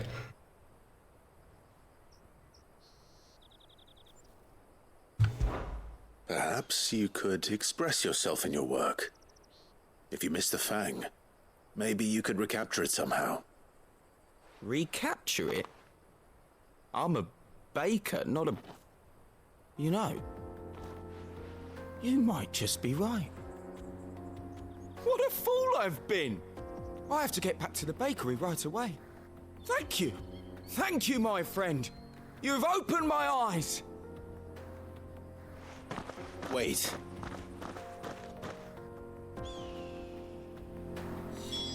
Suppose you won't be needing an escort then.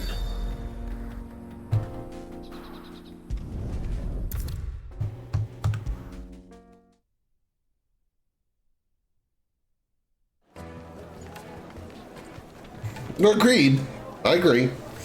I think any kind of... Ah, there you are. The man who lit a fire under my wayward... cute, because he's a baker. Lit the fire under him, I get it.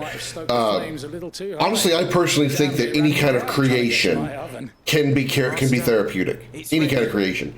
Whether you're, an artist who is... Whether you're talented or not, you're an artist that creates a beautiful painting, or you're a singer who can create a great musical song or something like that, or content creator that creates, hilarious videos for YouTube or Twitch or whatnot.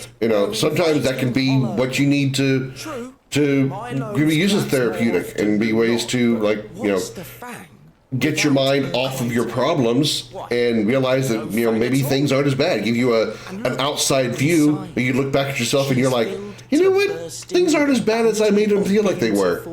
And it helps you get over those kind of things. Crystals! Master, I have found my purpose. I must use my work here to preserve the memory of the Fang. Well, if it tastes half as unique as it looks, I'd certainly say you're onto something. Not only is my apprentice back, but he's finally pulling his weight. With any luck, I might even have a new delicacy on my hands. I don't know how you did it, but you have my thanks.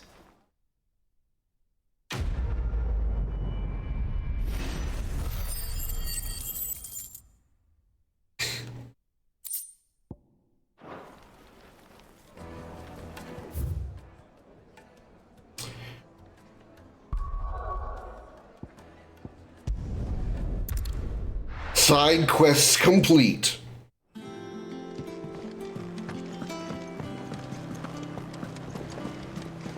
Pretty sure. Better double check.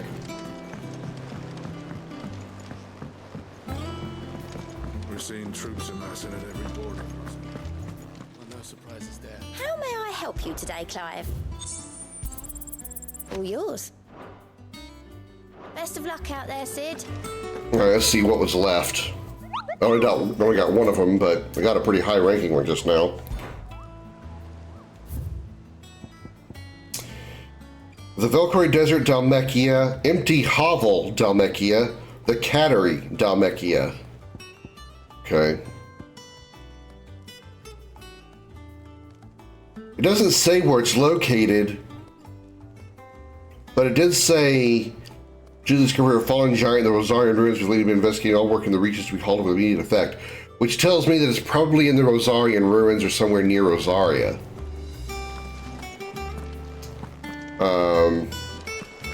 Let's see if we can go find those first.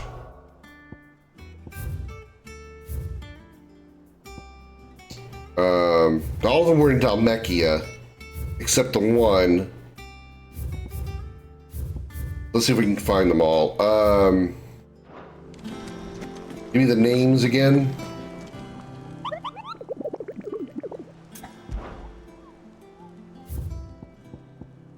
Velcroy Desert, Empty Hovel, the Cattery.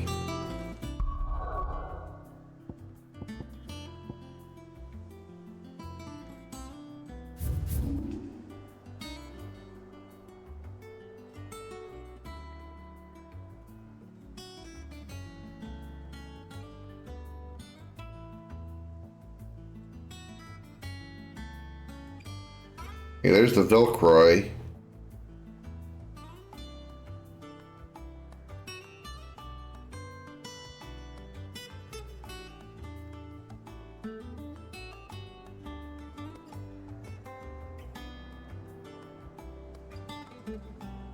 I haven't been in any of those places.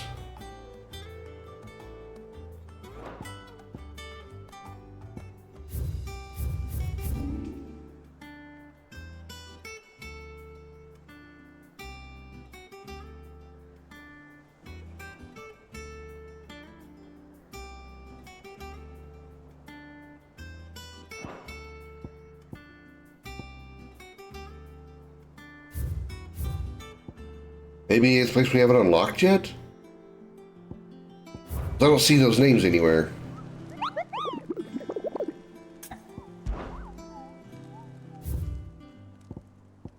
Velcroy Desert, Empty Hovel, which is vague, and the Cattery.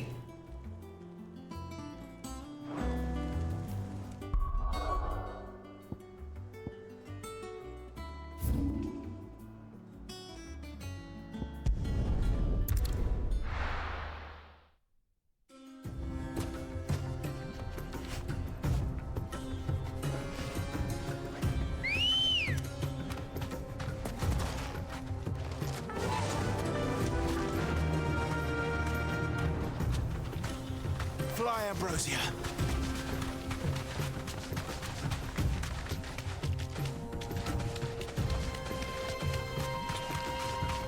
Wonder what the Empty Hovel is.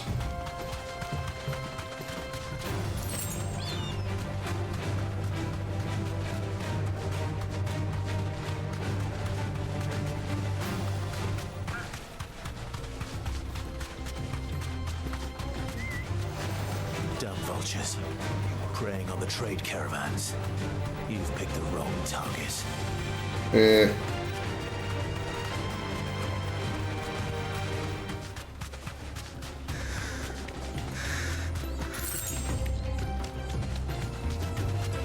Maybe I don't know what a hovel is.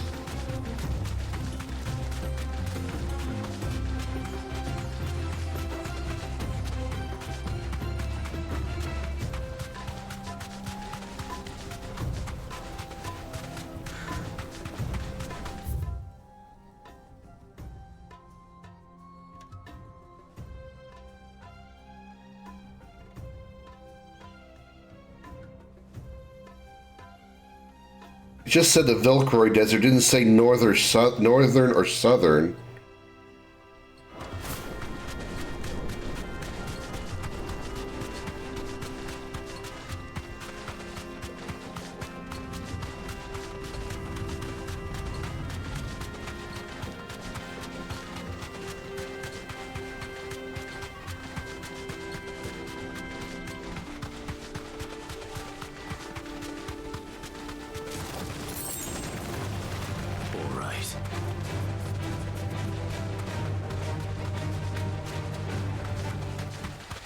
No, you're not it.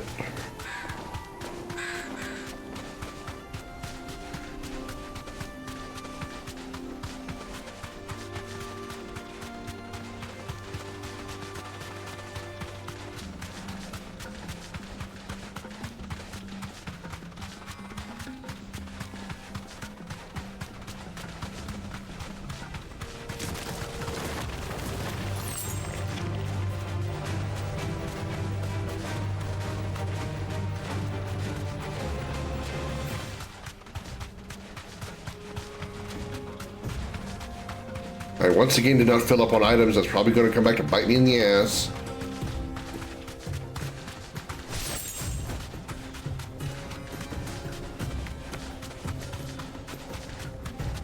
Ah, here we go. Giant rock. Oh! Adamantus, maybe? Paciticlin. Fast titties.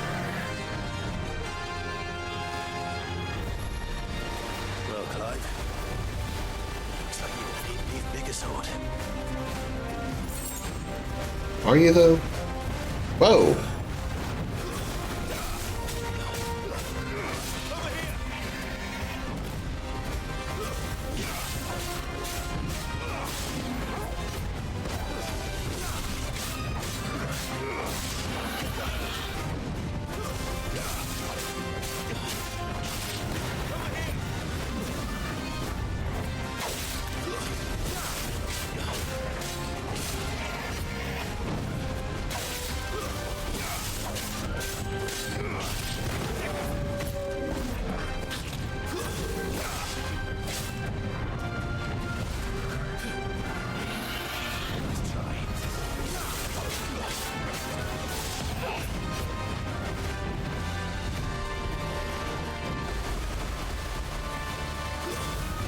It's a Blastoise.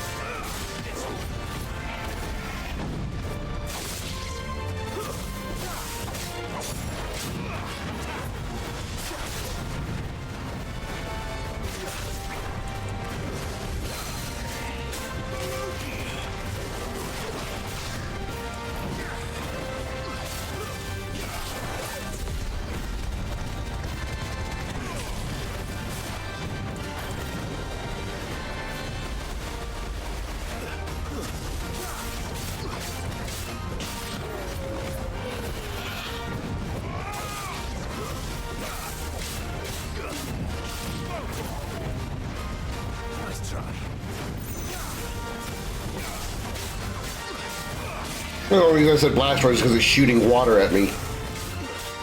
Gen 4 final form of plant starter?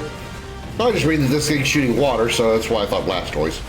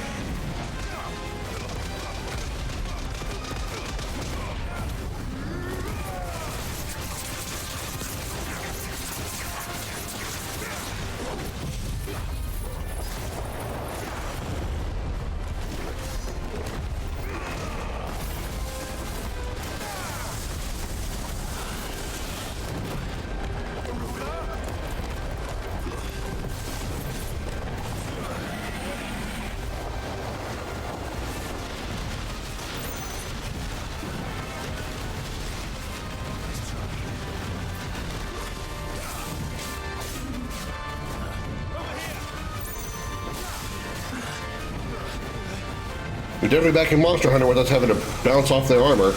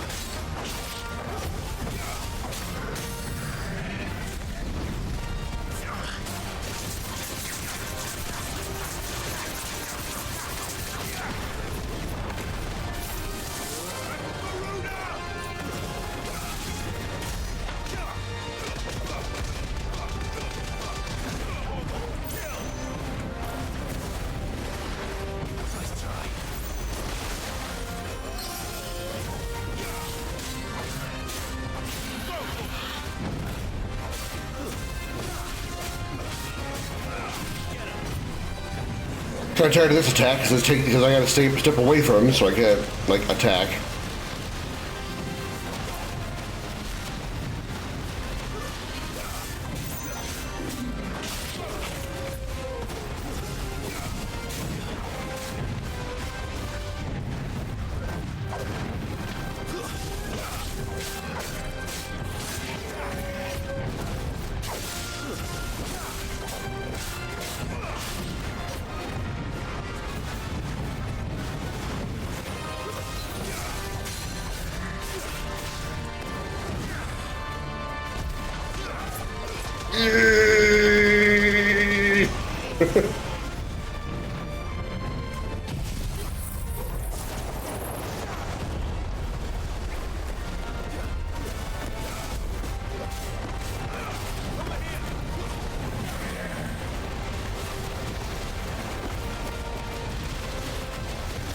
Whoa, okay.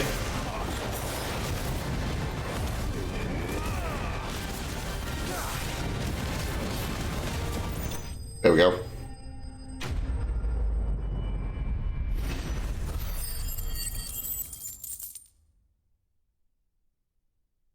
Could have done a little better, but good enough. And we got Scarletite out of it, too.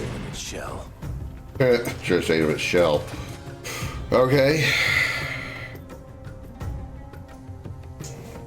Still don't know where an empty hovel is.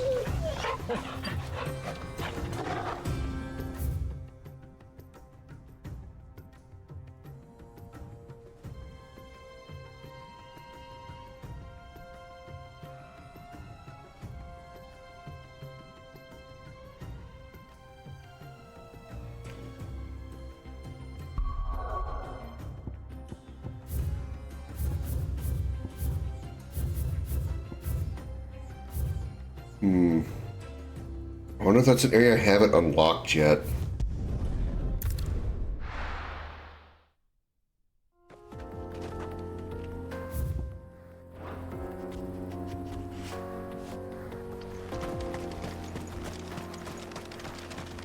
What the hell is that? Leg eater? Okay.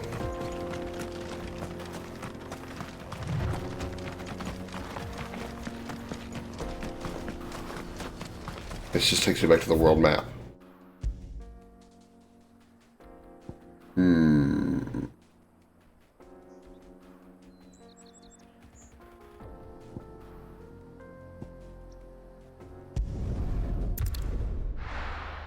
Maybe the other areas I can't get to until I unlock them. Unlock actual access to them. Thing is, I just don't know what the empty hovel is that it talks about. We're seeing troops amassing at every border.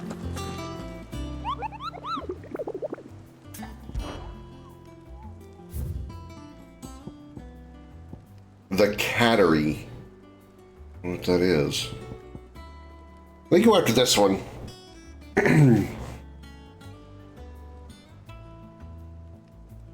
Fallen Giant in the Rosarian Ruins.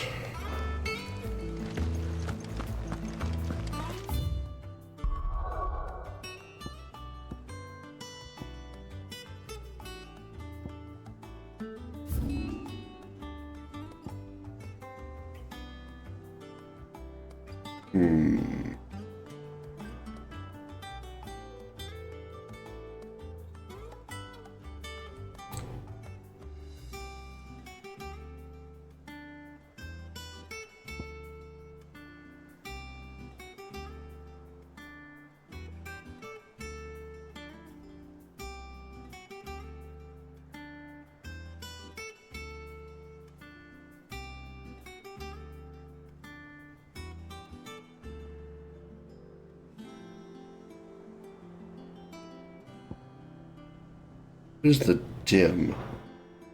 Way up here? Well,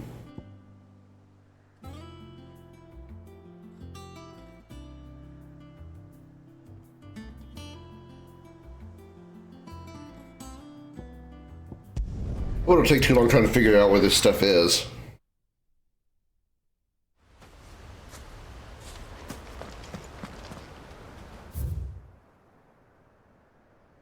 That would be up that way.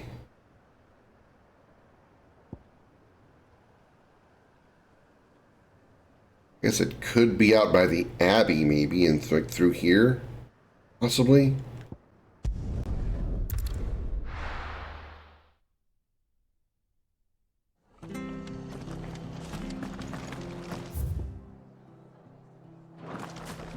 Wait, is that the right way? Yeah.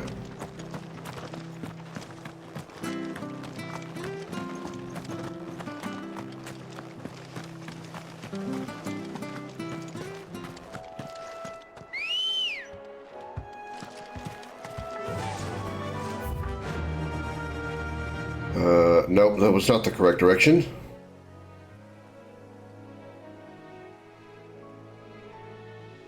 I wanted to try over here. Run like the wind.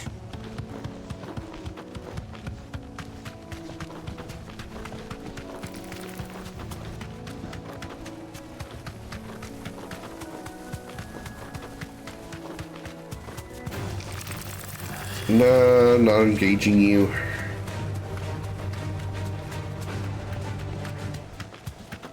Again, shouldn't be trying to do this without healing items. For goof. Where are we now?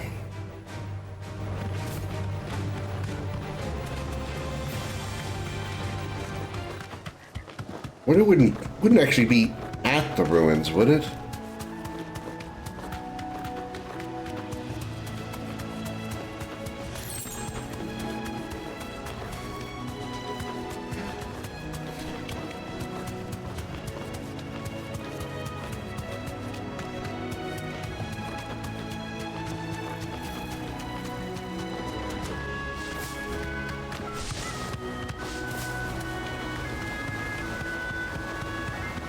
here's East Pool again. No need to ride from here. Hmm.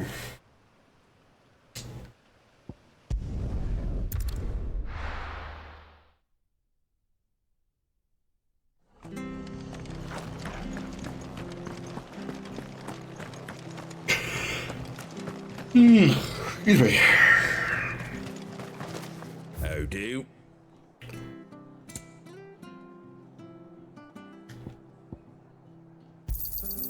Much obliged. There you go. Thanks very much. That all, is it? Thank you for sticking with us. Those of us who are still here have to look after each other. leave old Martha in the lurch. It'll take ages to tidy all this stuff up.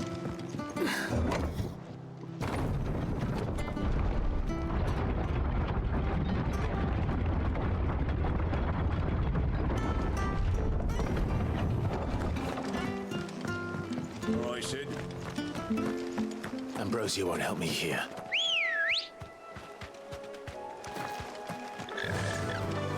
Alright. Problem is, I also don't know what I'm looking for.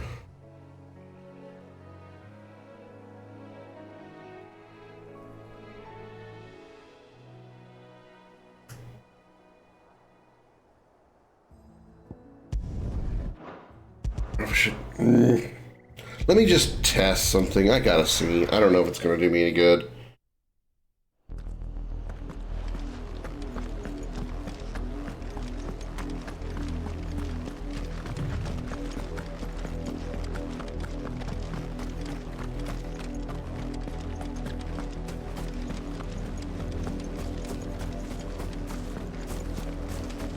Why won't they let us in? I've got family there. Well, we can't get into Rosaria. Okay, well, then it's probably not in there.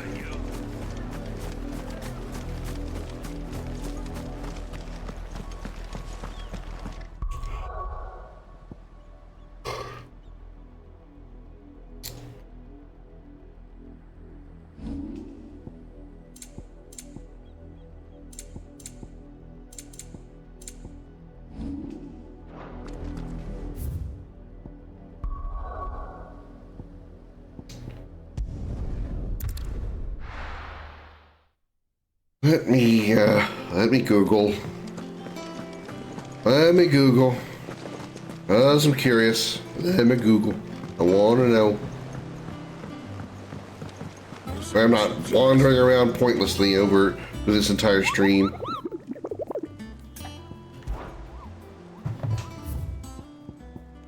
Breaker of Worlds.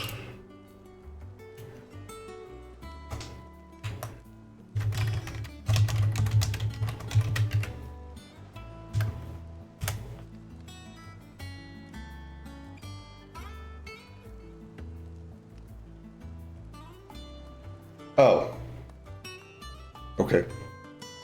It appear out of them during the main quest. Okay, well, that's dumb.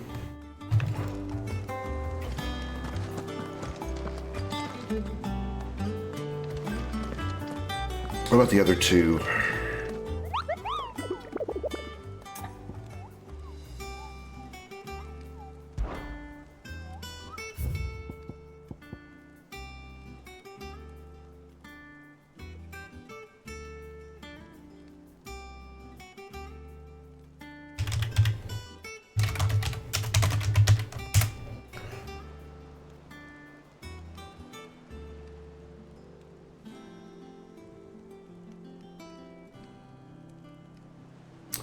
Fields of Koravas is that one.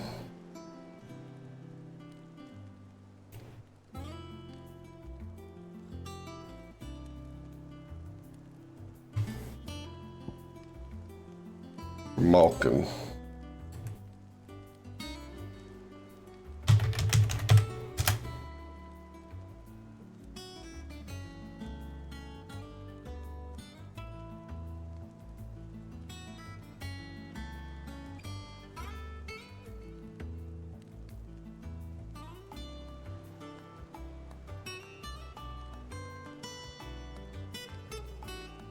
The southern end of the sickle. Okay.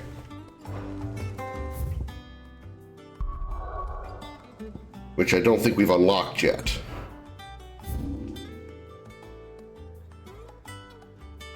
The sickle's right there.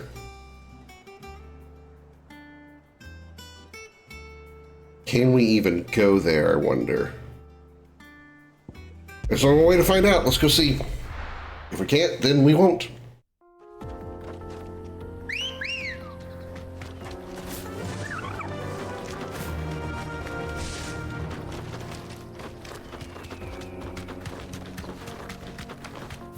So let's mark this point here, and let's go to it.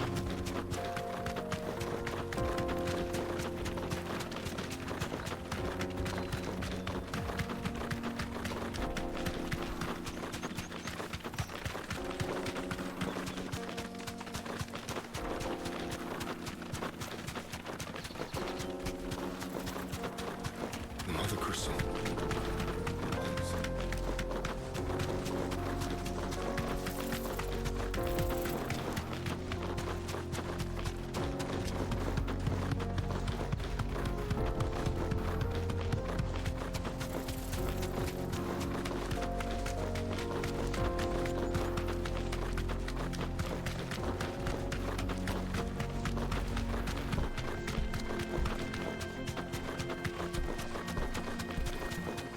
Welcome to the sickle. You'll get sickle of being here.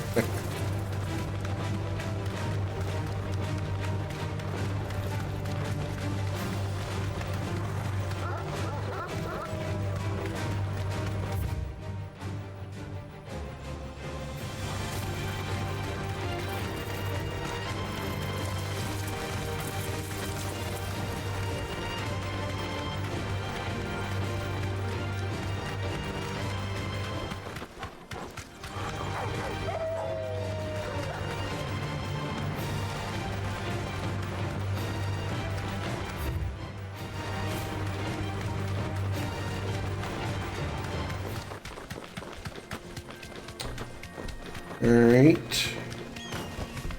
Here we go. Whoa. That's a big kitty. That's a big kitty.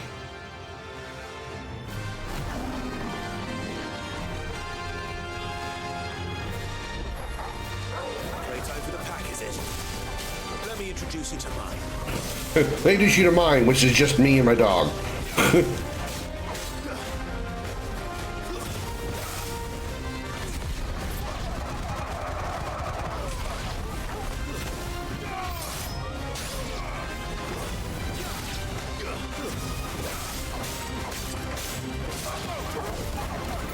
Oh, it's a big kitty.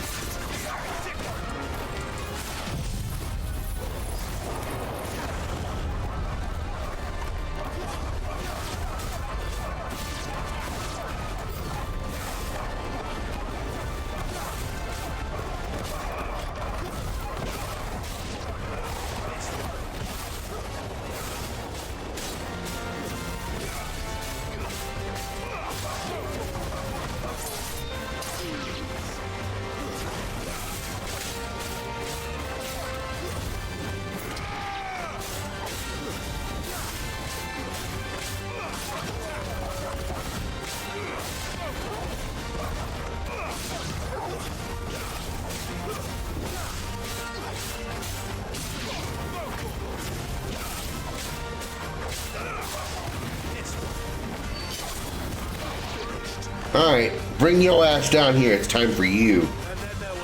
Let's go, kitty cat.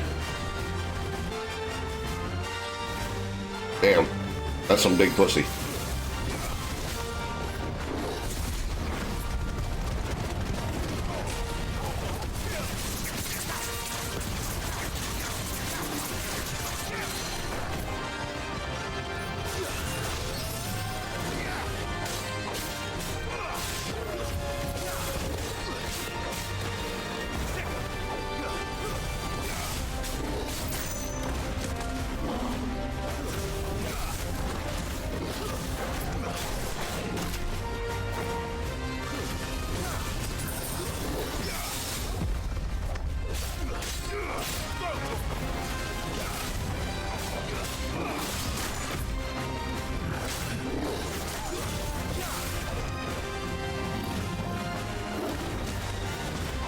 This guy's 2 levels below me, so this really shouldn't be this hard. It really shouldn't be that hard to beat him, so. Barring some stupid mistake.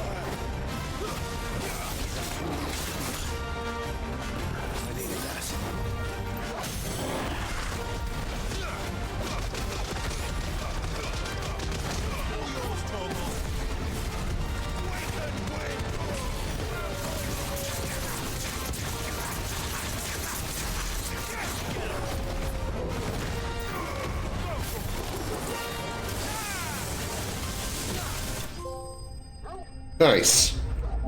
The 10 notorious marks.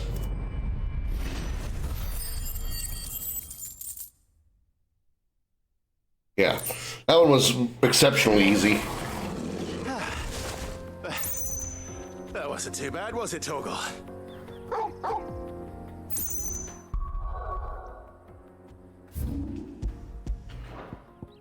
Okay.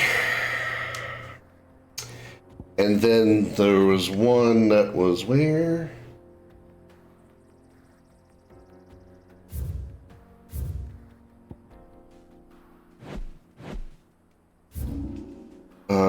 It was near, I think it's at Citrus Red.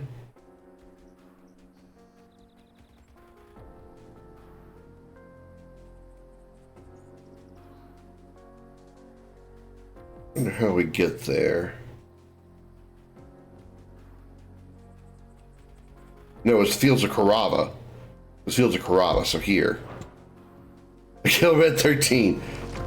No, because Red 13's a dog. That was a cat.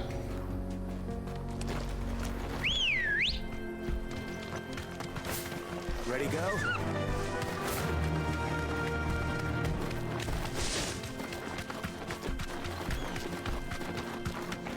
Yes, I am Team Red 13 dog.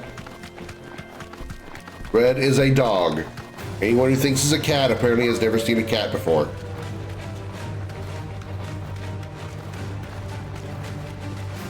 It is an argument I will make with anybody and everybody from here till the end of time. Red 13 is not a cat.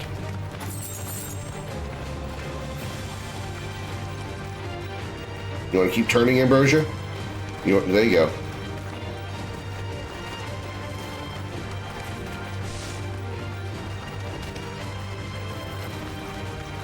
Cat dog, no.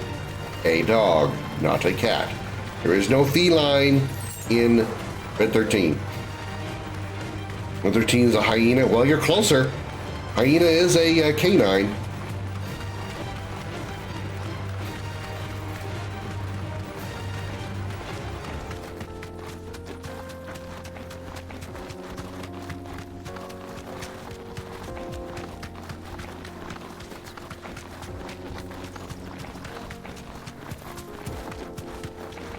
That's some wide open area. Holy crap.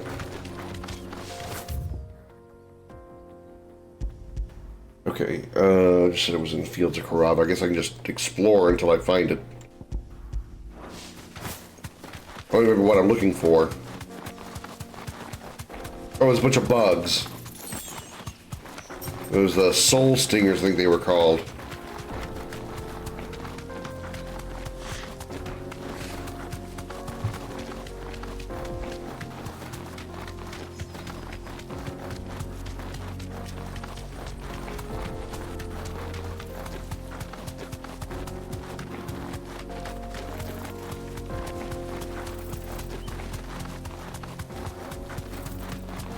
Storm Panther. That sounds cool.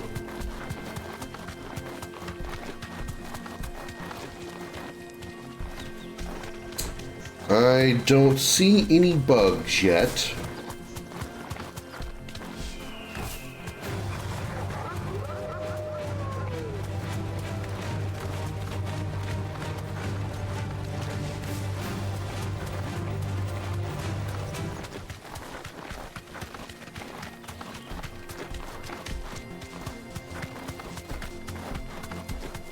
I see chocobos.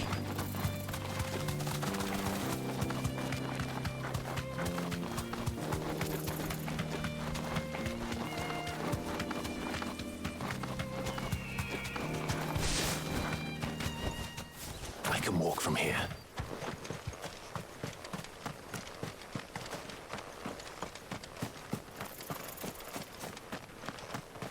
Well, this is either going to be a boss area with whatever's going to be fighting coming out of there, or this is just a wide open area with a big door. Yeah, there's going to be some kind of boss here at some point.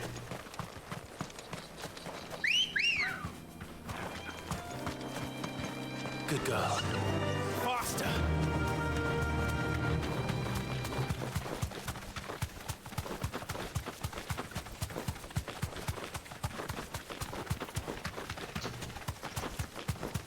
And we got a dual horn. More birds.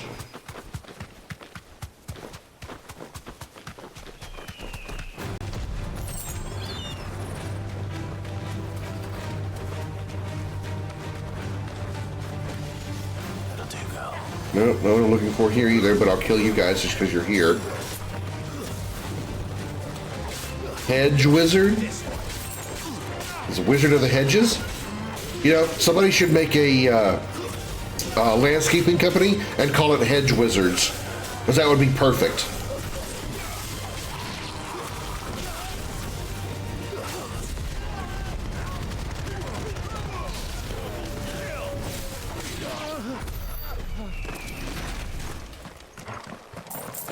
Perfect name for a landscaping company, Hedge Wizards.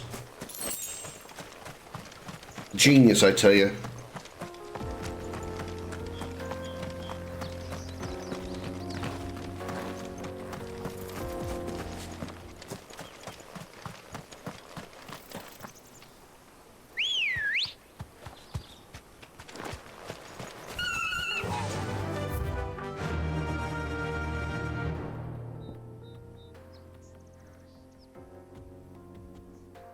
Oh, empty hovel right there.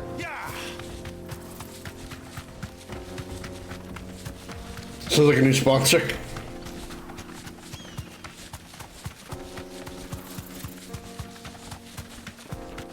We'll treat your land with the best magics available. We are the Hedge Wizards.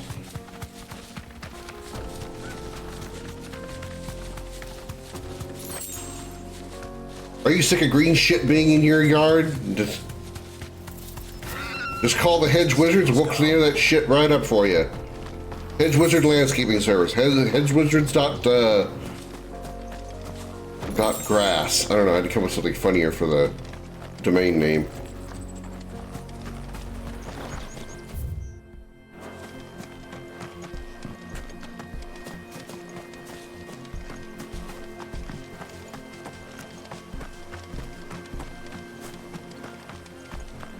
No bugs around here, though.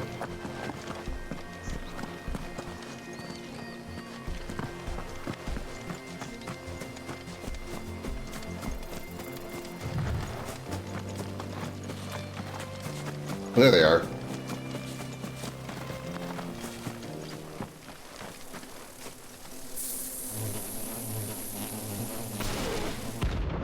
Soul Stingers.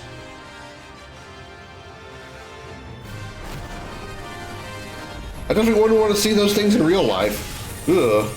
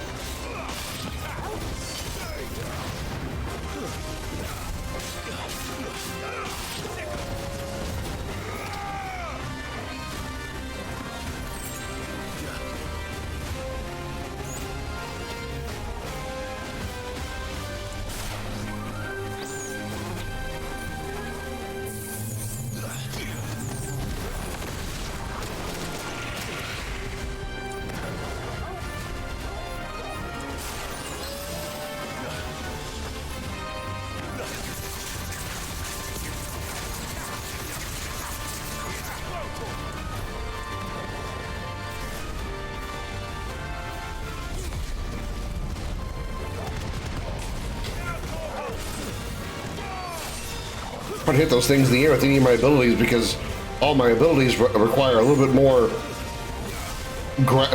closer to ground level.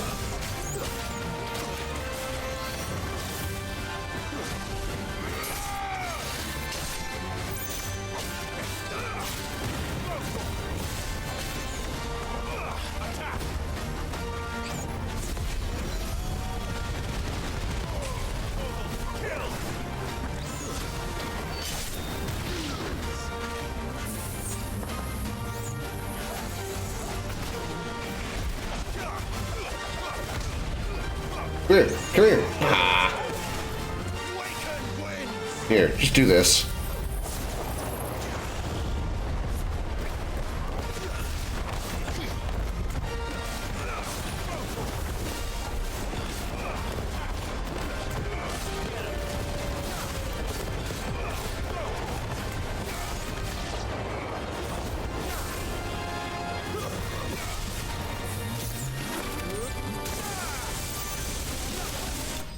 There we go.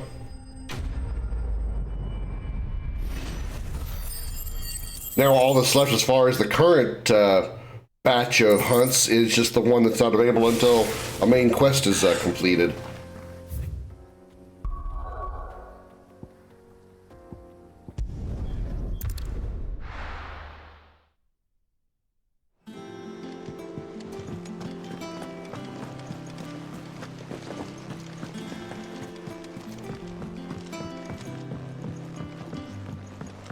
We're seeing troops amassing at every port.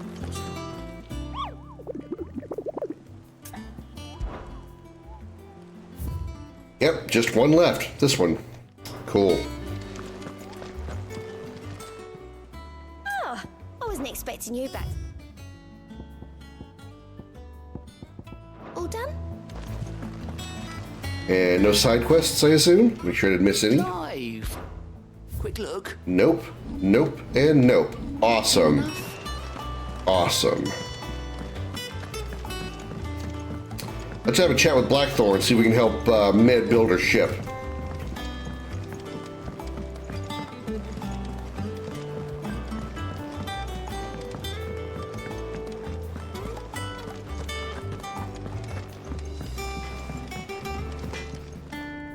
Blackthorn, can I ask a favor?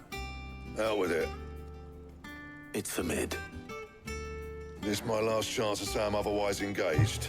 Spare myself the arseache. Go on then. What is it this time? She said you would know. Here. You look ready to help. Can I ask a favor? Yeah, what is it? What do you want? Well, I don't know what the hell you'd want this for, but I can make it. Won't be easy though. And I'll need help. Get Gavin Otto in here, will you? All right.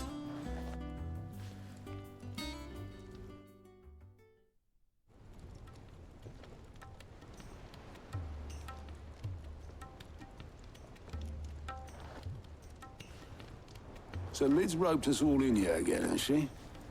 Typical. Still, if that's what it takes to get her to visit Sid's grave, I'll do what I can. And, what is it we need to do, exactly? Take a look at this. It's this plating. The usual sword grade steel won't work. We need something that can get very hot, very fast, and still keep its shape. That means an alloy. Something that won't break or buckle at the temperatures she's talking about. Which is where you lot come in. I need materials, and I've got my work cut out already. You'll have to fetch them. Now, there's a special kind of sand I'm after that you can only find out in the Valcroy. Stardust, they call it. As for the rest of the stuff, my usual supply should have it in stock. It just needs buying and bringing back here. Well, we'll get it done quicker if we split up. One of us should probably give you an hand collecting the sand. And the other can go and get the rest from this supplier. Right then. Well, make your minds up who's going where, and we can get this over with.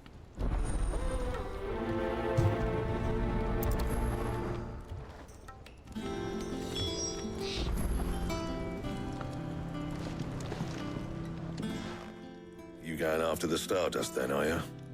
Which one of these two lucky souls is going with you?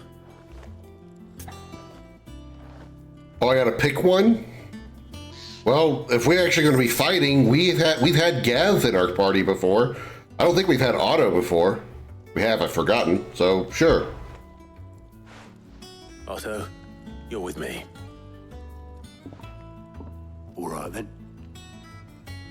Where do we find this stardust, and how will we know it when we see it? It's going to be sparkly. The river that runs through the southern reaches of the Velcroy. It's the black sand that washes up on its banks that you're after. And I'm guessing you'll be needing sackloads of the stuff. Might be worth hiring porters at the Dalimil Inn. I'll head down there. See about finding us a wagon. All right. I'll meet you by the river. You two take care, eh? I'll go and see the supplier. Just don't let the bastard fleece you, eh? He wouldn't do that.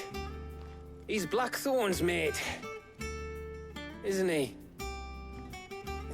Best of luck.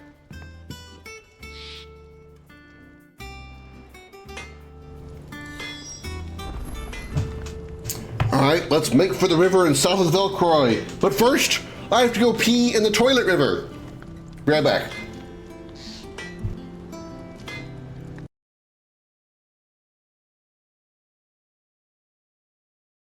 Wait, I'm supposed to go, wait. No, I was supposed to...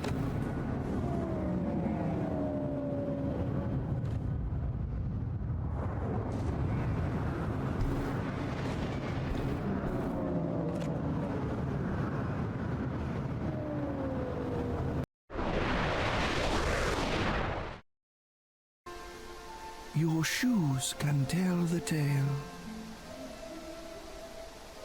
My shoes?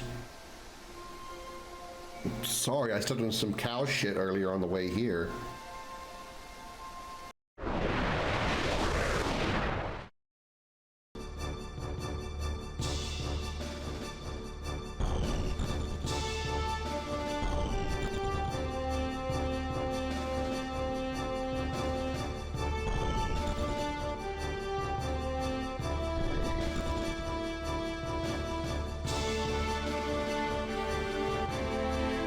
Pussy clung to my neck.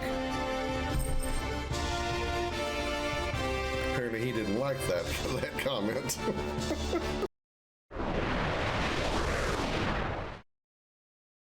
Now he's only half a man. He had a lot of weight on his shoulders.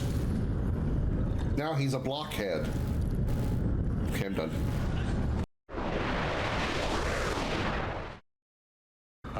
Are you still there? Proxy, come in. Do you read me? What the? Someone answer me. General, do you copy? Yeah. What the fuck is going on? Coda, listen. There are thousands of them. He's cloning. What the actual fuck is going on here? Feel them. They're strong in the force. What are you talking about? No, we An army.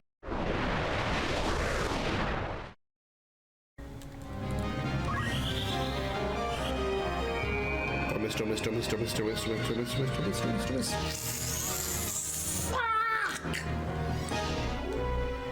Damn it, she's still... You're gonna do it again, aren't you? And you're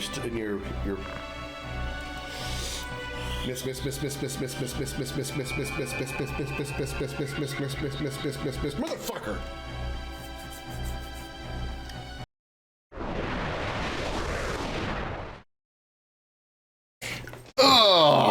I have returned!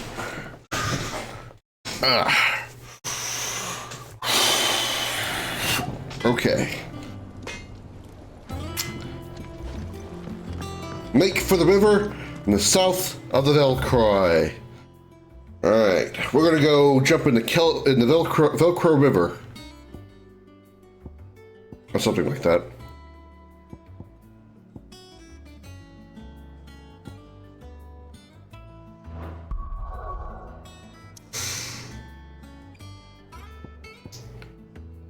Whooping!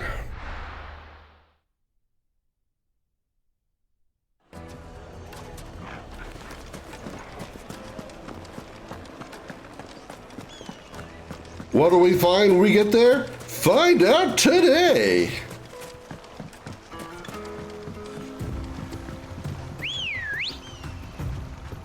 Looks like I found the river. Now where's Otto? Yeah!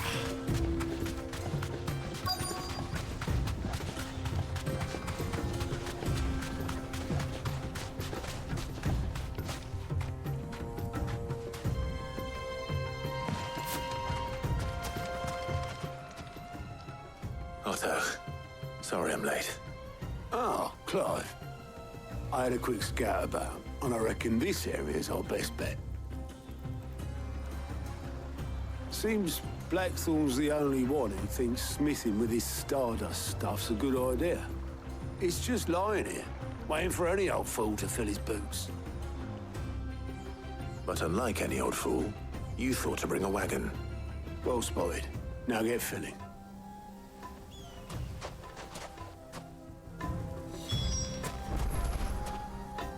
You did? Because there's a substantial absence of a wagon. Sam.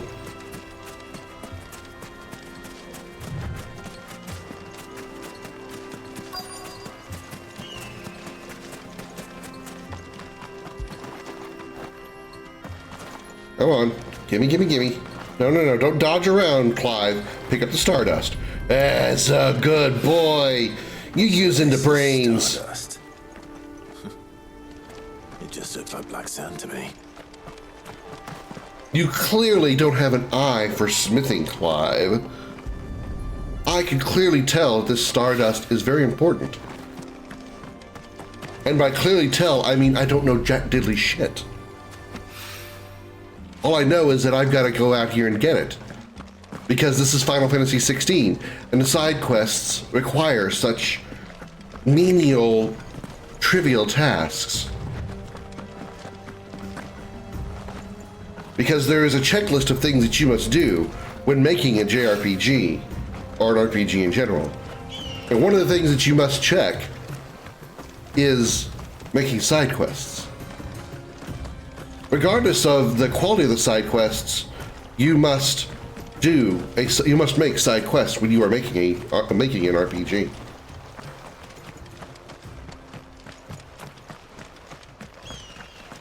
Yeah, GG's, Clive. GG's. You found it. Good job. We're all proud of you.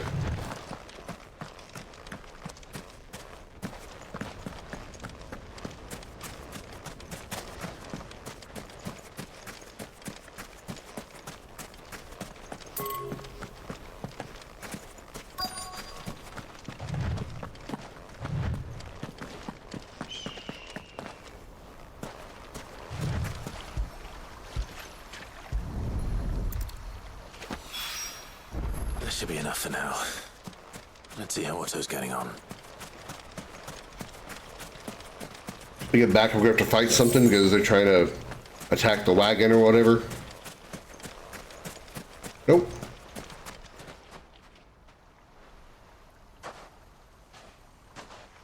How much did you get? Enough. I hope.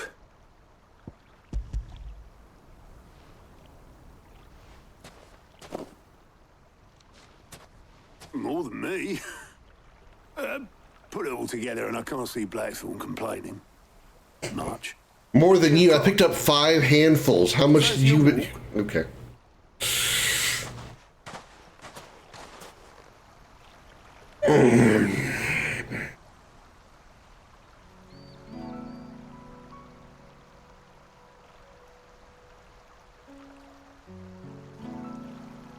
Sid would be proud. Of what? Of you, you idiot. The way you've carried on what he started. When we first met, I had you down as a spoiled little puppy who enjoyed nothing more than biting the hand that fed you. But 5 years on, you're the one doing the feeding. So thanks for proving me wrong. You weren't wrong. But I changed. Thanks to Sid. And thanks to you. When I suggested taking on his name, you were the first to back me. And if you hadn't, no one else would have. I couldn't have done any of this without you, Otto. Yo, give over. You're making me blush. All I did was choose hope over despair. I gave you a chance, yes, but you're the one who took it. You took a rabble of homeless, hopeless outcasts and put them back on their feet. Gave them something worth fighting for, just like the old Cid did.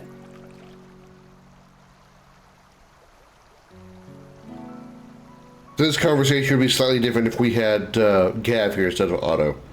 Okay, cool.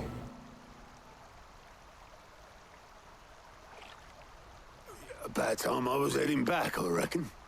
All this scrabbling about in the sand's taken its toll on the old pins. I'll see you back at the hideaway then. You can take a well-earned rest when you get there. Oh, I plan to. Believe you me. But I'll make sure Blackthorn gets his precious black sand before I put my feet up. He'll only moan otherwise.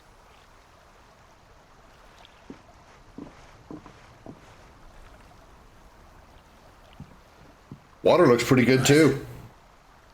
Ready to go home, boy?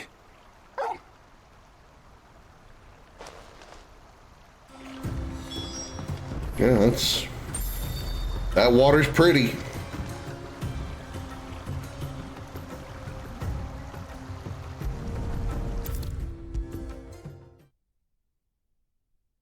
There are two things that's very difficult to design whenever you're creating a game. Two things specifically, not just two, but these two specifically. That's water and fire effects, because water and fire are very random. There's all kinds of different movements of waves and colors and temperatures causing different kind of appearances. The way water moves and dips and dodges and reacts whenever things impact with it or walk through it or whatever. So trying to get water to look good in a game is one of the most difficult things to do, and fire is very much the same way because of the randomness of it. And it's difficult to make things like that look really good without making it look like it's looping or repetitive. Especially fire, because you can just do like a looping fire animation. Blackthorn. But that'll get everything you need. spotted eventually, that it's just looping. Yeah, I do. Cheers for the stardust. Should be enough to be getting on with. Nice to get out and about for once. Let's do it again sometime, eh? I'll make a start on putting this thermal plating together then. It'll take some time, mind. So if you've got other things to be getting on with, I could do without you breathing down my neck. Thank you, Blackthorn. The one thing computers don't know how to do is true randomness. Yeah, that's right. And there's no way to actually do true random movements of water and fire because, again, you can only do so much randomness with an animation. Eventually, it's going to have to loop back. So, but still, the more you can make that random or that loop, an animation loop, not as noticeable, the better it is. Suppose we'd better be getting back to work too. Give us a shout if you need anything.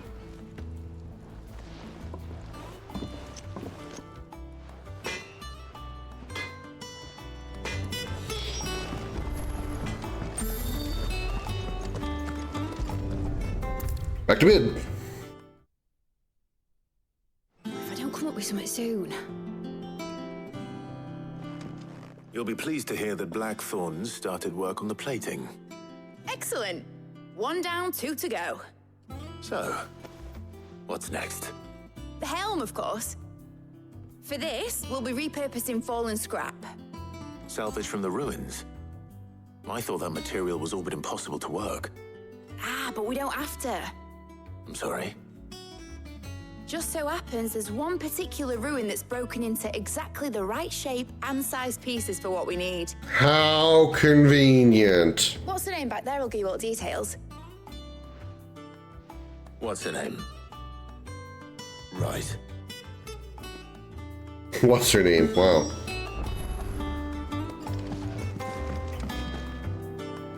Oh, Sid, is this about the helm? Yes. Mid said I should speak with you. I'll show you the plans then. Here you see the mithril engine, in which mithril is burned to generate heat. That heat is then harnessed to produce motive force.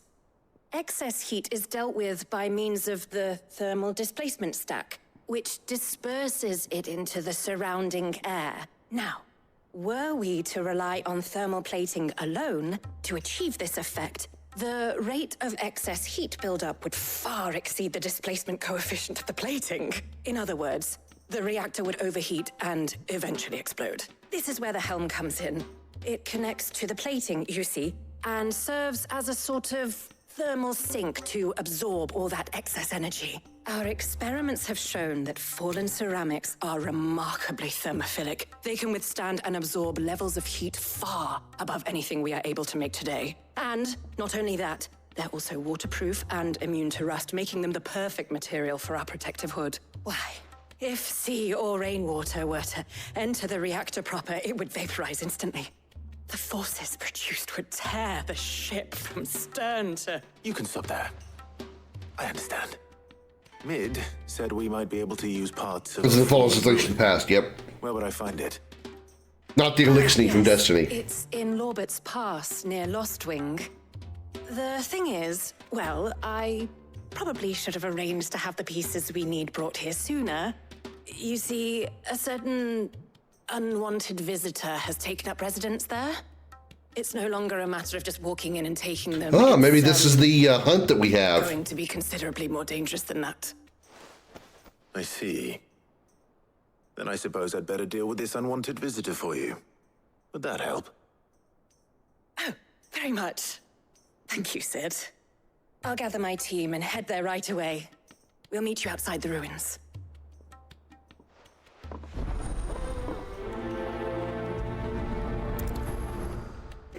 All that explaining that that Helena was doing to Clyde, you know, he was standing there going, "Well, do you me brain broke, me no get big words, no understand. Make words stupid for stupid person. Me no get."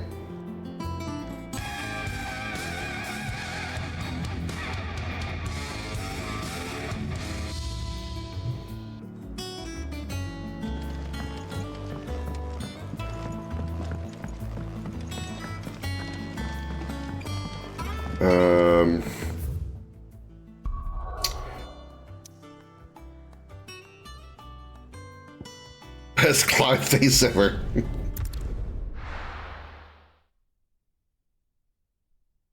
I'll be taking you all to a storehouse in the Bales. Leave anything you don't need behind.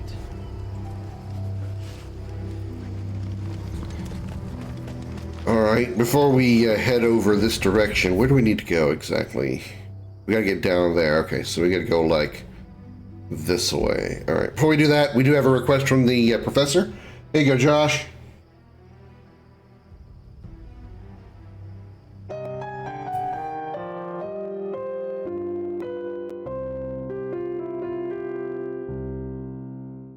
Welcome to Video Gaming 101. I'm Professor Willie Longwoodcock. Lesson number 25.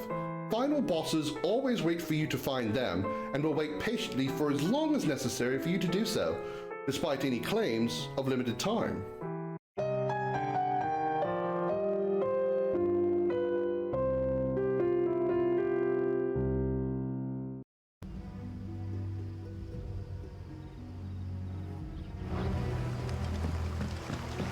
Side quests? I'm trying to destroy the world here!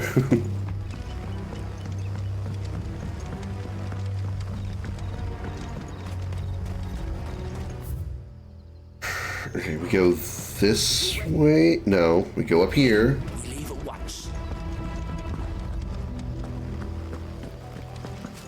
Blow it out your ass! So I heard a horn outside.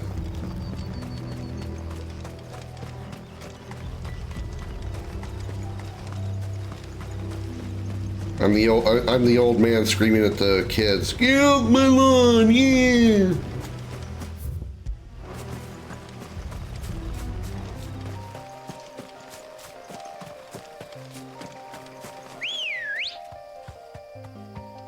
Let's go ride on our chocobo. It'll make this thing go faster.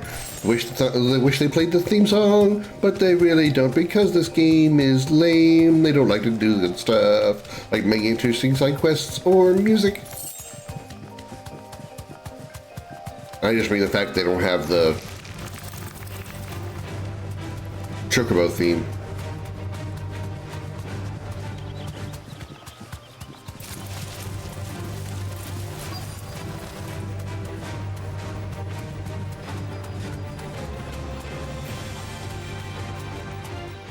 Be safe. Oh, there you are, Sid. Thanks so much for coming. The, ruins are just over there, as is the creature I told you about, I'd imagine. Would you mind? Of course. I'll be right back. I want to ride my chocobo all day.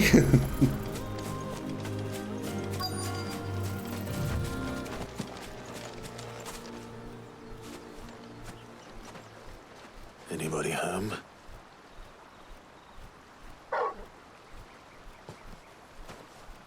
Ariman? Again? This must be our unwanted visitor. Time to go. Level 30? Okay.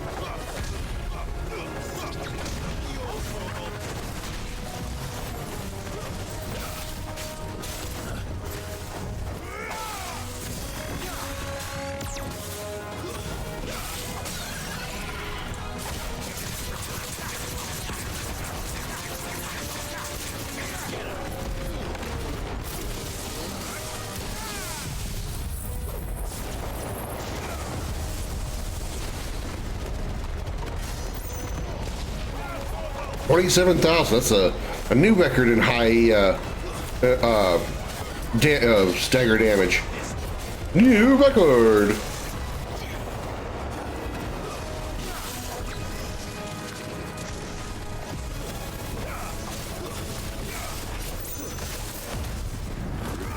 All right, time to be done with this.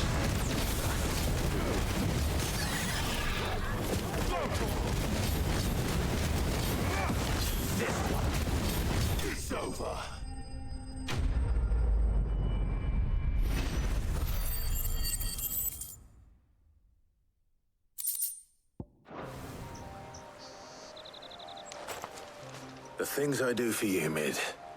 Sid! Oh, thank goodness you're safe. Yeah, it's Indeed. it was a real tough thing. At any moment, I could have lost life and limb. It really sucked.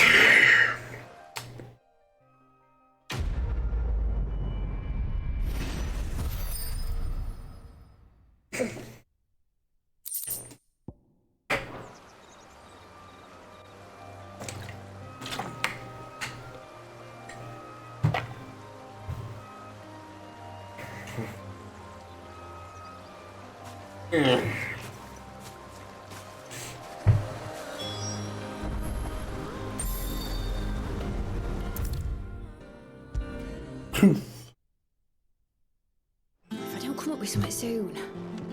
Mid. Helena has recovered the material for the helm.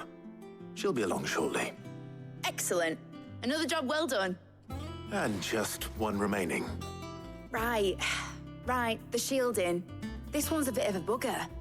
How so? The plating's enough to stop the engines going pop, But those things will still be spitting out enough fire to set the rest of the ship ablaze. Which is why you need proper shielding. A prison for the dragon's breath that's blazing away inside. I thought a triple thick layer of tempered steel might do it. Or more of the stuff that the Fallen use, but they'd both be too heavy. The helm and the plating are bulky enough as it is. Add any more weight and the whole ship would be at the bottom of the briny before we'd even started. I need something light. But I've racked my brains and I just can't think what would do it. Well, if I were in need of obscure knowledge, I know whose counsel I would seek. Hippocrates. Tomes? Yeah, well, I'd thought of that, obviously. I've got all the details written down here. Can you take this to him, see what he makes of it? Right away.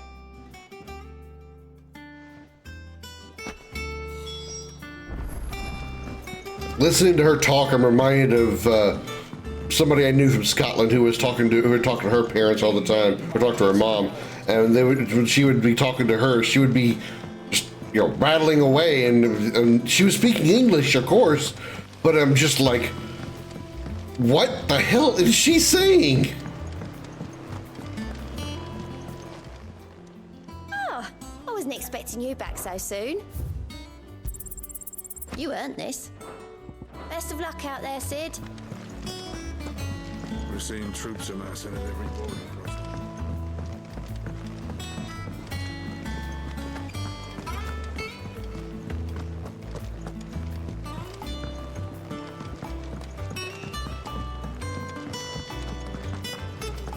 Oh, I'm never drinking.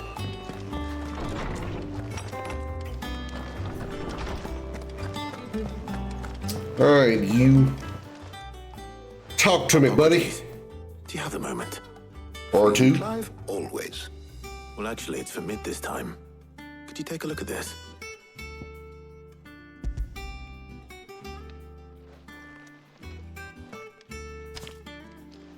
Kind of an annoying feature is you got to actually click on it and they give it to them. Shielding for a mithril engine. Why bother, considering if you don't do it, you're not going to progress the plot. Just don't make it an option. Just make it part of the cutscene. Specific requirements for the materials. The shielding needs to be able to resist extreme heat on the inside, and yet remain cool enough on the outside not to set the ship alight, while also being light enough not to sink it. As you can imagine, she's struggling to find anything that meets her needs. I see. I wondered if you might know of a solution, or if you might be able to search the records for one. Perhaps it is not a different material she requires, but a different approach. What do you mean? Consider the lake we have made our home. Its blighted waters eat away far more quickly than fresh water or even brine, at timber and steel alike.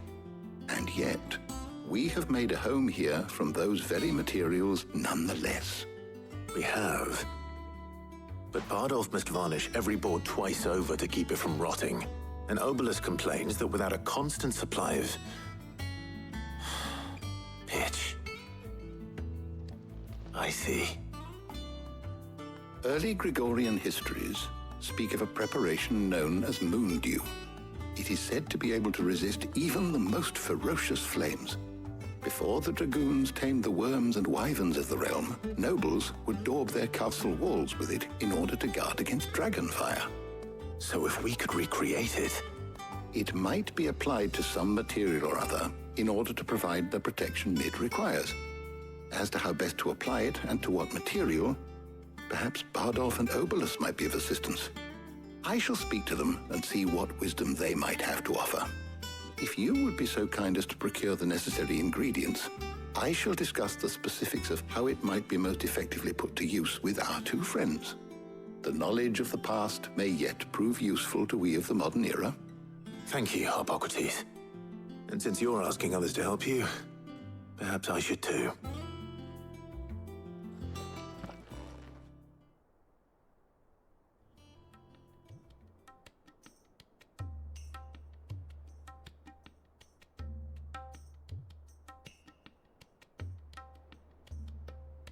So you need a hand, do you?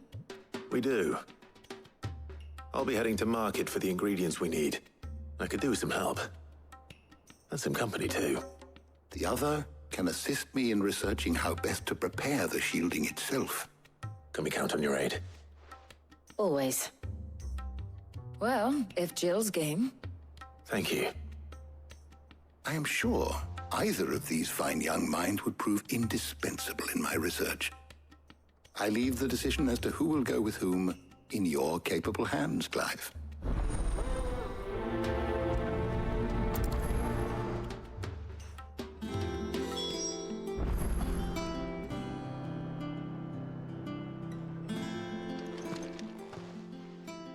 So, Clive, have you made your decision? Who will accompany you on your little excursion?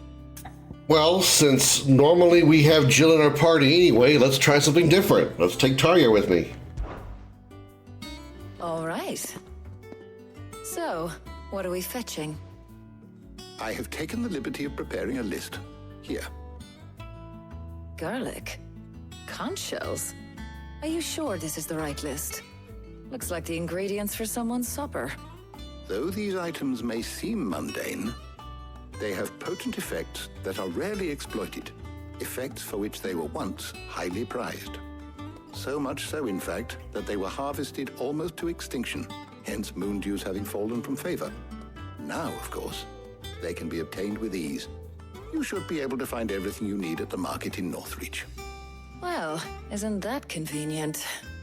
I was hoping to be able to make a trip over that way sometime soon. One of many subtitles this game could have. Final Fantasy XVI. Right. Well, isn't that convenient? See you later, Clive. Good luck with your research.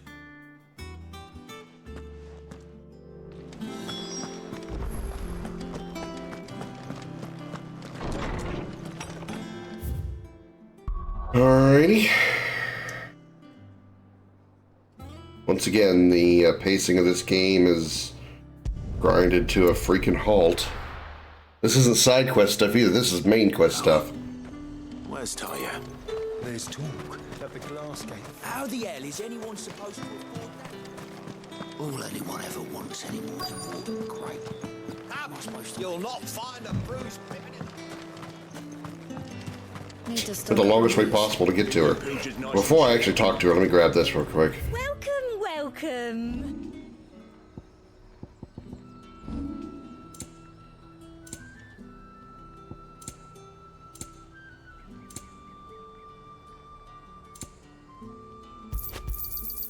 You've a keen eye.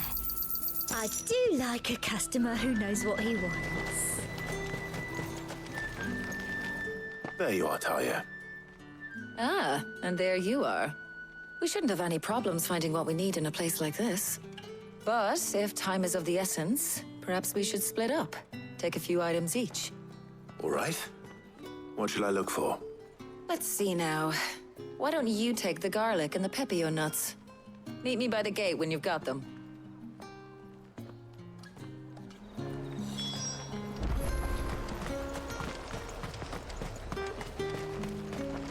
Buy, sell, or be gone. If that's what you want.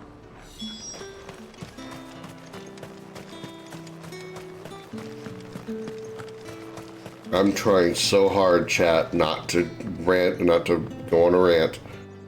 But come on. Seriously. Seriously, what is this right now? Am I the only one who finds this absolutely monotonous and bullshit?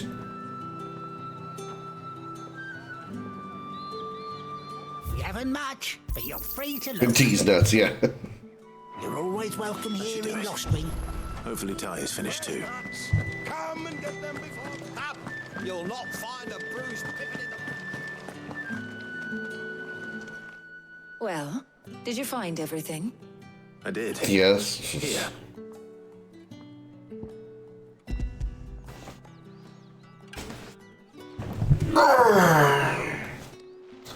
Garlic and pepio nuts. Job done. We should get this back to Tomes then. He'll be waiting.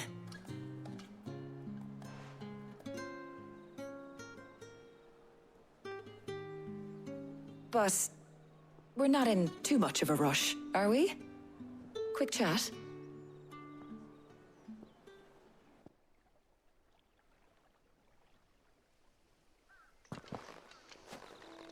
So we would have Jill at this conversation, just like if we had taken Gav instead of Otto, we'd have a different conversation there.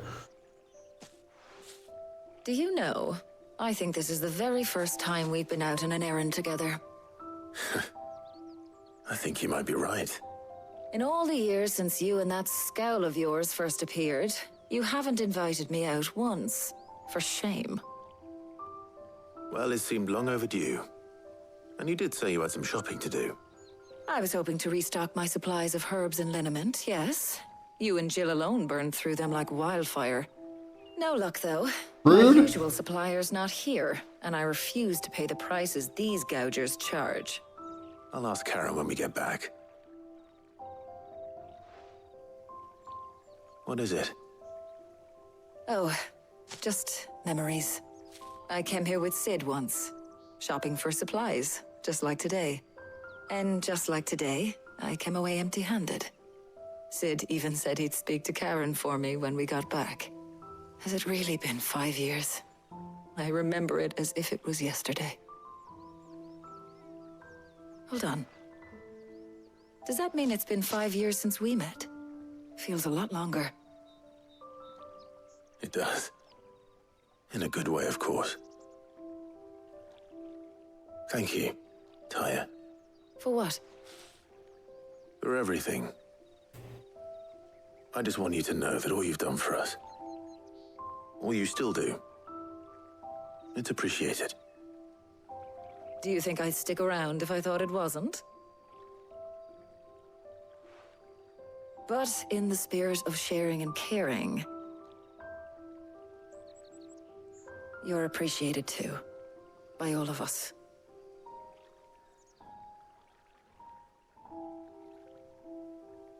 Damn, I kind of wish I had taken Jill here to see if the conversation had gotten any better. Maybe we would have gotten closer to a kiss or something.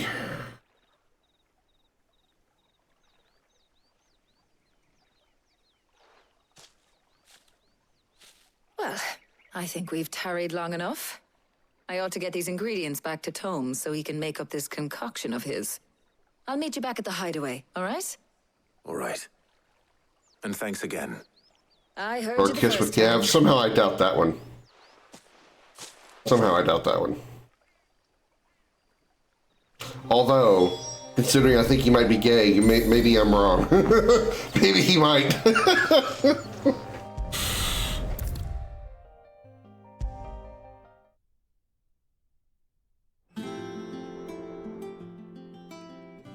How's work on the shielding progressing, Hippocrates?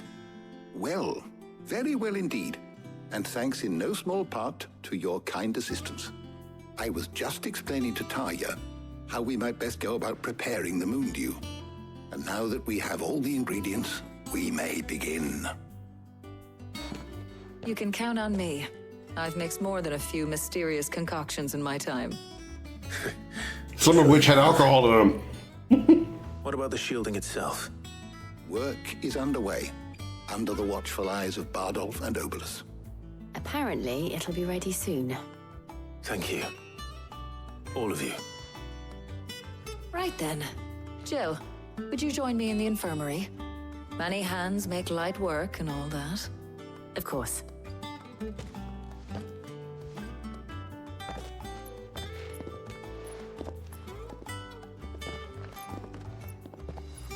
Oh, and Clive. It was good to talk. We should do it again sometime.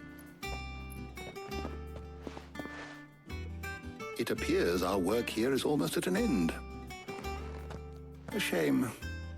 I was enjoying playing the man of action for once. When both the shielding and the moon dew are ready, it will merely be a matter of applying the one to the other. Followed by a rigorous process of testing and retesting, of course. Perhaps someone ought to warn young Mid of that. Leave it to me. Thank you, Hippocrates.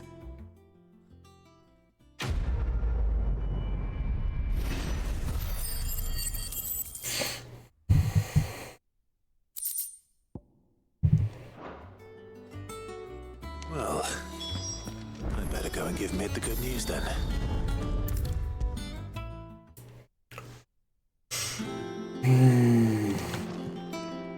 Sorry to keep you waiting, Mid.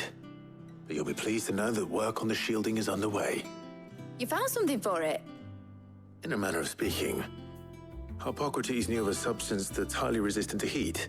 A coating that should provide the protection you need. He's supervising the construction and testing of the shielding as we speak. Brilliant! I knew you wouldn't let me down. Don't thank me. I'm just the errand boy. Right then, better start working out how to bolt all these bits together. To the Black Hammer!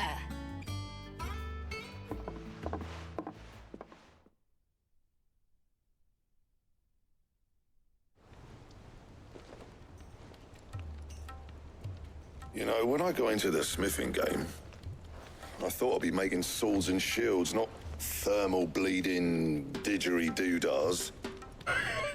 Displacement stacks. Didgeridoo-dahs. Whatever you call it, I ain't putting it together in here. It's cramped enough as it is. Let's take this outside. Mid, you get all the parts lined up on the deck. I'll take care of the rest. On my way! Oh, and bring me the biggest hammer you can find. This is gonna require some precision walloping.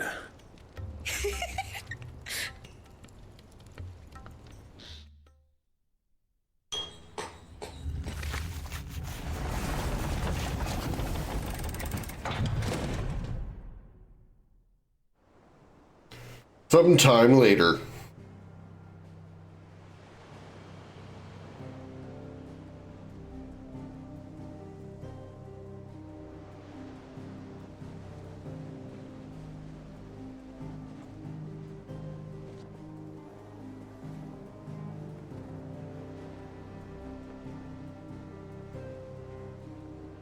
It's finished! It's finally finished! Thank fuck for that. I'll be feeling my hammer arm for weeks. Thank you, Clive, Blackthorn, everyone. That's one down and just 3 more to go. I'm sorry. Oh, didn't I tell you? The Enterprise has 4 mithril engines and we'll be needing a displacement stack for each. You don't mean... Don't worry. Now they've got a finished one to work off, my gang in Canva can build the rest. Good luck to them, I say. Right, I'm off to get a sling for this elbow. Any other work comes in, keep it to yourselves, eh?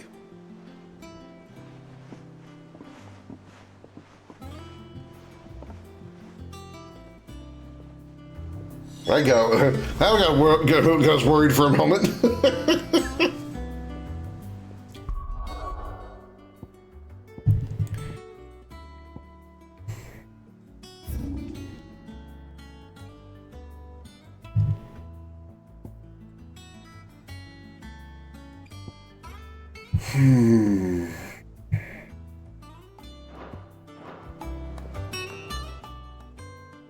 What's the matter? Nothing. Just daydreaming. Thinking about the Enterprise sailing off over the horizon to shores unknown. Searching for a land untouched by the Blight. Just like me and my dad planned. So if the worst came to the worst and every scrap of soil in the Twins turned black, we might still have a chance. That's what she was meant to be. You see, one last chance just in case we needed it. But now she's so close to being finished, I've realized I don't want her to be that. I don't want her to be just a lifeboat for us to cling to if things get desperate. I want people to sail aboard her by choice, not from the lack of it. In a world where we're not just trying to survive, but where we can actually live. I'm working on that. And I'll do everything I can to get you what you want. Don't you always? All right. My mind's made up. As soon as the Enterprise is fit to sail, I'm putting her under your command. Sod our plans, I'm trusting in yours. Are you sure about this? Something tells me it's what my dad would have wanted. He'd be proud of you. You were gonna visit his grave, weren't you? I was. And you can come too now that your little project is finished. Right. There's just one thing I need to finish up first. Won't be a mo. All right. I'll let Otto know you're coming. Meet us in the mess when you're ready. Aye, aye, Captain. I have the feeling she's trying to delay as much as possible because she doesn't want to. She doesn't want to go because she doesn't want to face the fact that he's gone. Like again.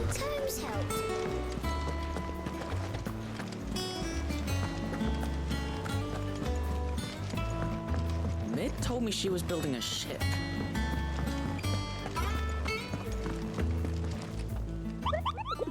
Now, if I understand...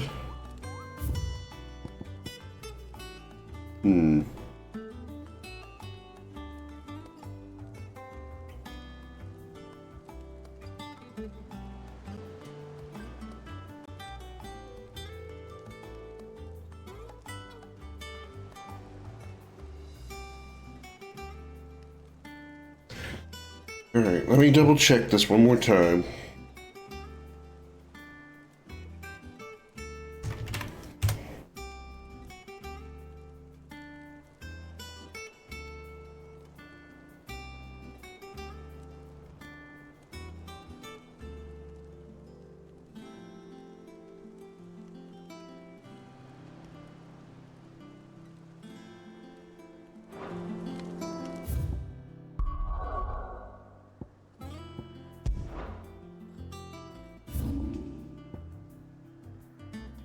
Ah, okay.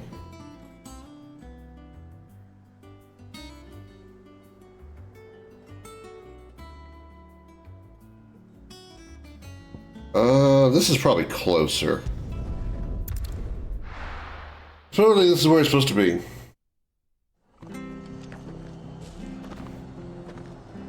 So let's see how correct it is. Like right out of here.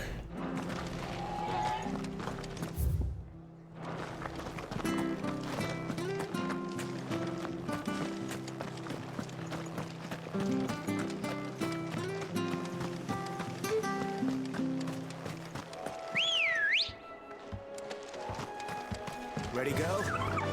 Faster!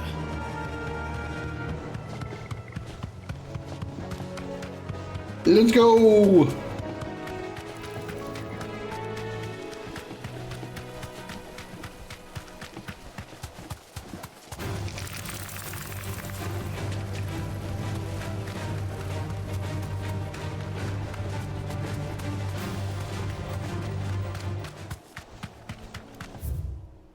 We should make a right.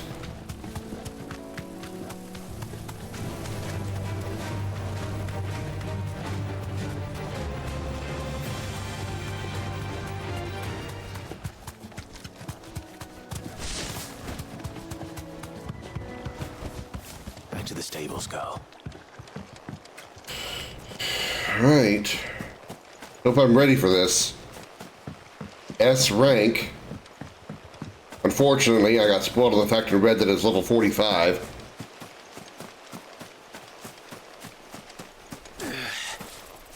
So this is probably going to hurt real bad.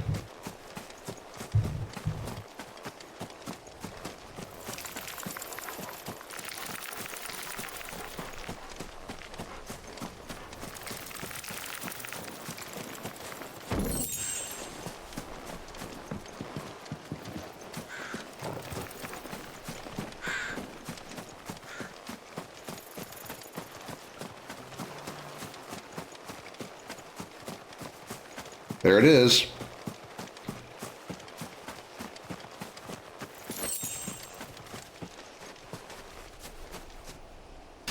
It's an iron giant, but different.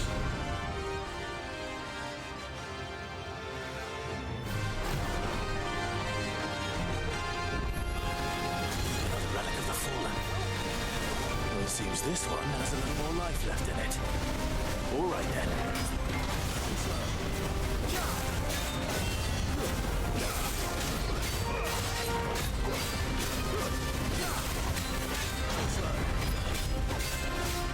Over here!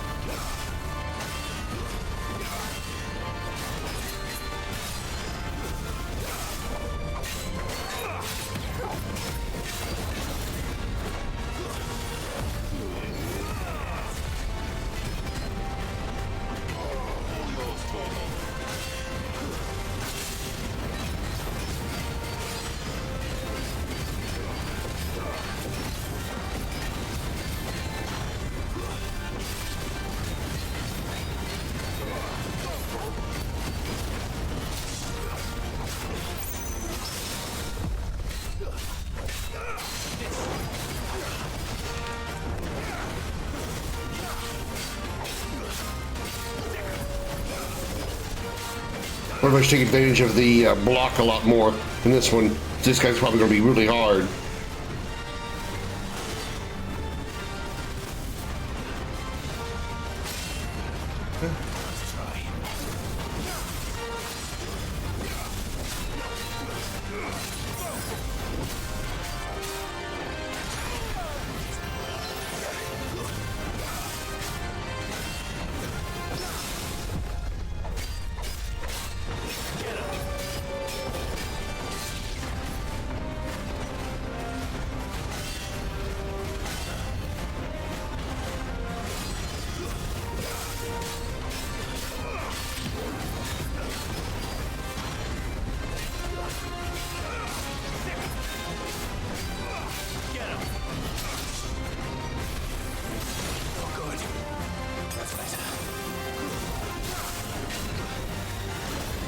What?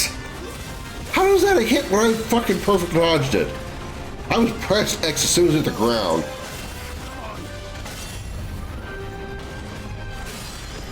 That's better.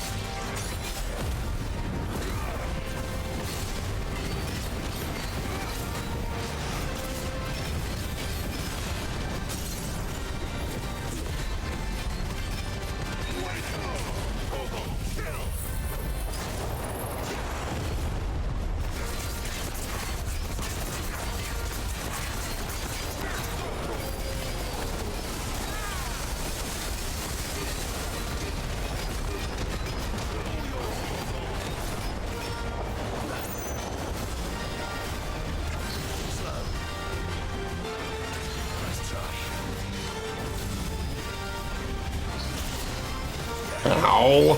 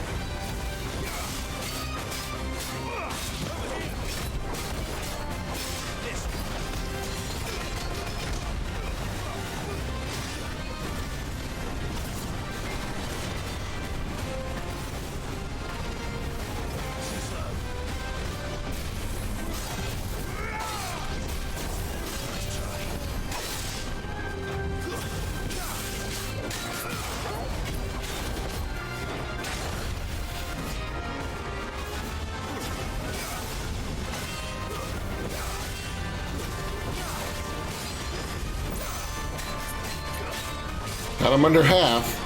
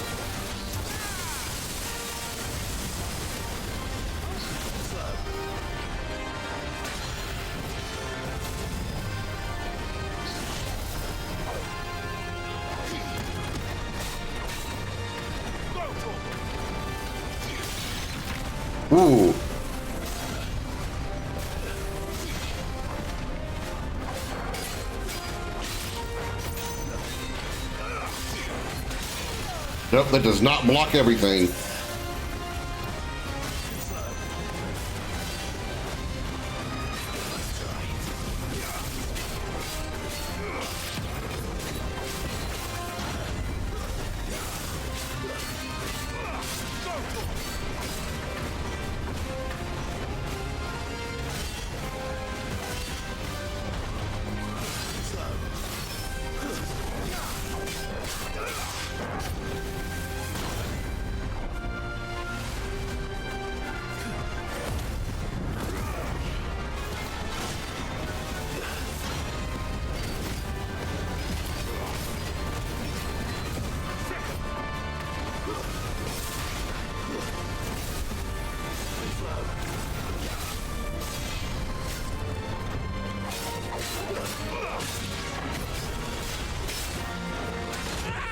Shit.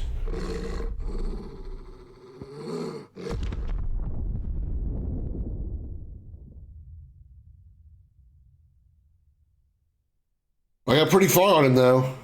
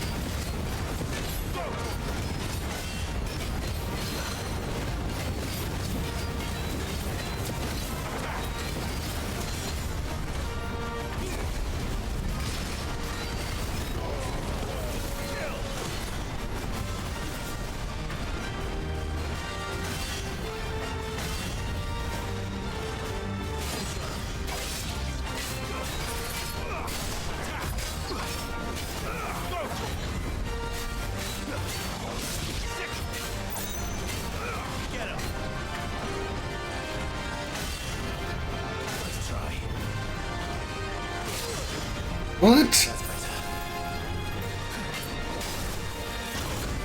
Okay, come on. I did not miss those dodges.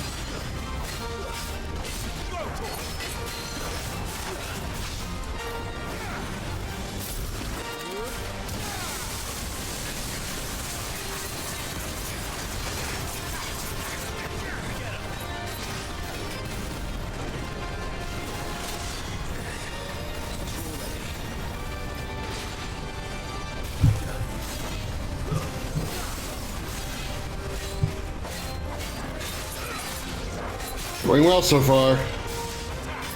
I like I'm only down to one high potion. Not really caring for that too much, but...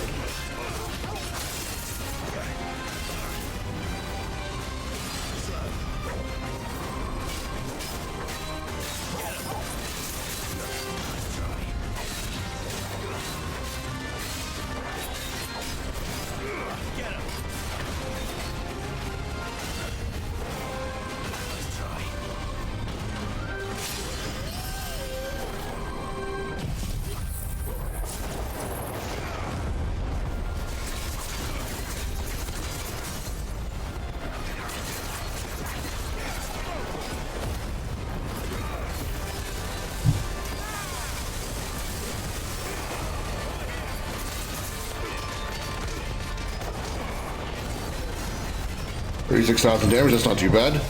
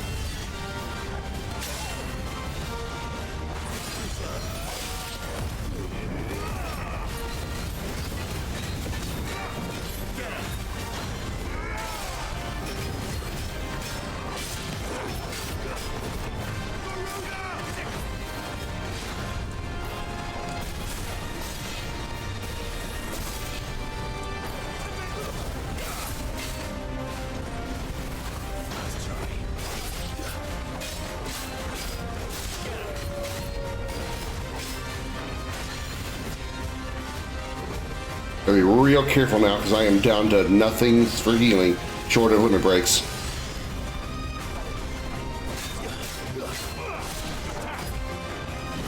Fuck. I need not make mistakes like that.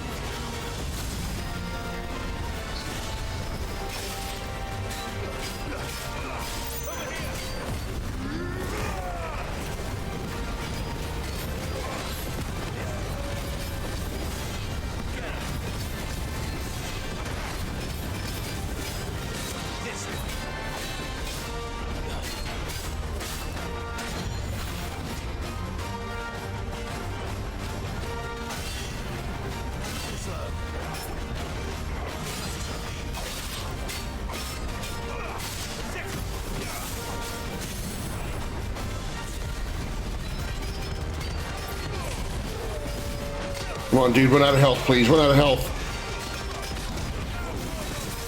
Yeah! Oh, yeah!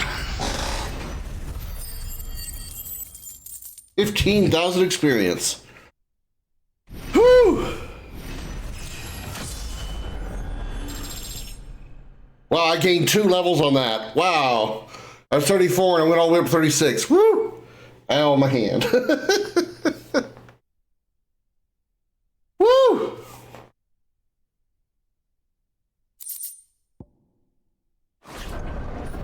Glad to sleep with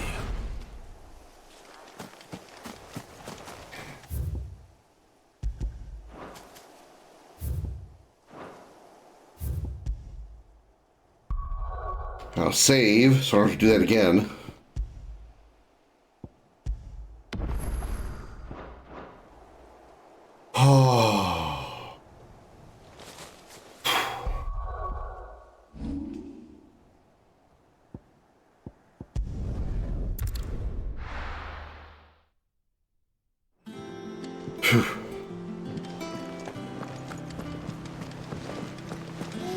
seeing tomes helped? Mid told me she was building a ship.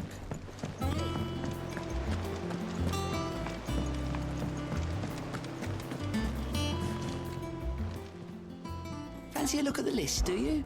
Anything catch your eye? Nope, nope, and nope, not from you. How about you? Welcome to the Patron's Whisper. All done?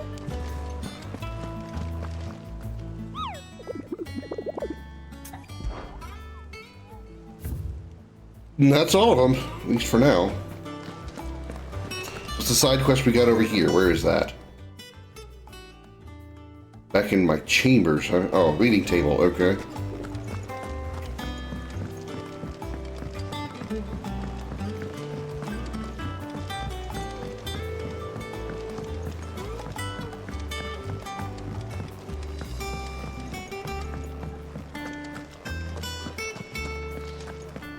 He cracked the crystal too? You're joking.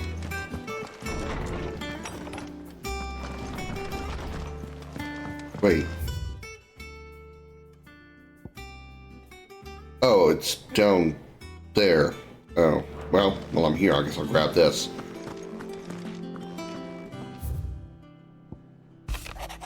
About Blackthorn. Cheers for your help dragging Blackthorn out of the dumps the other day. Thing is, I reckon he's gone and thrown himself back in, judging by the droop of his jowls lately. So I'm thinking maybe it weren't just the leather what was on his mind. Maybe there's other demons jabbing their pitchforks into his privates. Thanks for that visual. I know you're a busy bloke, but next time you find yourself free, maybe we could go and ask the old bastard what's got him so hot and bothered, assuming it ain't just the forge. Sure. Hopefully it's nothing. But I should speak to Blackthorn just in case. Another side quest.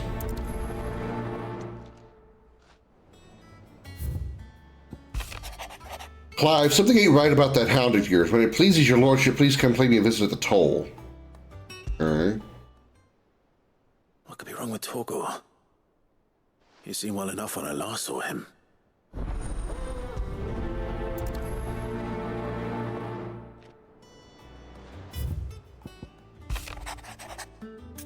I was thumbing through the hideaway ledgers at Otto's behest, and might I have come across something that might need your attention. And maybe by that I mean immediately you know where I'll be. Trouble with the ledgers? Shouldn't he be asking Otto for help?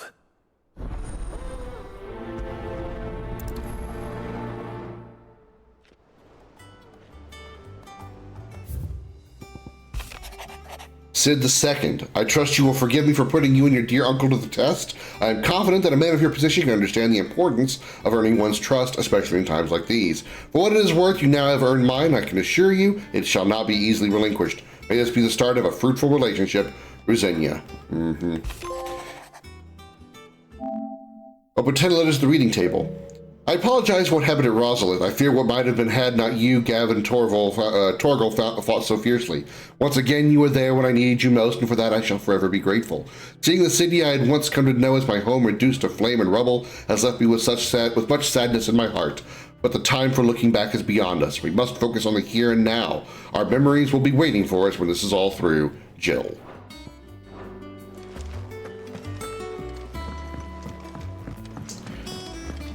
Alrighty.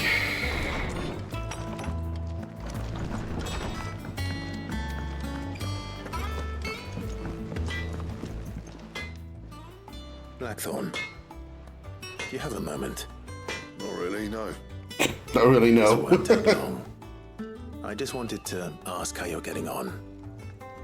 August was worried about you, that you might still be doubting your craft, even after learning the trick of that cuirass. Is there something else weighing on your mind? Perhaps sharing your thoughts might help. That bastard's like a dog with a bone. Still, you've got a keen eye, I'll give him that. He's just, well, Karen showed me something. Oh no, this again? Something I've never seen before. And that was? A sword. An odd-looking thing with a single-edged blade. The metal itself wasn't anything to write home about, but fuck me. The edge on it. You could slice a man clean in two with a weapon like that, and he'd be halfway home before he even realized he'd been cut. So that's what's troubling you. Nah, not troubling me exactly. More distracting. Can't stop thinking, how do you get an edge that sharp? It's driving me mad. And if you knew how to do it, we could arm the curse breakers with even better blades. That's about the size of it, yeah. I'll see what I can find out. Sharper swords are always welcome. And we can't have our master blacksmith being distracted. You're a soft touch, you know that. But I can't say I'm not grateful for it.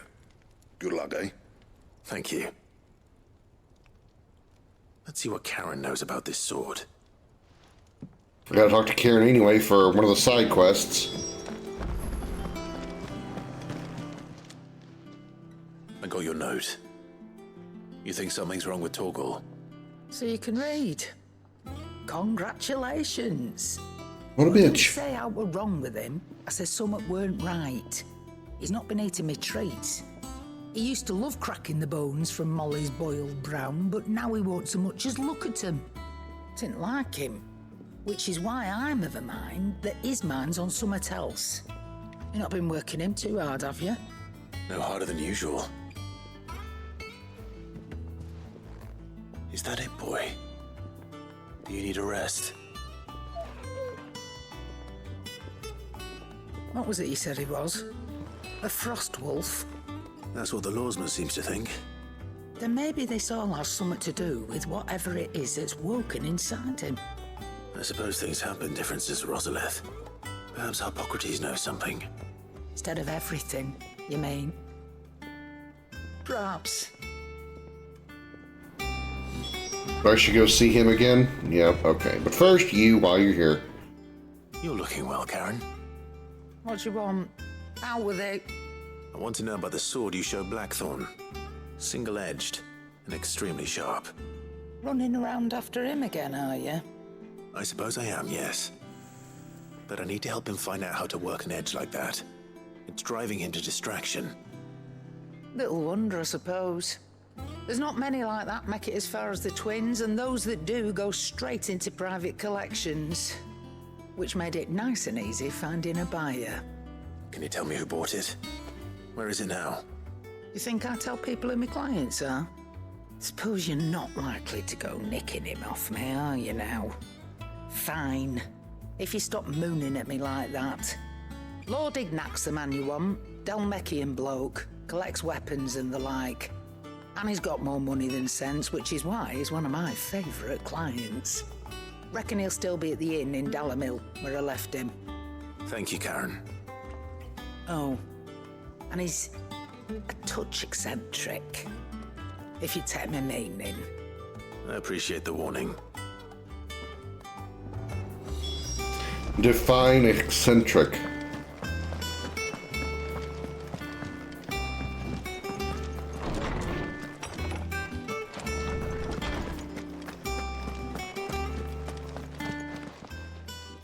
What is her definition?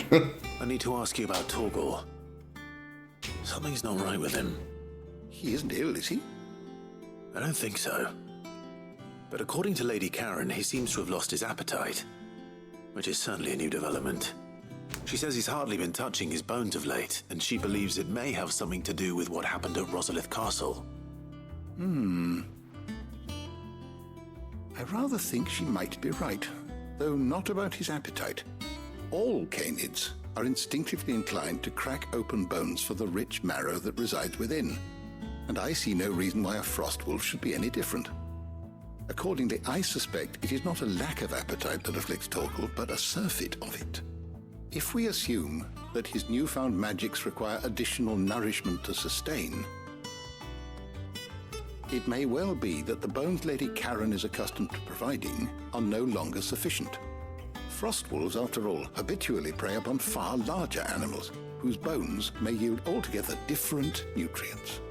As to where one might find a suitable substitute, some antelopes that graze the meadows of eastern Rosaria I've killed plenty of are those. known to grow to a size more than double that of their lesser cousins. I don't recall ever seeing any that large.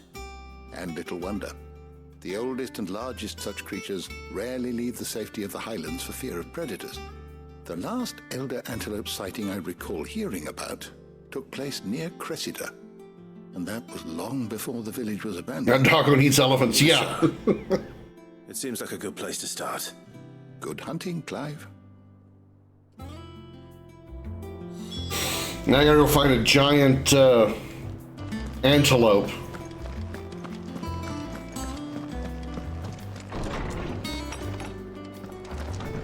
Or supposedly a giant one, or larger one.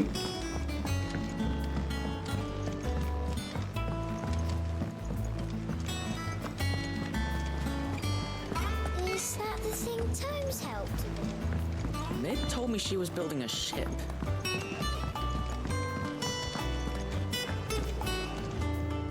Clive, did you get my letter? That's why I'm here. Shh. Otto might be listening. Is this better? A little. Listen. I've some bad news. It turns out the hideaway may be slightly behind in its payment to certain lenders, and it may be my fault. But I swear to the goddess, I thought I had the numbers square. Sadly, that square turned out to be more of a circle. Zero. Now become an accountant. Say.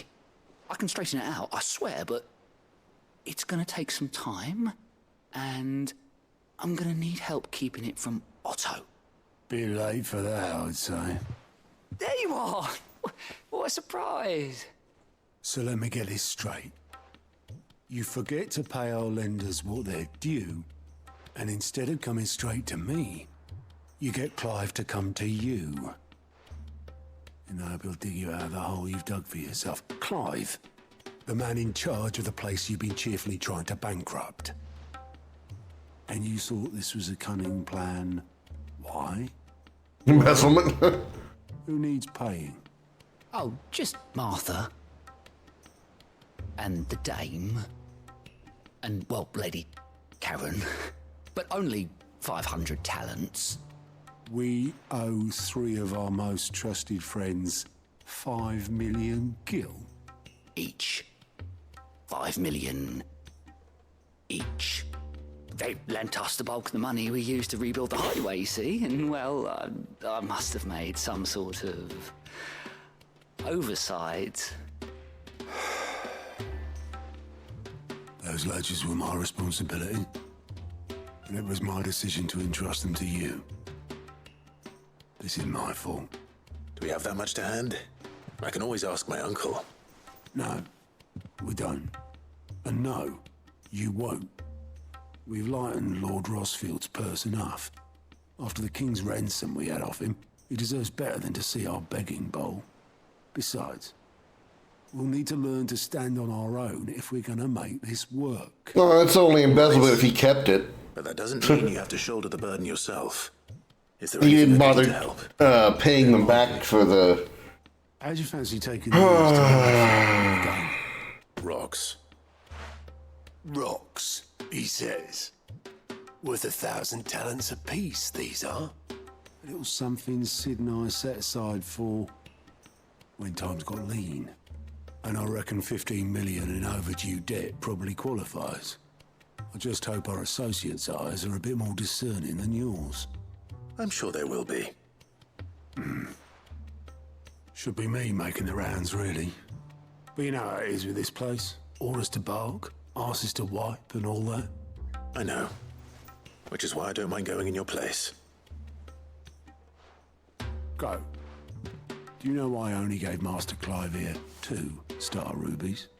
Because you'd rather Lady Karen killed me. Basically, yeah. I'd rather Lady Karen killed you. Yes. Well, I suppose this is goodbye then. Don't worry. They said he used it for the Really? on the hideaway itself, No. like to help build it and stuff. That's how it managed to get built. Essentially, they invested. Alright, let's see.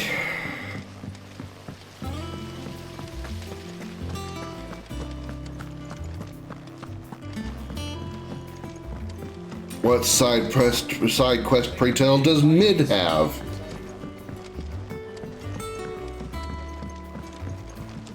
Oh, it's not Mid, it's Elena. Well, here. Oh no, it's this guy. Reckon you might be just the man to help me out of a bit of bother, if you've a mind to. Depends on what it is. Well, it's about this alembic the chief's got me making. Lovely bit of kit it is. Bung in a solution you want splitting, and it will separate it out, just like that. Problem is, it won't always get rid of all the impurities. And with some of the stuff we need it for, that ain't good enough. Which is why I've been looking for something to filter the liquid we'll be cooking off. And that's where I was hoping you could help me out.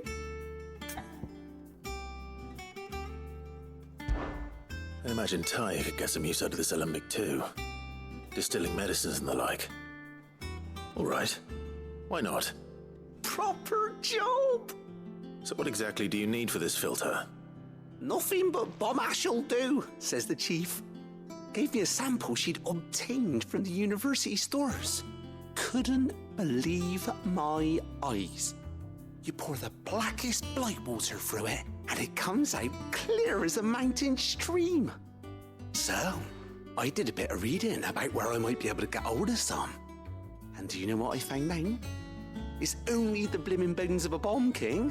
They leave them behind when they die, see? I take it that's where Should have said it out loud. It was in my head. It was like, it's gonna be a bomb. I should have said it out loud. I just let it rattle around my brain, so I let it transfer to my mouth and say it out loud. Just the other day. Would have gone myself, but, well, fighting dirty great balls of flame isn't exactly my forte. You, on the other hand... But wait, I've completed all the hunts on the board, so does that mean I already have what you need? Thank you kindly. And a good hunting, eh?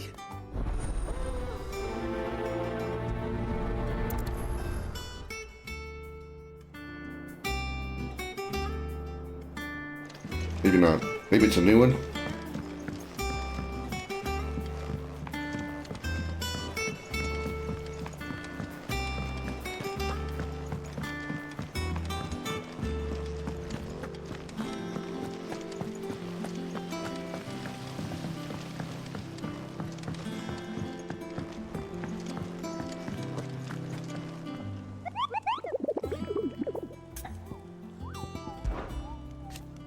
Are you on the hunt for the Bomb King, Kupo? If so, I have a builder that might interest you.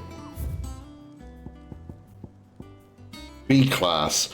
A curse breaker aiming for the Imperial Chase took a wrong turn into a nearby wood, within which she discovered the ruins of a fallen airship, and within them, a beast akin to a great ball of fire that chased her screaming from the grove. The soldier later identified the creature in an almanac of echoes, but was firm in her insistence that the bomb she saw was nearly 10 times the size of the one depicted therein.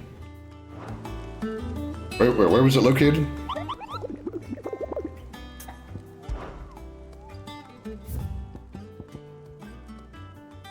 The Croc. Where?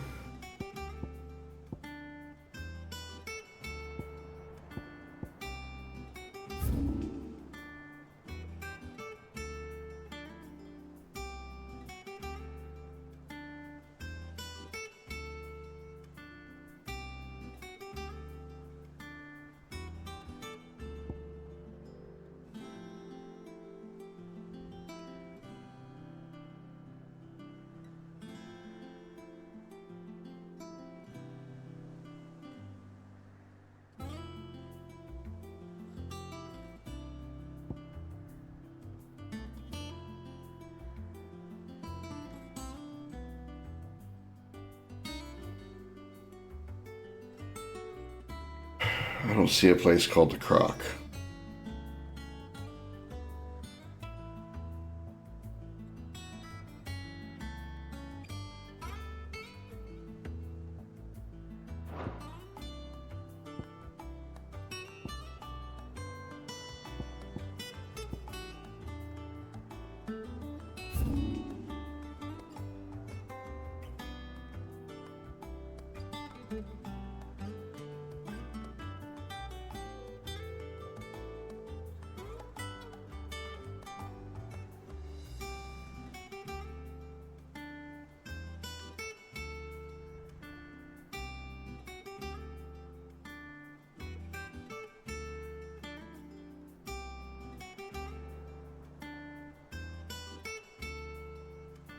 There is a part through here that I apparently haven't visited.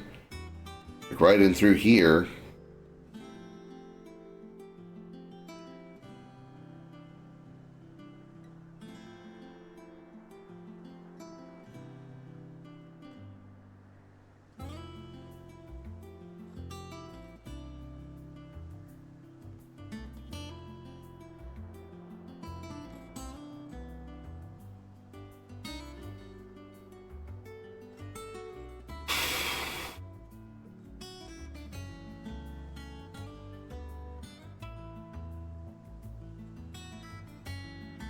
Put a marker here.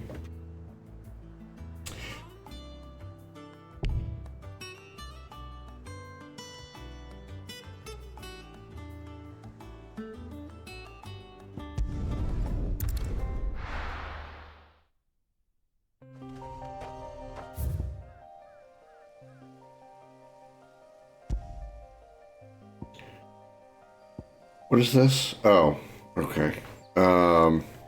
Let's do this real fast. This is right here. We know where it is. All right, Isabel.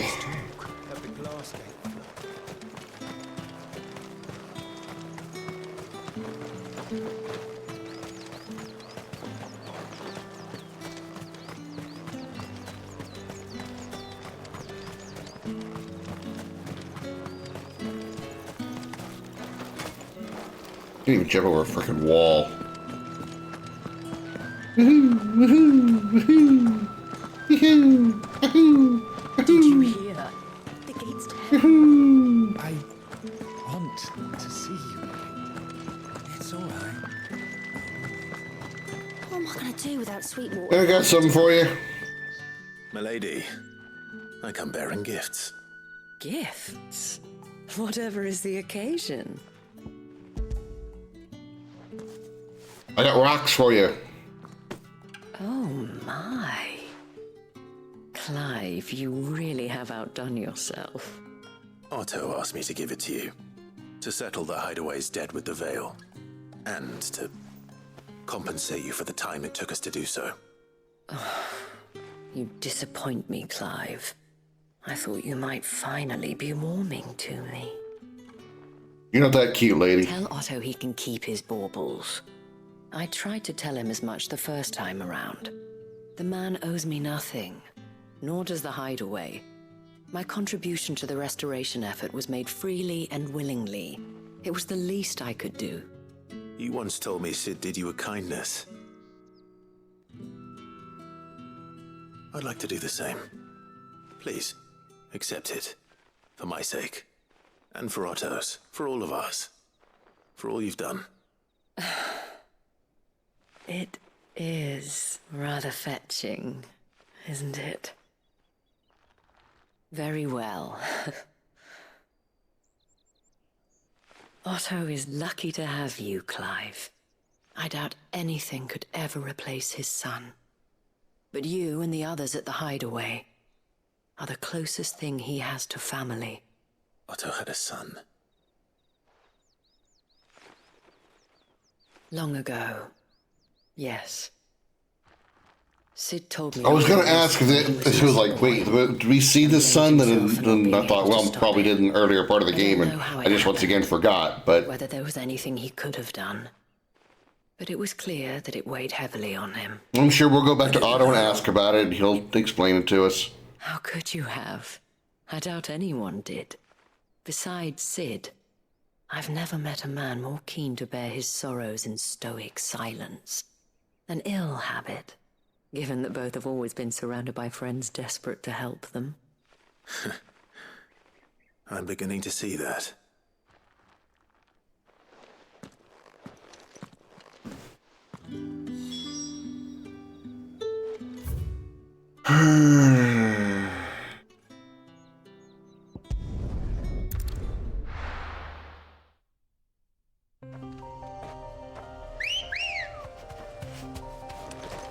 You just wolf whistled the chocobo?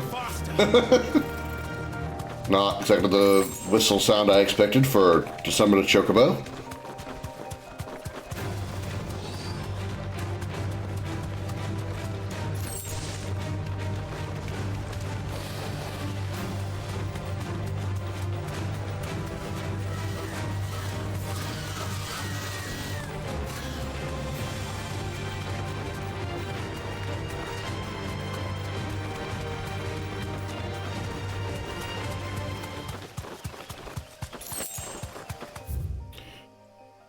Heaven Hall. The Croc. There it is. I was right.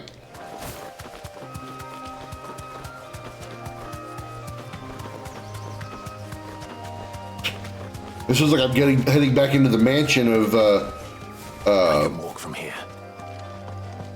Kingdom Hearts 2. Just a lot more shoddy and run down. That whole forced entry into a stone wall.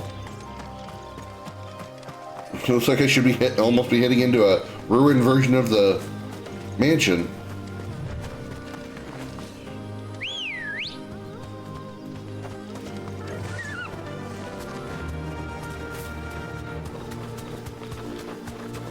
I missed the turn. Yep, sure fucking did. Of course I do.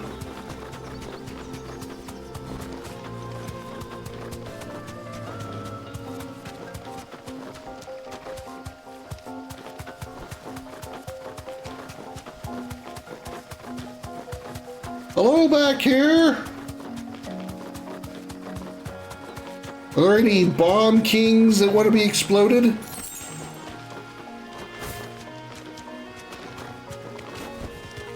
No need to ride from here. You don't look like a king. You look like very much not a king. You're very small, in fact.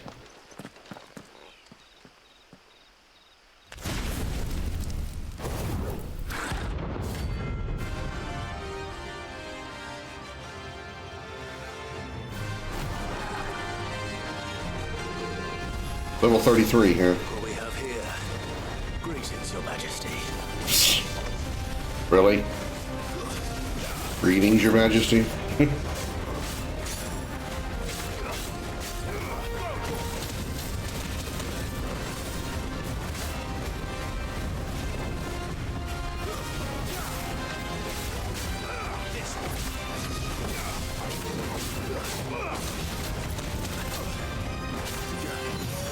Oh my god, he does. Didn't even notice that. I didn't pay attention to that. I just saw the flames.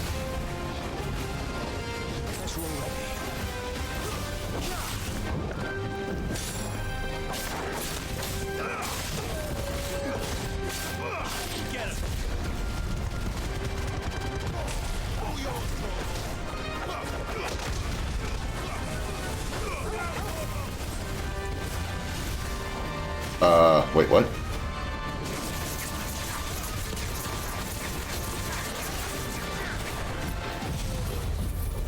This ought to cool you off? Probably not.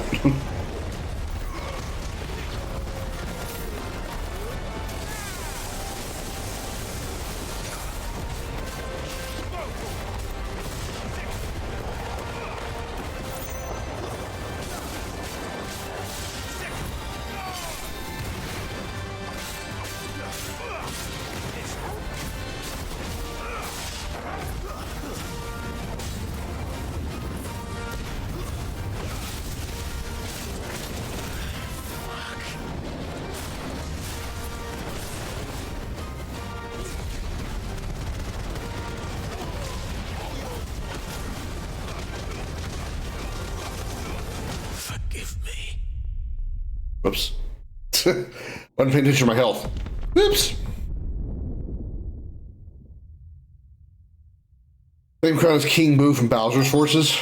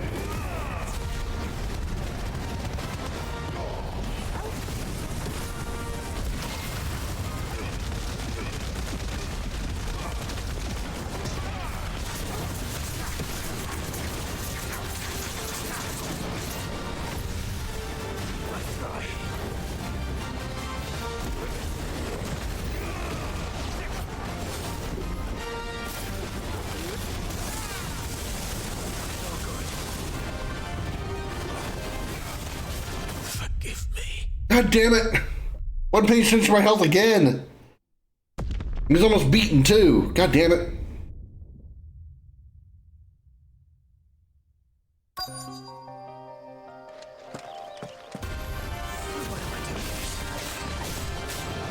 This guy's actually lower health than me, and I'm actually dying to him more than I have anybody else. I only died once, even to the level 45 Atlas earlier.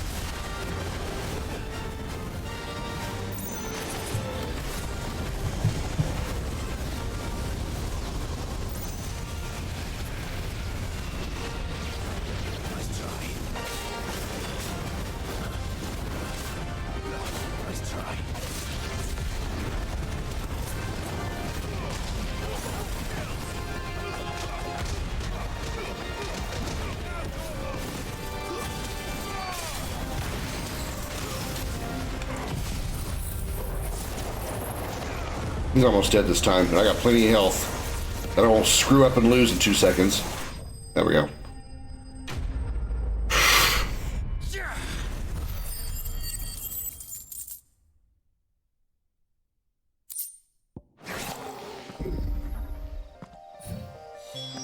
Your reign is over. Now to collect the ash. This looks like the stuff. Let's see if there's any more.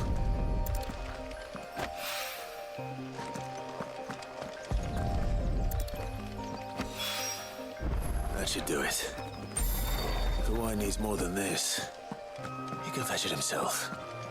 Alright, let's go to Cressidia, which was...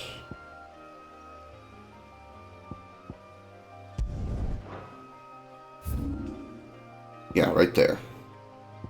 Also got to go here anyway to turn the money into Martha.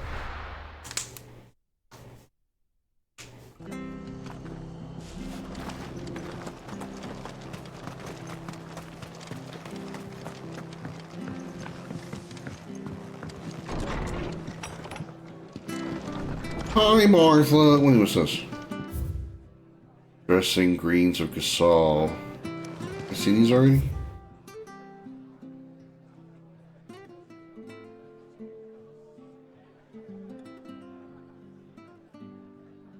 The following cheater will be repaid with a swift boot to the arse.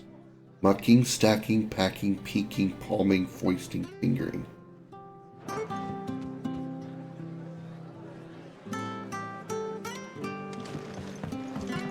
I don't know what half that shit meant. Clive, we weren't expecting you. I wasn't expecting to be here, but it seems we still owe you a considerable amount of coin for your help with our rebuilding efforts. And though I doubt it's what you were expecting, We were hoping you'd take this as payment.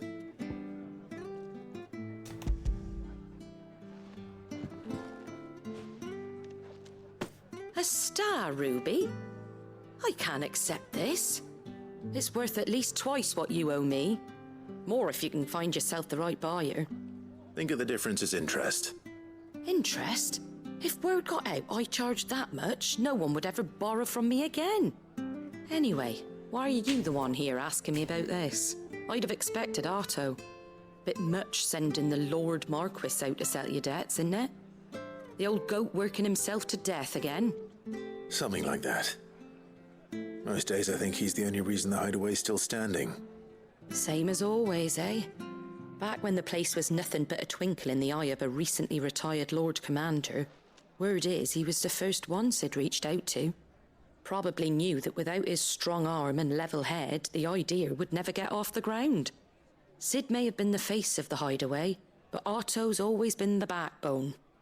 And when Sid passed away, we were all worried that would be the end of it. That Otto would just give up. His death was hard on everyone. But it must have hit Otto hardest of all. But he didn't give up, did he? Quite the opposite, in fact. If I recall, he was the one who nominated you as Sid's replacement, and rallied the rest around you. I reckon what he saw in Sid, he saw in you too. And don't we all? Doesn't hurt that you're half as stubborn and twice as handsome, neither. That, and you keep good company. I suppose I do. Keep good company, you mean chill? Goat will want to know the stones were delivered. If he's still with us. Okay, now we go to Chrysidia. But first, let's welcome in the Raiders from Annie Sharkstream. Good to see you, Annie. Welcome in, Raiders 2. The Starship Dragon, welcome aboard. Glad to have you here. I am Commander Krim. First, let me say, if you need to raid and run, I totally understand. But if you do want to hang out, allow me to introduce myself. In case you haven't seen me before, I'm Commander Krim, Captain of the Starship Dragon. And my first officer will tell you more about what we do here.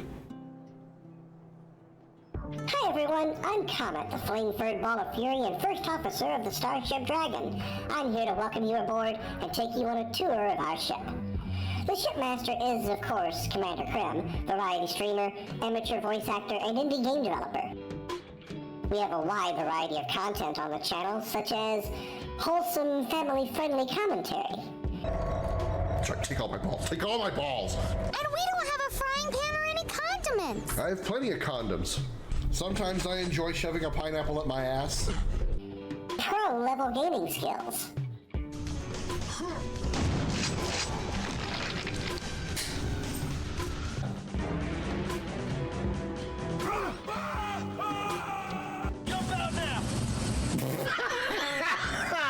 Fuck me. Unmatched bravery and extreme danger. Behind you is... Monster! Oh! Oh, motherfuckers! Calm, smooth musical moments. Times like these, I wish I had me an Alienware computer. So it would load this shit much faster, much faster. You know I'm gonna bend your ass over and fuck it, and I'm gonna feel good when I do it. Oh yeah, I'm about to finish and blow my load. Hey, Marcolonia! Video game lessons from the professor. Welcome to Video Gaming 101. I'm Professor Willie Longwoodcock. Words from our sponsors. I'm Nina Littlewood, presenting Bitch Be Gone. Howdy, y'all. My name is Richard Dickerson, but you can call me Dick. That's right, I'm Dick Dickerson, presenting Big Dick's Penis Pillow. There's even times when I get involved in the action. Go away, you little blue fucker! Fucking hell! They blew my pussy apart! If this sounds like something you want to see more of, then hit that follow button and make sure that bell icon is on so you can get notifications when the Starship Dragon begins broadcasting. You can also check us out on YouTube with the exclamation YouTube command in chat. I'm Comet, the flame-furred ball of fury, and once again, welcome aboard. Thank you once again so much, Annie, for the raid. Hope you and your 5 people are having fun. Tetris, nice. You enjoy that game far more than I ever do. You just by pulling the game up, you are enjoying it much more than I ever will. But glad to have you here, Annie. Hope you're doing well. It's okay. The game is okay. I have some very legitimate complaints about the game. Fortunately, I would say some of the most important stuff is the most fun stuff, but the rest of it is really lacking. Why are you hating on Tetris? I do not like Tetris, man. Also, hello, Caffeinated. Welcome in. Thanks for being a first-time chatter as well. Thank you for coming over with the raid. I'm not a, no. No. Tetris and I don't get along. Tetris and I do not get along.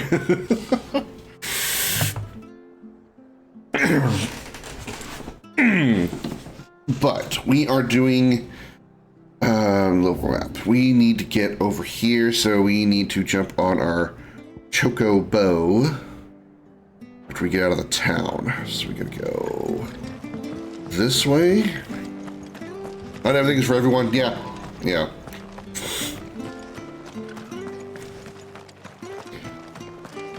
My channel is far too much. Tetris lasts too much. I mean, it's all up to you. It depends on how much you're enjoying the game. If you're enjoying it, there's no such thing as too much. I would say there's never, for the most part, there's never a such thing of too much if you're enjoying it, regardless of what it is. What something you're gaming, something you're watching, something you're eating, you know.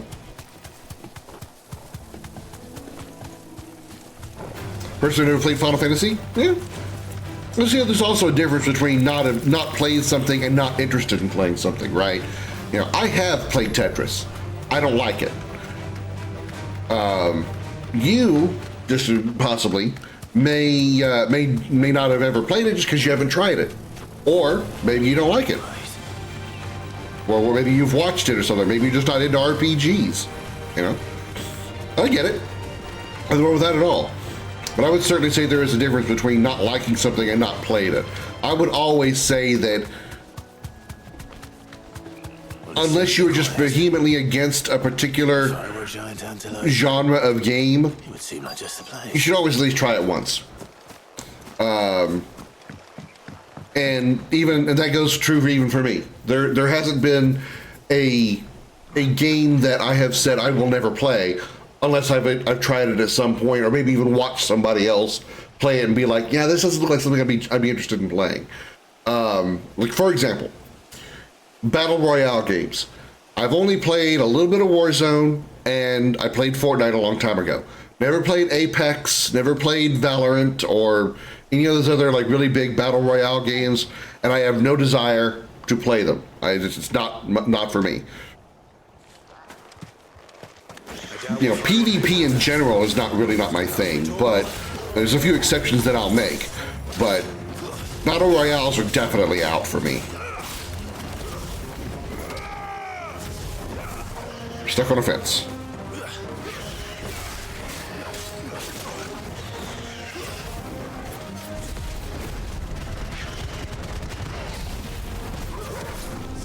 If you were ever interested in playing a Final Fantasy Caffeinated, I would advise against this one just for your first one. This is not a good example of what a Final Fantasy game could be,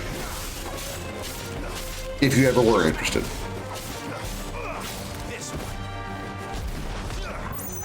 There are better examples of a first-time game. Now I would say eventually you should play it because it is decent enough. It's not like it's a shitty game at all. But it's certainly not what I would recommend for a first-time playthrough, a first-time introduction to the franchise. Best is 6. I would say 7, but that's partially because also 7 was the first game the first RPG and first Final Fantasy I played. Don't disagree in our appreciation of this game. Yeah, I mean, everybody has disagreements. No. Would you, Darth, would you recommend this game for first-time players of the Final Fantasy franchise in general? I mean, I understand you do like this game, and that's fine, and, you know, but would you recommend it as first playthrough for someone new to the franchise or new to maybe RPGs in general. Which means we owe the lawsman our thanks. You're just a big puppy, aren't you? What does a farm player have to do with this? Very big puppy. Yeah, very big puppy. Zelda counts an RPG? Yeah. You do know it's a different type of RPG. It falls under like a different different genre, like a subgenre of RPG. Zelda is more commonly known as ARPG or action RPGs. Most Final Fantasies are considered JRPGs, also known as Japanese RPGs, primarily because of the origin of the original Final Fantasy games were made in Japan, obviously, and that format, that style of game, kind of just grew the subgenre of JRPG. And it's usually, if you've ever seen any of the older Final Fantasies, like 6, 7, or the pre PlayStation era ones will be like 1 through 6 or 7 or 8, something like that, where you have like 3 people on a team and your enemies are in front of you, and it's a turn-based thing where you choose your character's abilities and then they perform it on their turn, those kind of things. That type of setup is called a JRPG, as opposed to Zelda, which is pretty much you go out there, you press the attack button, you swing your sword. That's how that works. There's no turn-based or anything like that, right? There are some action RPGs that do have a leveling system like JRPG to kind of go with Darth's point, but they're not necessarily JRPGs. Elden Ring, for instance, while it's more of a Souls type RPG, it's still RPG type and more action based. It has a leveling system. So JRPGs being specifically level up types are not necessarily the same thing. I noticed you and Torgal had gone off somewhere. Baldur's Gate driving D&D, yeah. Did you? You could say that.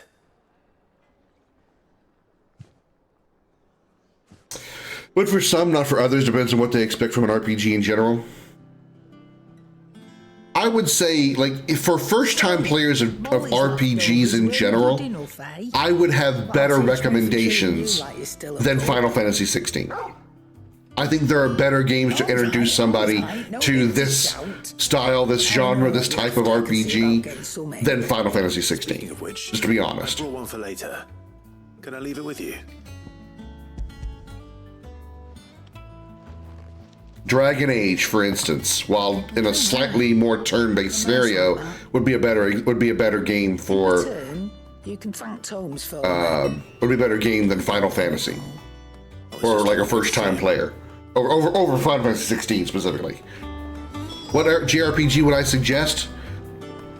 I've always said that Final Fantasy VII or Final Fantasy X would be a good starting point for JRPGs, primarily because they're the easiest to learn.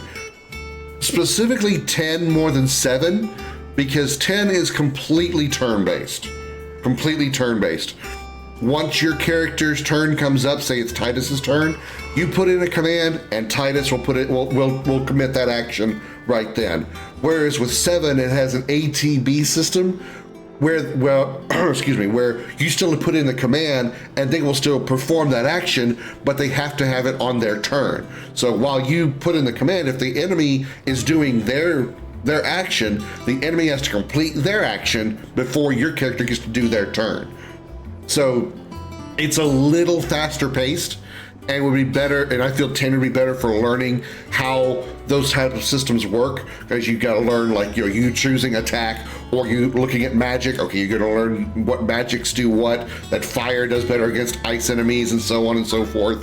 Okay, well, I'm low on health. How do I fix that? You would go to items and find potions or high potions, or if you're running out of MP, you need ethers, Learning menuing is easier to do when you're not having to rush because of an active time battle system like 7 has.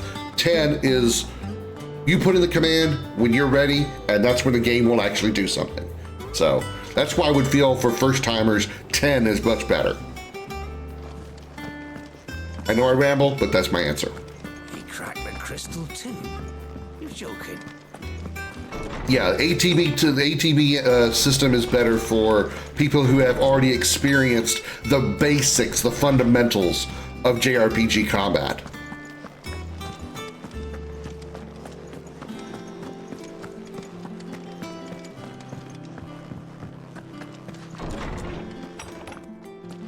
I would even say Chrono Trigger might even be a good starting point, even though it does have an active turn-based battle system, an ATB system. You can set that, you can like turn that off essentially, and while you still have ATB bars, when you get a menu, the game will pause and let you take time to choose your commands before the game continues. So Chrono Trigger is a little bit better on that point as well, but I would still say 10 is a little more reliable for absolutely learning the basics of JRPG mechanics. Very good, very good. Lady Karen sends her thanks, by the way, for your part in solving the mystery. Ah, but that reminds me. After your last visit, I found myself pondering Torgal's talents. Do you recall our conversation concerning Lady Jill's role in Torgal's transformation? About how she somehow woke the power within him. Precisely that. A reasonable conclusion, I thought, but one which raised certain questions in my mind. You see, the Fenrir of legend served Shiva and Shiva alone. And while the powers attributed to him are certainly impressive, the records imply they are somewhat different in nature to those you described Torgal as having used. What are you suggesting? That Torgal may be the beneficiary of more than one icon's power. Consider that in addition to Lady Jill, he has served as a loyal companion to you, your brother, and even the late Cid. In short, the icons hitherto near at hand, or should I say at paw, have been diverse and plenty. And that number has only grown as the realm's dominance have fallen to your sword. One can but speculate as to how all of this has affected Torgal. He has seemed more fierce of late. And if I'm not mistaken, he will grow fiercer still. We are fortunate indeed to be able to count him amongst our allies and not our adversaries. Oh, he's more than an ally. He's a friend.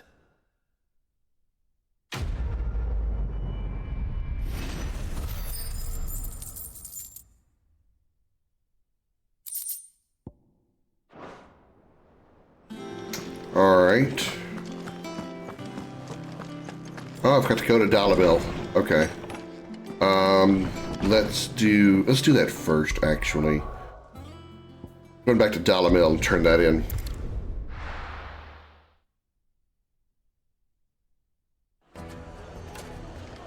Or find Ignac.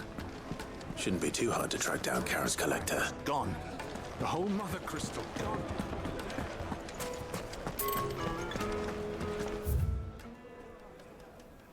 Was I in the right place?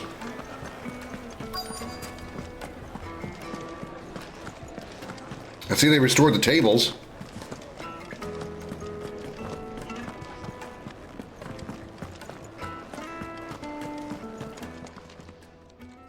My reputation will be ruined! Ruined! Calm yourself, Lord Ignac, I beg of you, before you do yourself a mischief. Pardon the intrusion, but... Out! Get out! I paid for these rooms so I wouldn't be disturbed. Leave me be! You realize you're standing outside the room you're bitching about, yeah? Please, allow me to apologize. His lordship is going through a difficult time, and he's never been fond of guests arriving unannounced. Radim! Get rid of the filthy oaf this instant! Very good, Lord Ignac. Would you mind stepping outside for a moment?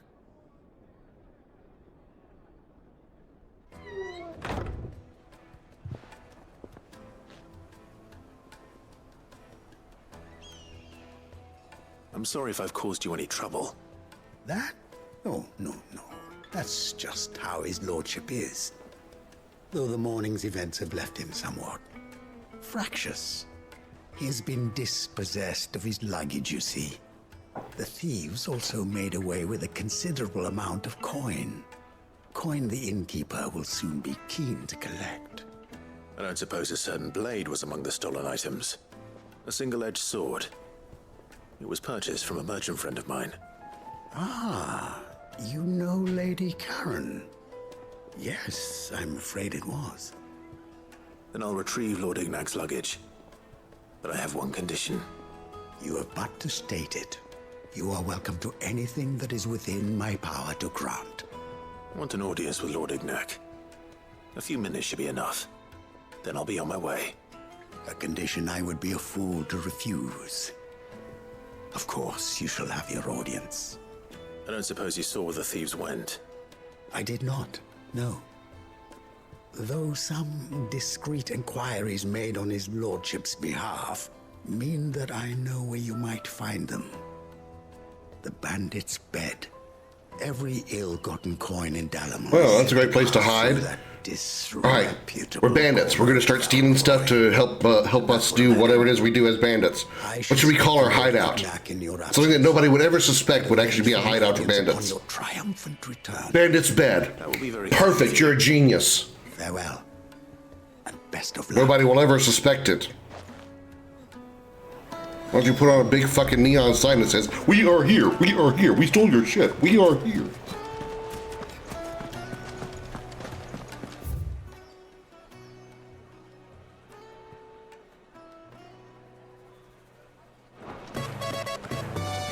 Kevin and Space Buns, thank you for the follow. I greatly appreciate that. Welcome aboard the Starship Dragon. North. Yeah, we can go through. We can go from here. No better, their new bandits are hiding in the nation's collective bandit hive. Ready to go? Excuse me. Fly, Ambrosia.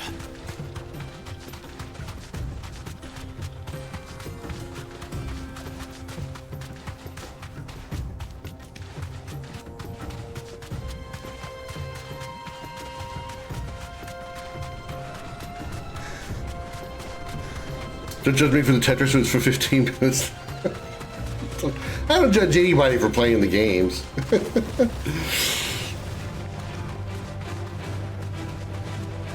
All I say is just that if you by starting the game up, you're already enjoying it far more than I ever did. The only game I judge people for playing is Fortnite. That's because that game is literally broken. And toxic as hell. We're nostalgic. I certainly can't point fingers for nostalgia. I cannot do that. I play a wide variety of games on my channel, from brand new ones like this one and Monster Hunter Wilds to games as old as the 90s. I do not play the fork knife. Well, before we continue this fight, I'm going to give you a little insight into my feelings about Fortnite per the professor of Video Gaming 101.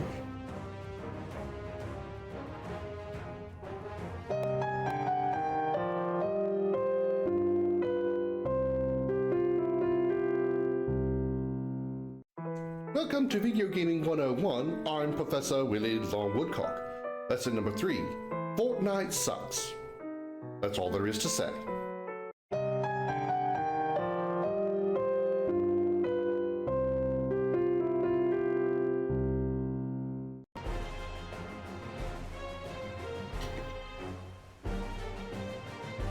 I even, the day I stopped playing Fortnite, I even made a video as explaining why I stopped.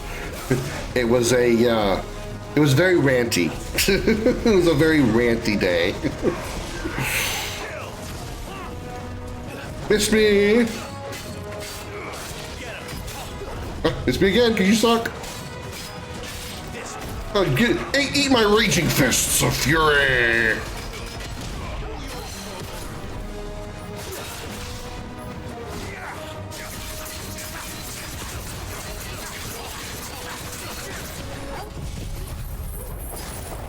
Build up 3 whole notebooks during that lesson.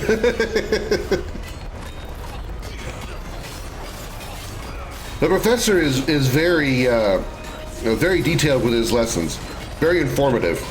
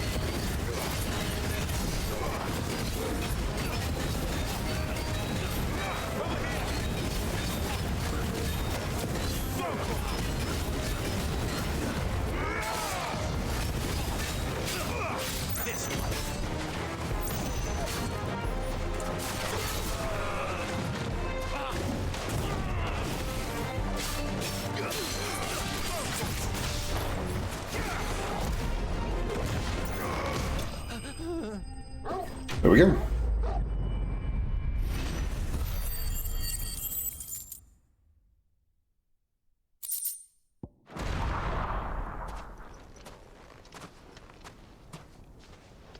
This must be Ignac's luggage. Nothing seems to be damaged. All right. Let's get it back to Dalamil. How? It's just you, a dog, and a chocobo. How you gonna carry all that crap back? Video game logic, that's how. I hear I have you to thank for the return of my effects. What shall I call you, my good man? Wyvern. Glad to make your acquaintance. Oh, there's a name he hasn't used since the beginning of the game. Name indeed. Well, Wyvern, I appear to be in your debt. Big pockets, yeah. Tells me you wished for an audience. Is that all? A few moments of your time should suffice, yes. You're a peculiar fellow, Wyvern. All right, speak. Literally haven't heard him be called by that name since like the first 2 hours of the game. About a certain single-edged sword you recently acquired.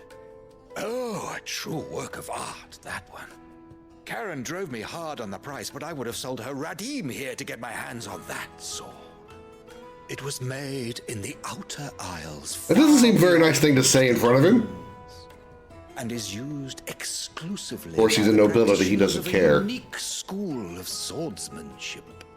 They believe no combat should ever exceed a single strike, and hone their blades to such perfection that none ever does. Each sword is made for that one perfect stroke, and for that stroke only. They crack upon a second blow. There's a brutal sort of beauty to it, really. But how do they hone such an edge? Fine question. Why, they use a whetstone, of course. Whetstones, rather. A whole array of them, ranging from the coarse to the fine. 10,000 licks with the sharpening stone, then 10,000 more. But it is the final stone which lends the blade its legendary sharpness. A mineral quite foreign to this great realm of ours. And that is the key. The secret ingredient. Wyvern, it occurs to me that my little lecture is hardly equal to services rendered. Take this, together with my regards. The very stone of which I spoke, far rarer among collectors than even the blade itself, and a far more fitting payment. Thank you. Pardon the intrusion, my lordship. However, it is long past time we prepared ourselves to depart. So it is. I am locked in bitter competition with a rival collector of curiosities. I am one step ahead of the unscrupulous scoundrel, but he is hard at my heels. Are there many other collectors out there? Too many to count, but only one do I consider my nemesis. Lord Byron Rosfield, and is a perennial thorn in my side. I can imagine. Farewell, Wyvern. May our paths cross again. Radim, we mustn't dawdle.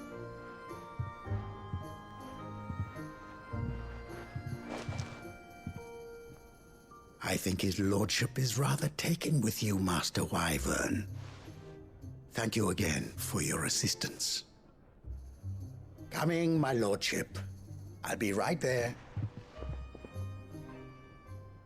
Yeah. Good thing he did use his code name.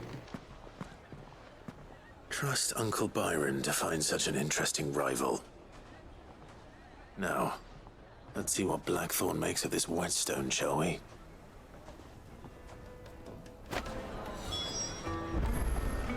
Back to Blackthorn. That should be everything outside of the hideaway.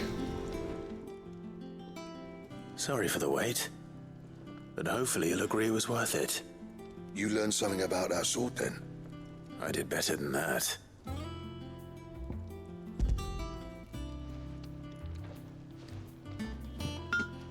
Hey, a whetstone? Yes, but not one you'll find anywhere in Valisthea.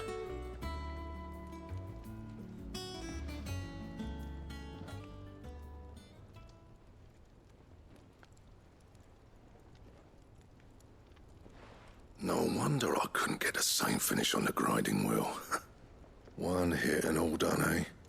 Might not be so bad if all you ever fought were duels. Good luck on the battlefield. Your second opponent Okay, caffeinated. lost no matter how good you were. Even so, I don't have an exclamation alert command, but I know what you were going for. used to give the curse breakers an edge. I think so, yeah. With this whetstone and the right kind of steel, I could probably even make a twin of the blade that rattled me. But there'd be no replacing this little rock once I worn it down to a sliver. I reckon we get a dozen swords from it, if that. Swords that the curse breakers wouldn't know how to wield properly, and that would see them through a single fire piece. Nah, no point trying to copy that thing. Be about as much use as a wax anvil.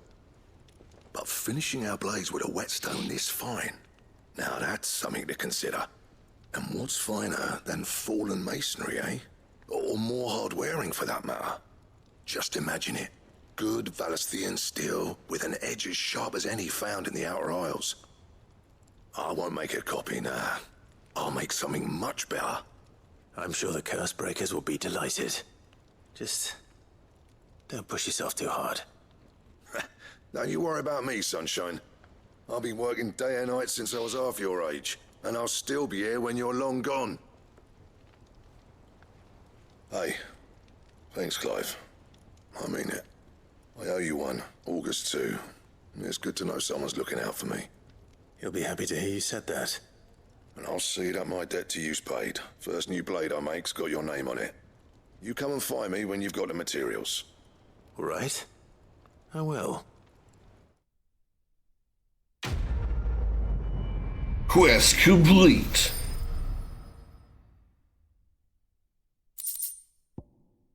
Excalibur design graph. Wow, draft. Wow. The Excalibur.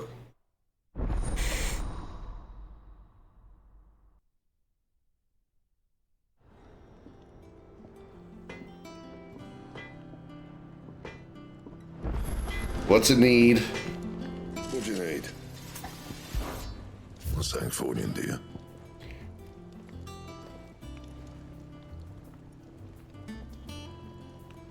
Apparently everything I need is right here. No scratches, right? And of course I can't, make it better.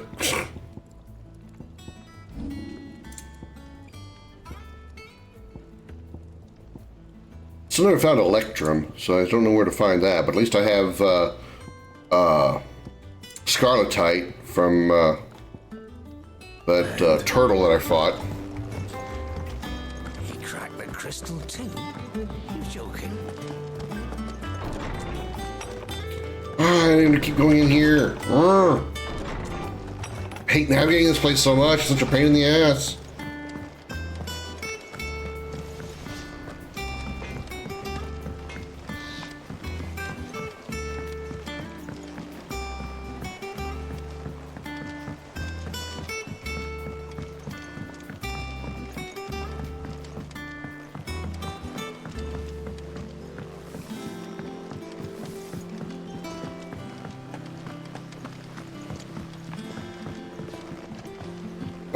Was he downstairs with Mid? Oh yeah, it was Owain. Right.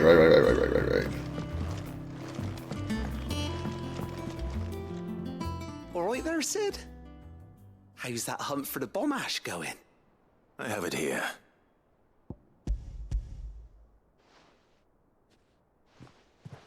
Comment, buddy, can you move just a little bit? You're not pushing my microphone into the screen so I can't see. Have to keep the Olympic bubbling away for a good old while. You're a gent, Sid. Let nothing say otherwise. Right then, let's get this contraption up and running.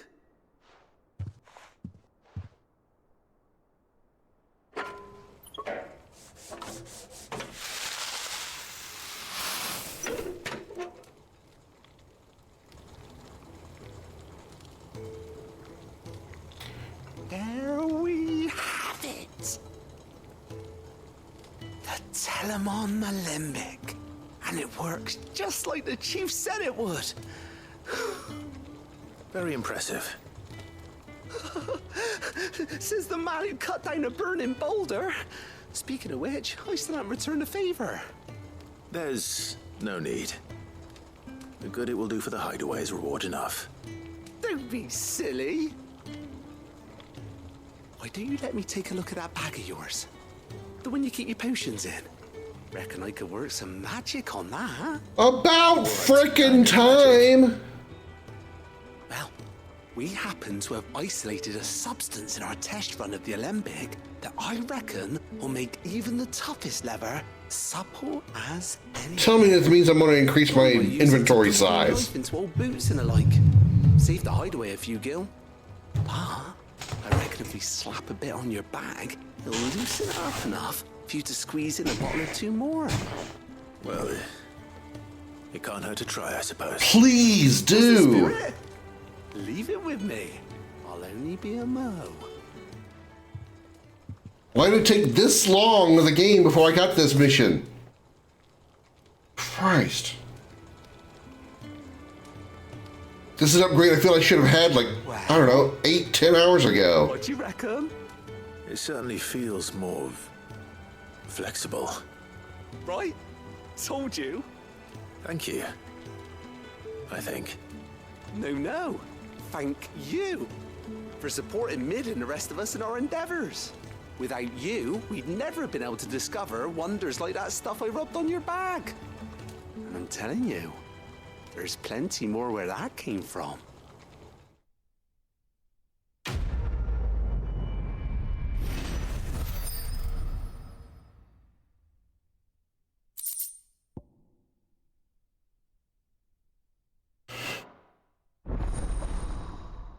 Inventory increased.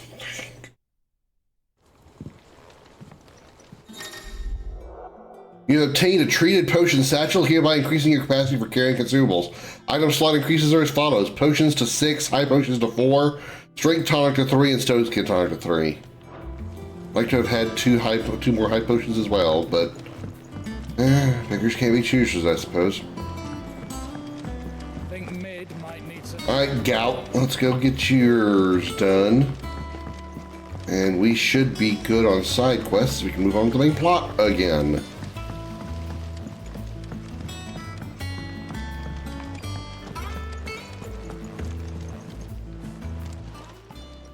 How may I help you today, Clive? Is everything we've received and everything promised? Come again. I may have more for you. Good. Still alive, I see. So Lady Karen accepted the ruby. About that, I tried my best, but she was just too stubborn to take it. She threw it right back in my face, in fact, and told me I could stick my stupid stone where the sun don't shine. Karen refused payment.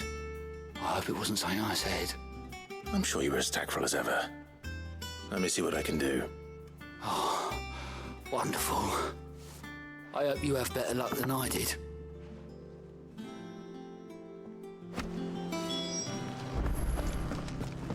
Why? Why do I have to do this? Why do I have to be the one to do this?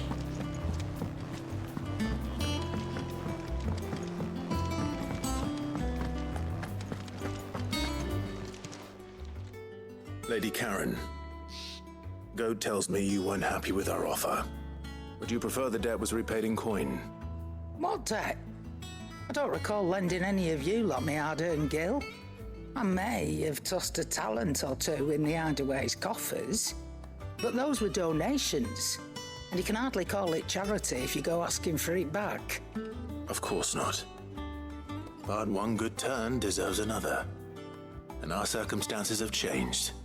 Surely you wouldn't shun the gratitude of a pauper who happened to have become a prince. Oh, so you're a prince now, are you? Fine. Actually, he never stopped being a prince. He just lost his kingdom, you like it or not. more or less.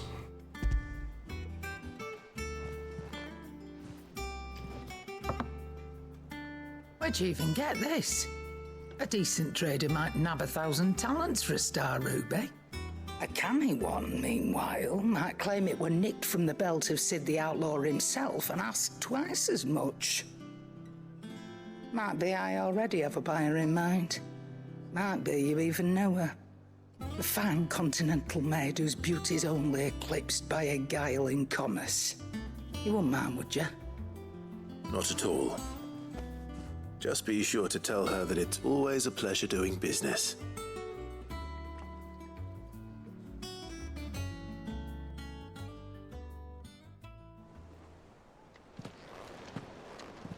I hear you ended up delivering all 3 stones. Thanks to this lump. I sometimes wonder what I pay you for. Speaking of which, I still haven't been paid last month's wages. Oh, so you remember what's owed to you then? Get your ass behind that disc of yours and don't get up before those ledgers are square. Right away.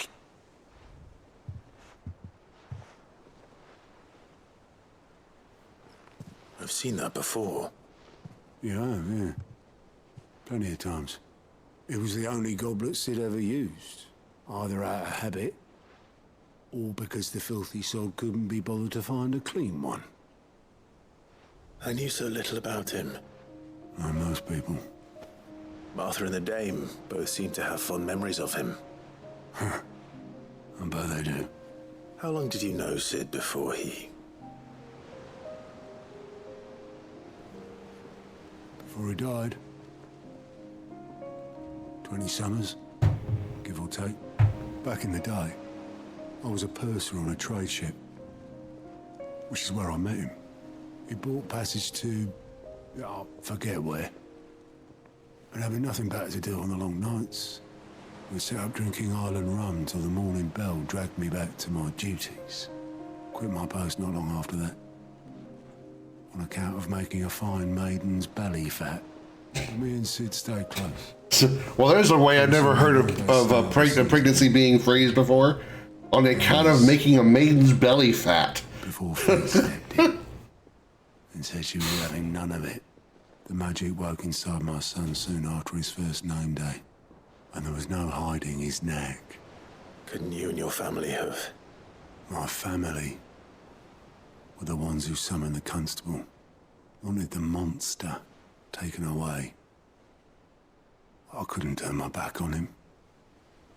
Forget what I felt. And I couldn't for the life of me understand how they could. Luckily, Sid was of the same mind as me. It was him who stood beside me when all I wanted was to tear the whole world down. Him who cried for me when I had no tears left of my own. Him who swore he'd do everything he could to stop it from happening again. And he was true to his word, too. Left the Royal Army once and for all. His ranks, his ribbons, gone. Just like that. Threw away everything he had. All to right a wrong that no one else had the courage to face. I knew then I'd follow that man to the ends of the earth.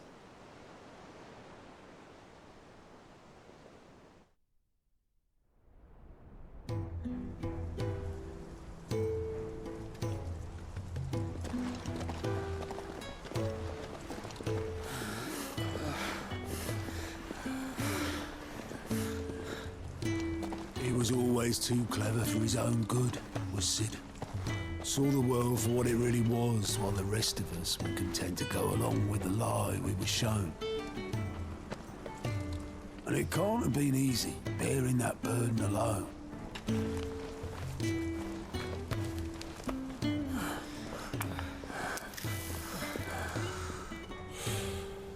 But he didn't let it stop him.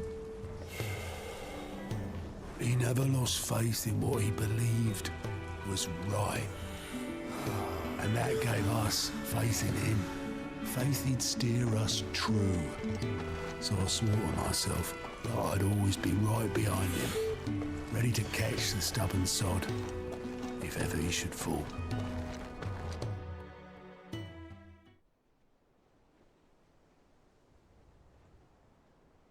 But I couldn't even do that.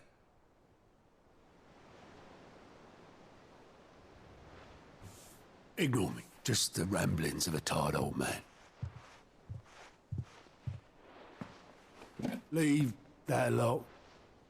I'll tidy it up in a bit.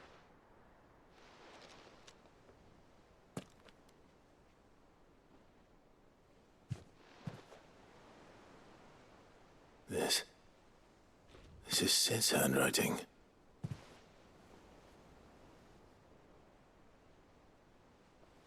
Dear Otto.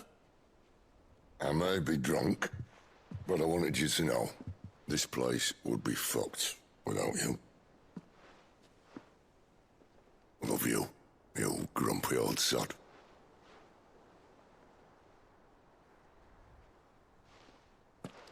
This note. Hmm? What about it? Sid was right. Without you, we'd all be lost.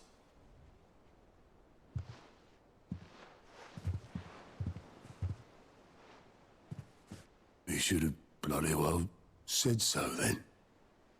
Just once. Before he went. But then, why would he? Him, or anyone? I'd only have told him to piss off.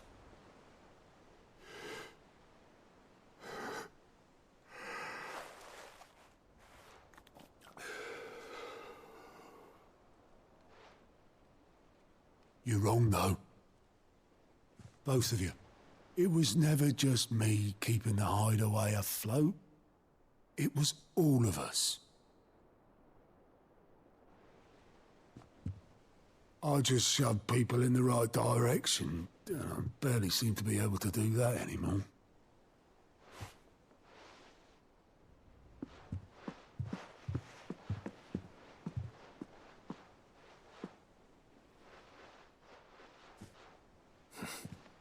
Would you rather go at the helm? Well, maybe I've got a few more years left in me. I'm going to hold you to that, Otto. Before you go,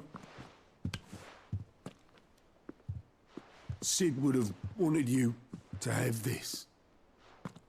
But that's... This'll do me just fine.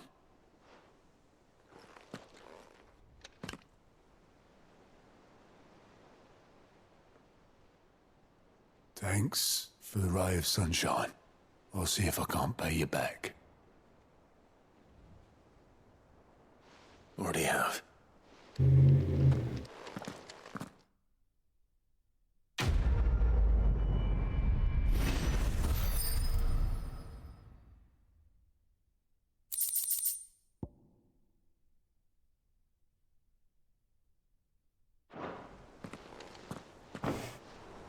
Yeah, that sure took long enough.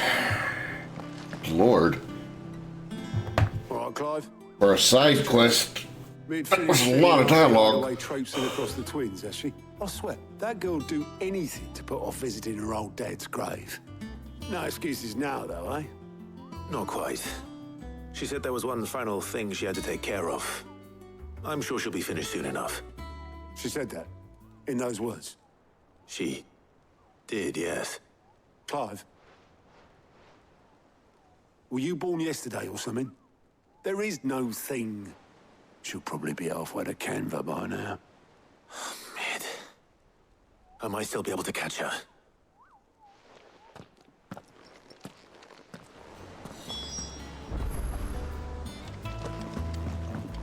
Mid told me she was building a ship.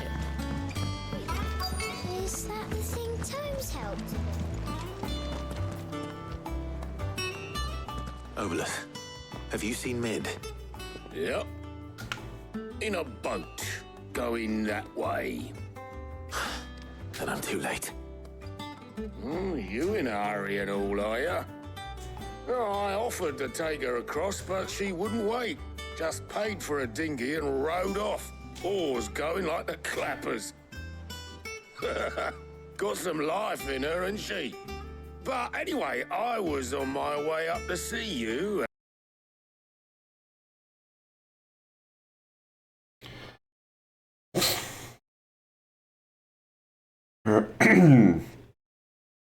One moment while I fix that issue, my capture just locked up.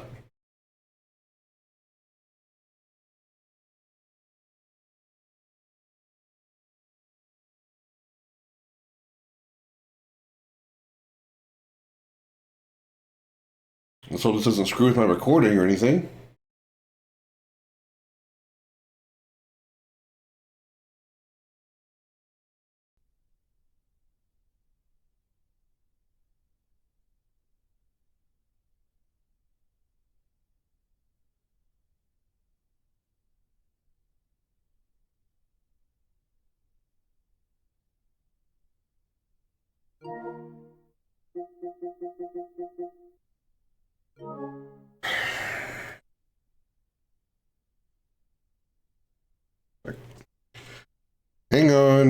Hang on. Technical issues abound.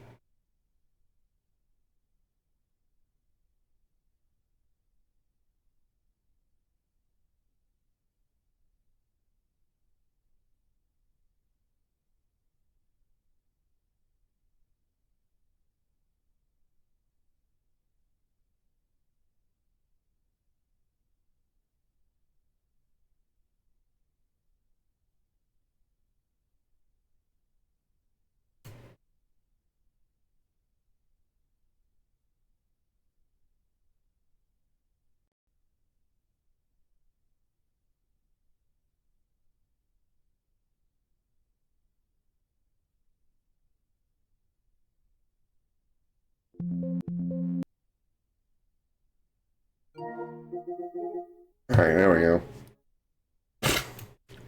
Know where the hell that came from. Or, well, I know what happened. For some reason, when the capture locks up, for some reason it screws up everything else.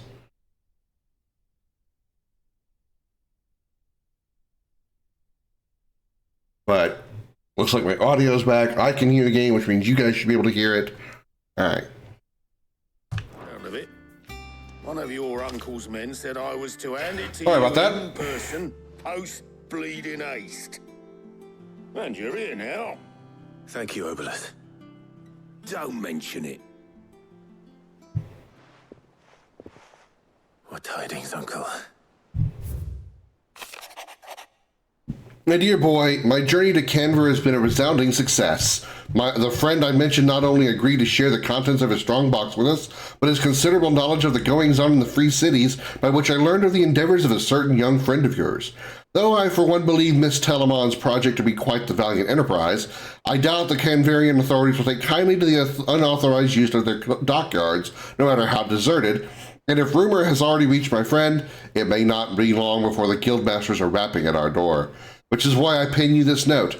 I would like to borrow your man Gav for a moon or two, that he might keep a watch on those who might mean our little fellowship ill, and warn us of any impending attack. I trust that you will give this proposal your full consideration. Your loving uncle, Byron. Trouble in Canver. Well, I'll need someone to keep an eye on Mid.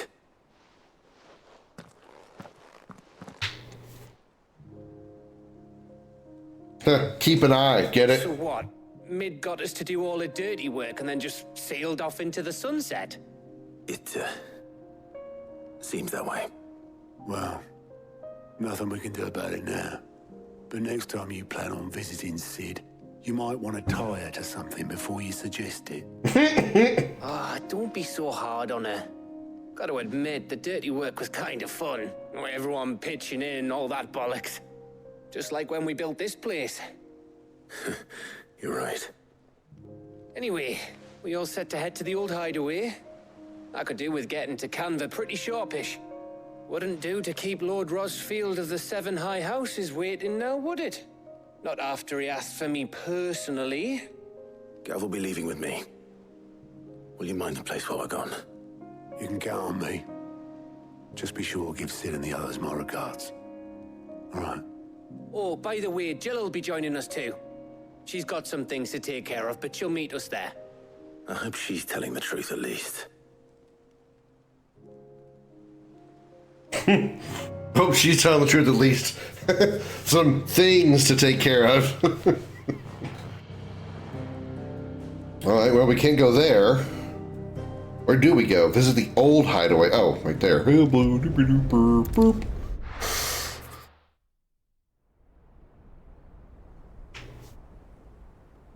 Sid's Legacy, Central Storm.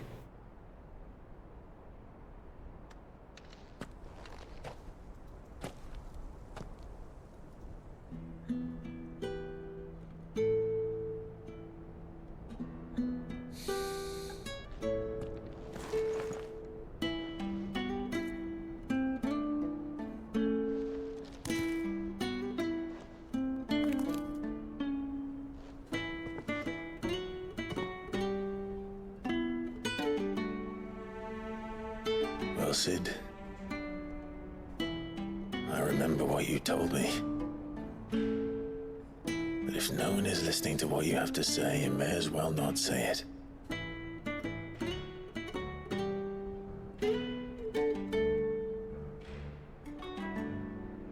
But I will say this, old friend. Hugo Cooker is gone. His shadow looms over us no longer. It's a pity the Phoenix can't be in two places at once. If he'd have been with us, maybe he could have done something for the lost. Not even the Phoenix can bring people back from the dead. Even though that's actually what he's supposed to be able to do, but we're going to just ignore that little detail right now. And an end. So we must live while we have the chance. And not as slaves to the crystals, but as free men. May we join you? Hey, Hodor's here. The Phoenix can bring itself from the dead, not others. Yes, but I'm talking about like the Final Fantasy version of the Phoenix. What a pleasant surprise. In most Final Fantasy games that feature the Phoenix, Phoenix is a revival skill, a revival summon.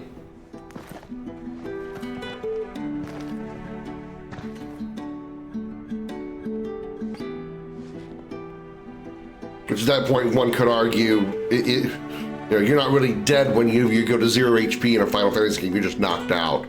But whatever.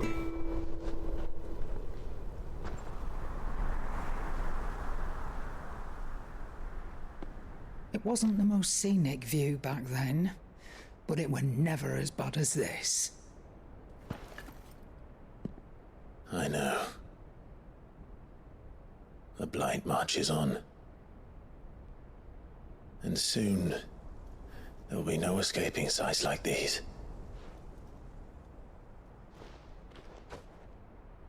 So our mission remains unchanged.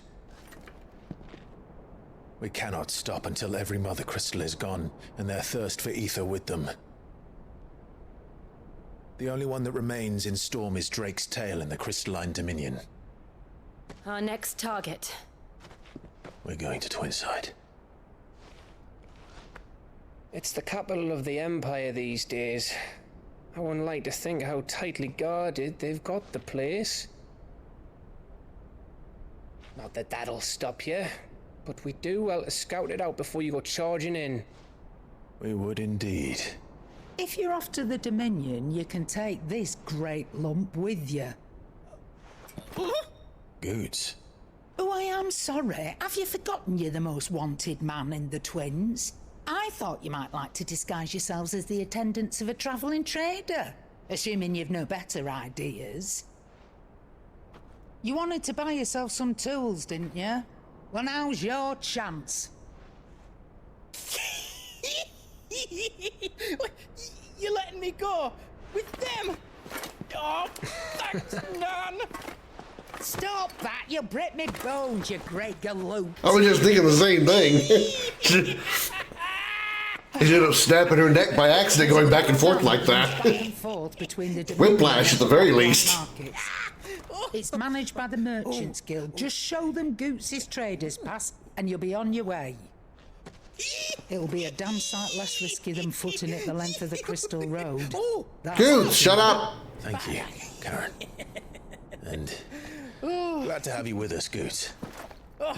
Okay then. I'll get me things and I'll meet yous there. See yous down in Bucklad. Get off! Me poor fingers! Jill, you're with me. Understood. And Gav? Already on my way, Captain. Be careful. Aren't I always? Aren't I always? Well, you're missing an eye, so apparently not. Weren't careful enough to dodge that sword at your face. Do you see that, Sid? Your protege's making a proper little outlaw of himself.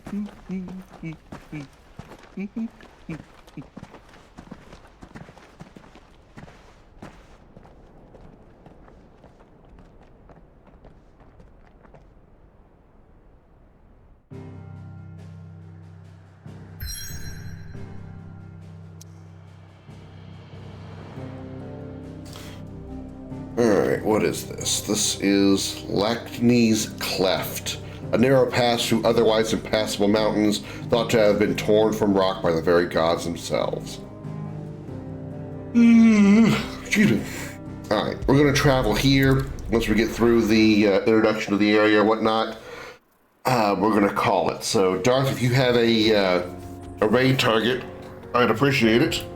But I think we're going to do a raid here once we get through this next little section.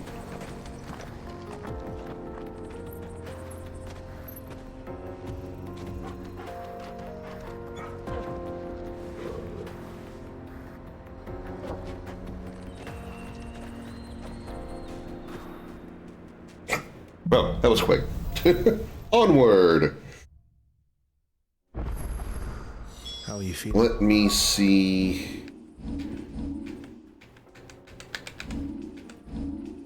3,100 points. Holy crap. Okay, yeah. I want to put some stuff on this.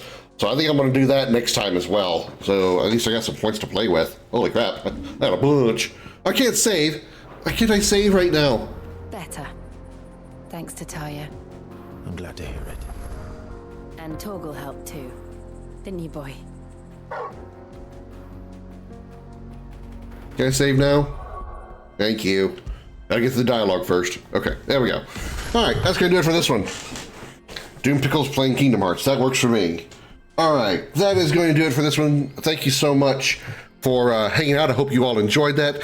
If you are watching on the YouTubes, please don't forget to like, comment, and subscribe down below. I'd greatly love to hear your opinion on the game and your thoughts on the stream in general, or the game in general. What did you say? Doom, P-I-C-L-E. All right, we're gonna rate Doom Pickle. There we go. Let him know that I sent you, and I will see you all in the next one. Thank you so much again. And if you'd like to catch us live, we're over on Twitch at twitch.tv/Commander Krim. If you'd like to catch my YouTube channel, I really appreciate your support there. YouTube.com/@Commander Krim. Thank you so much for watching, and I'll see you on the next one. Until then, have a good night, everybody.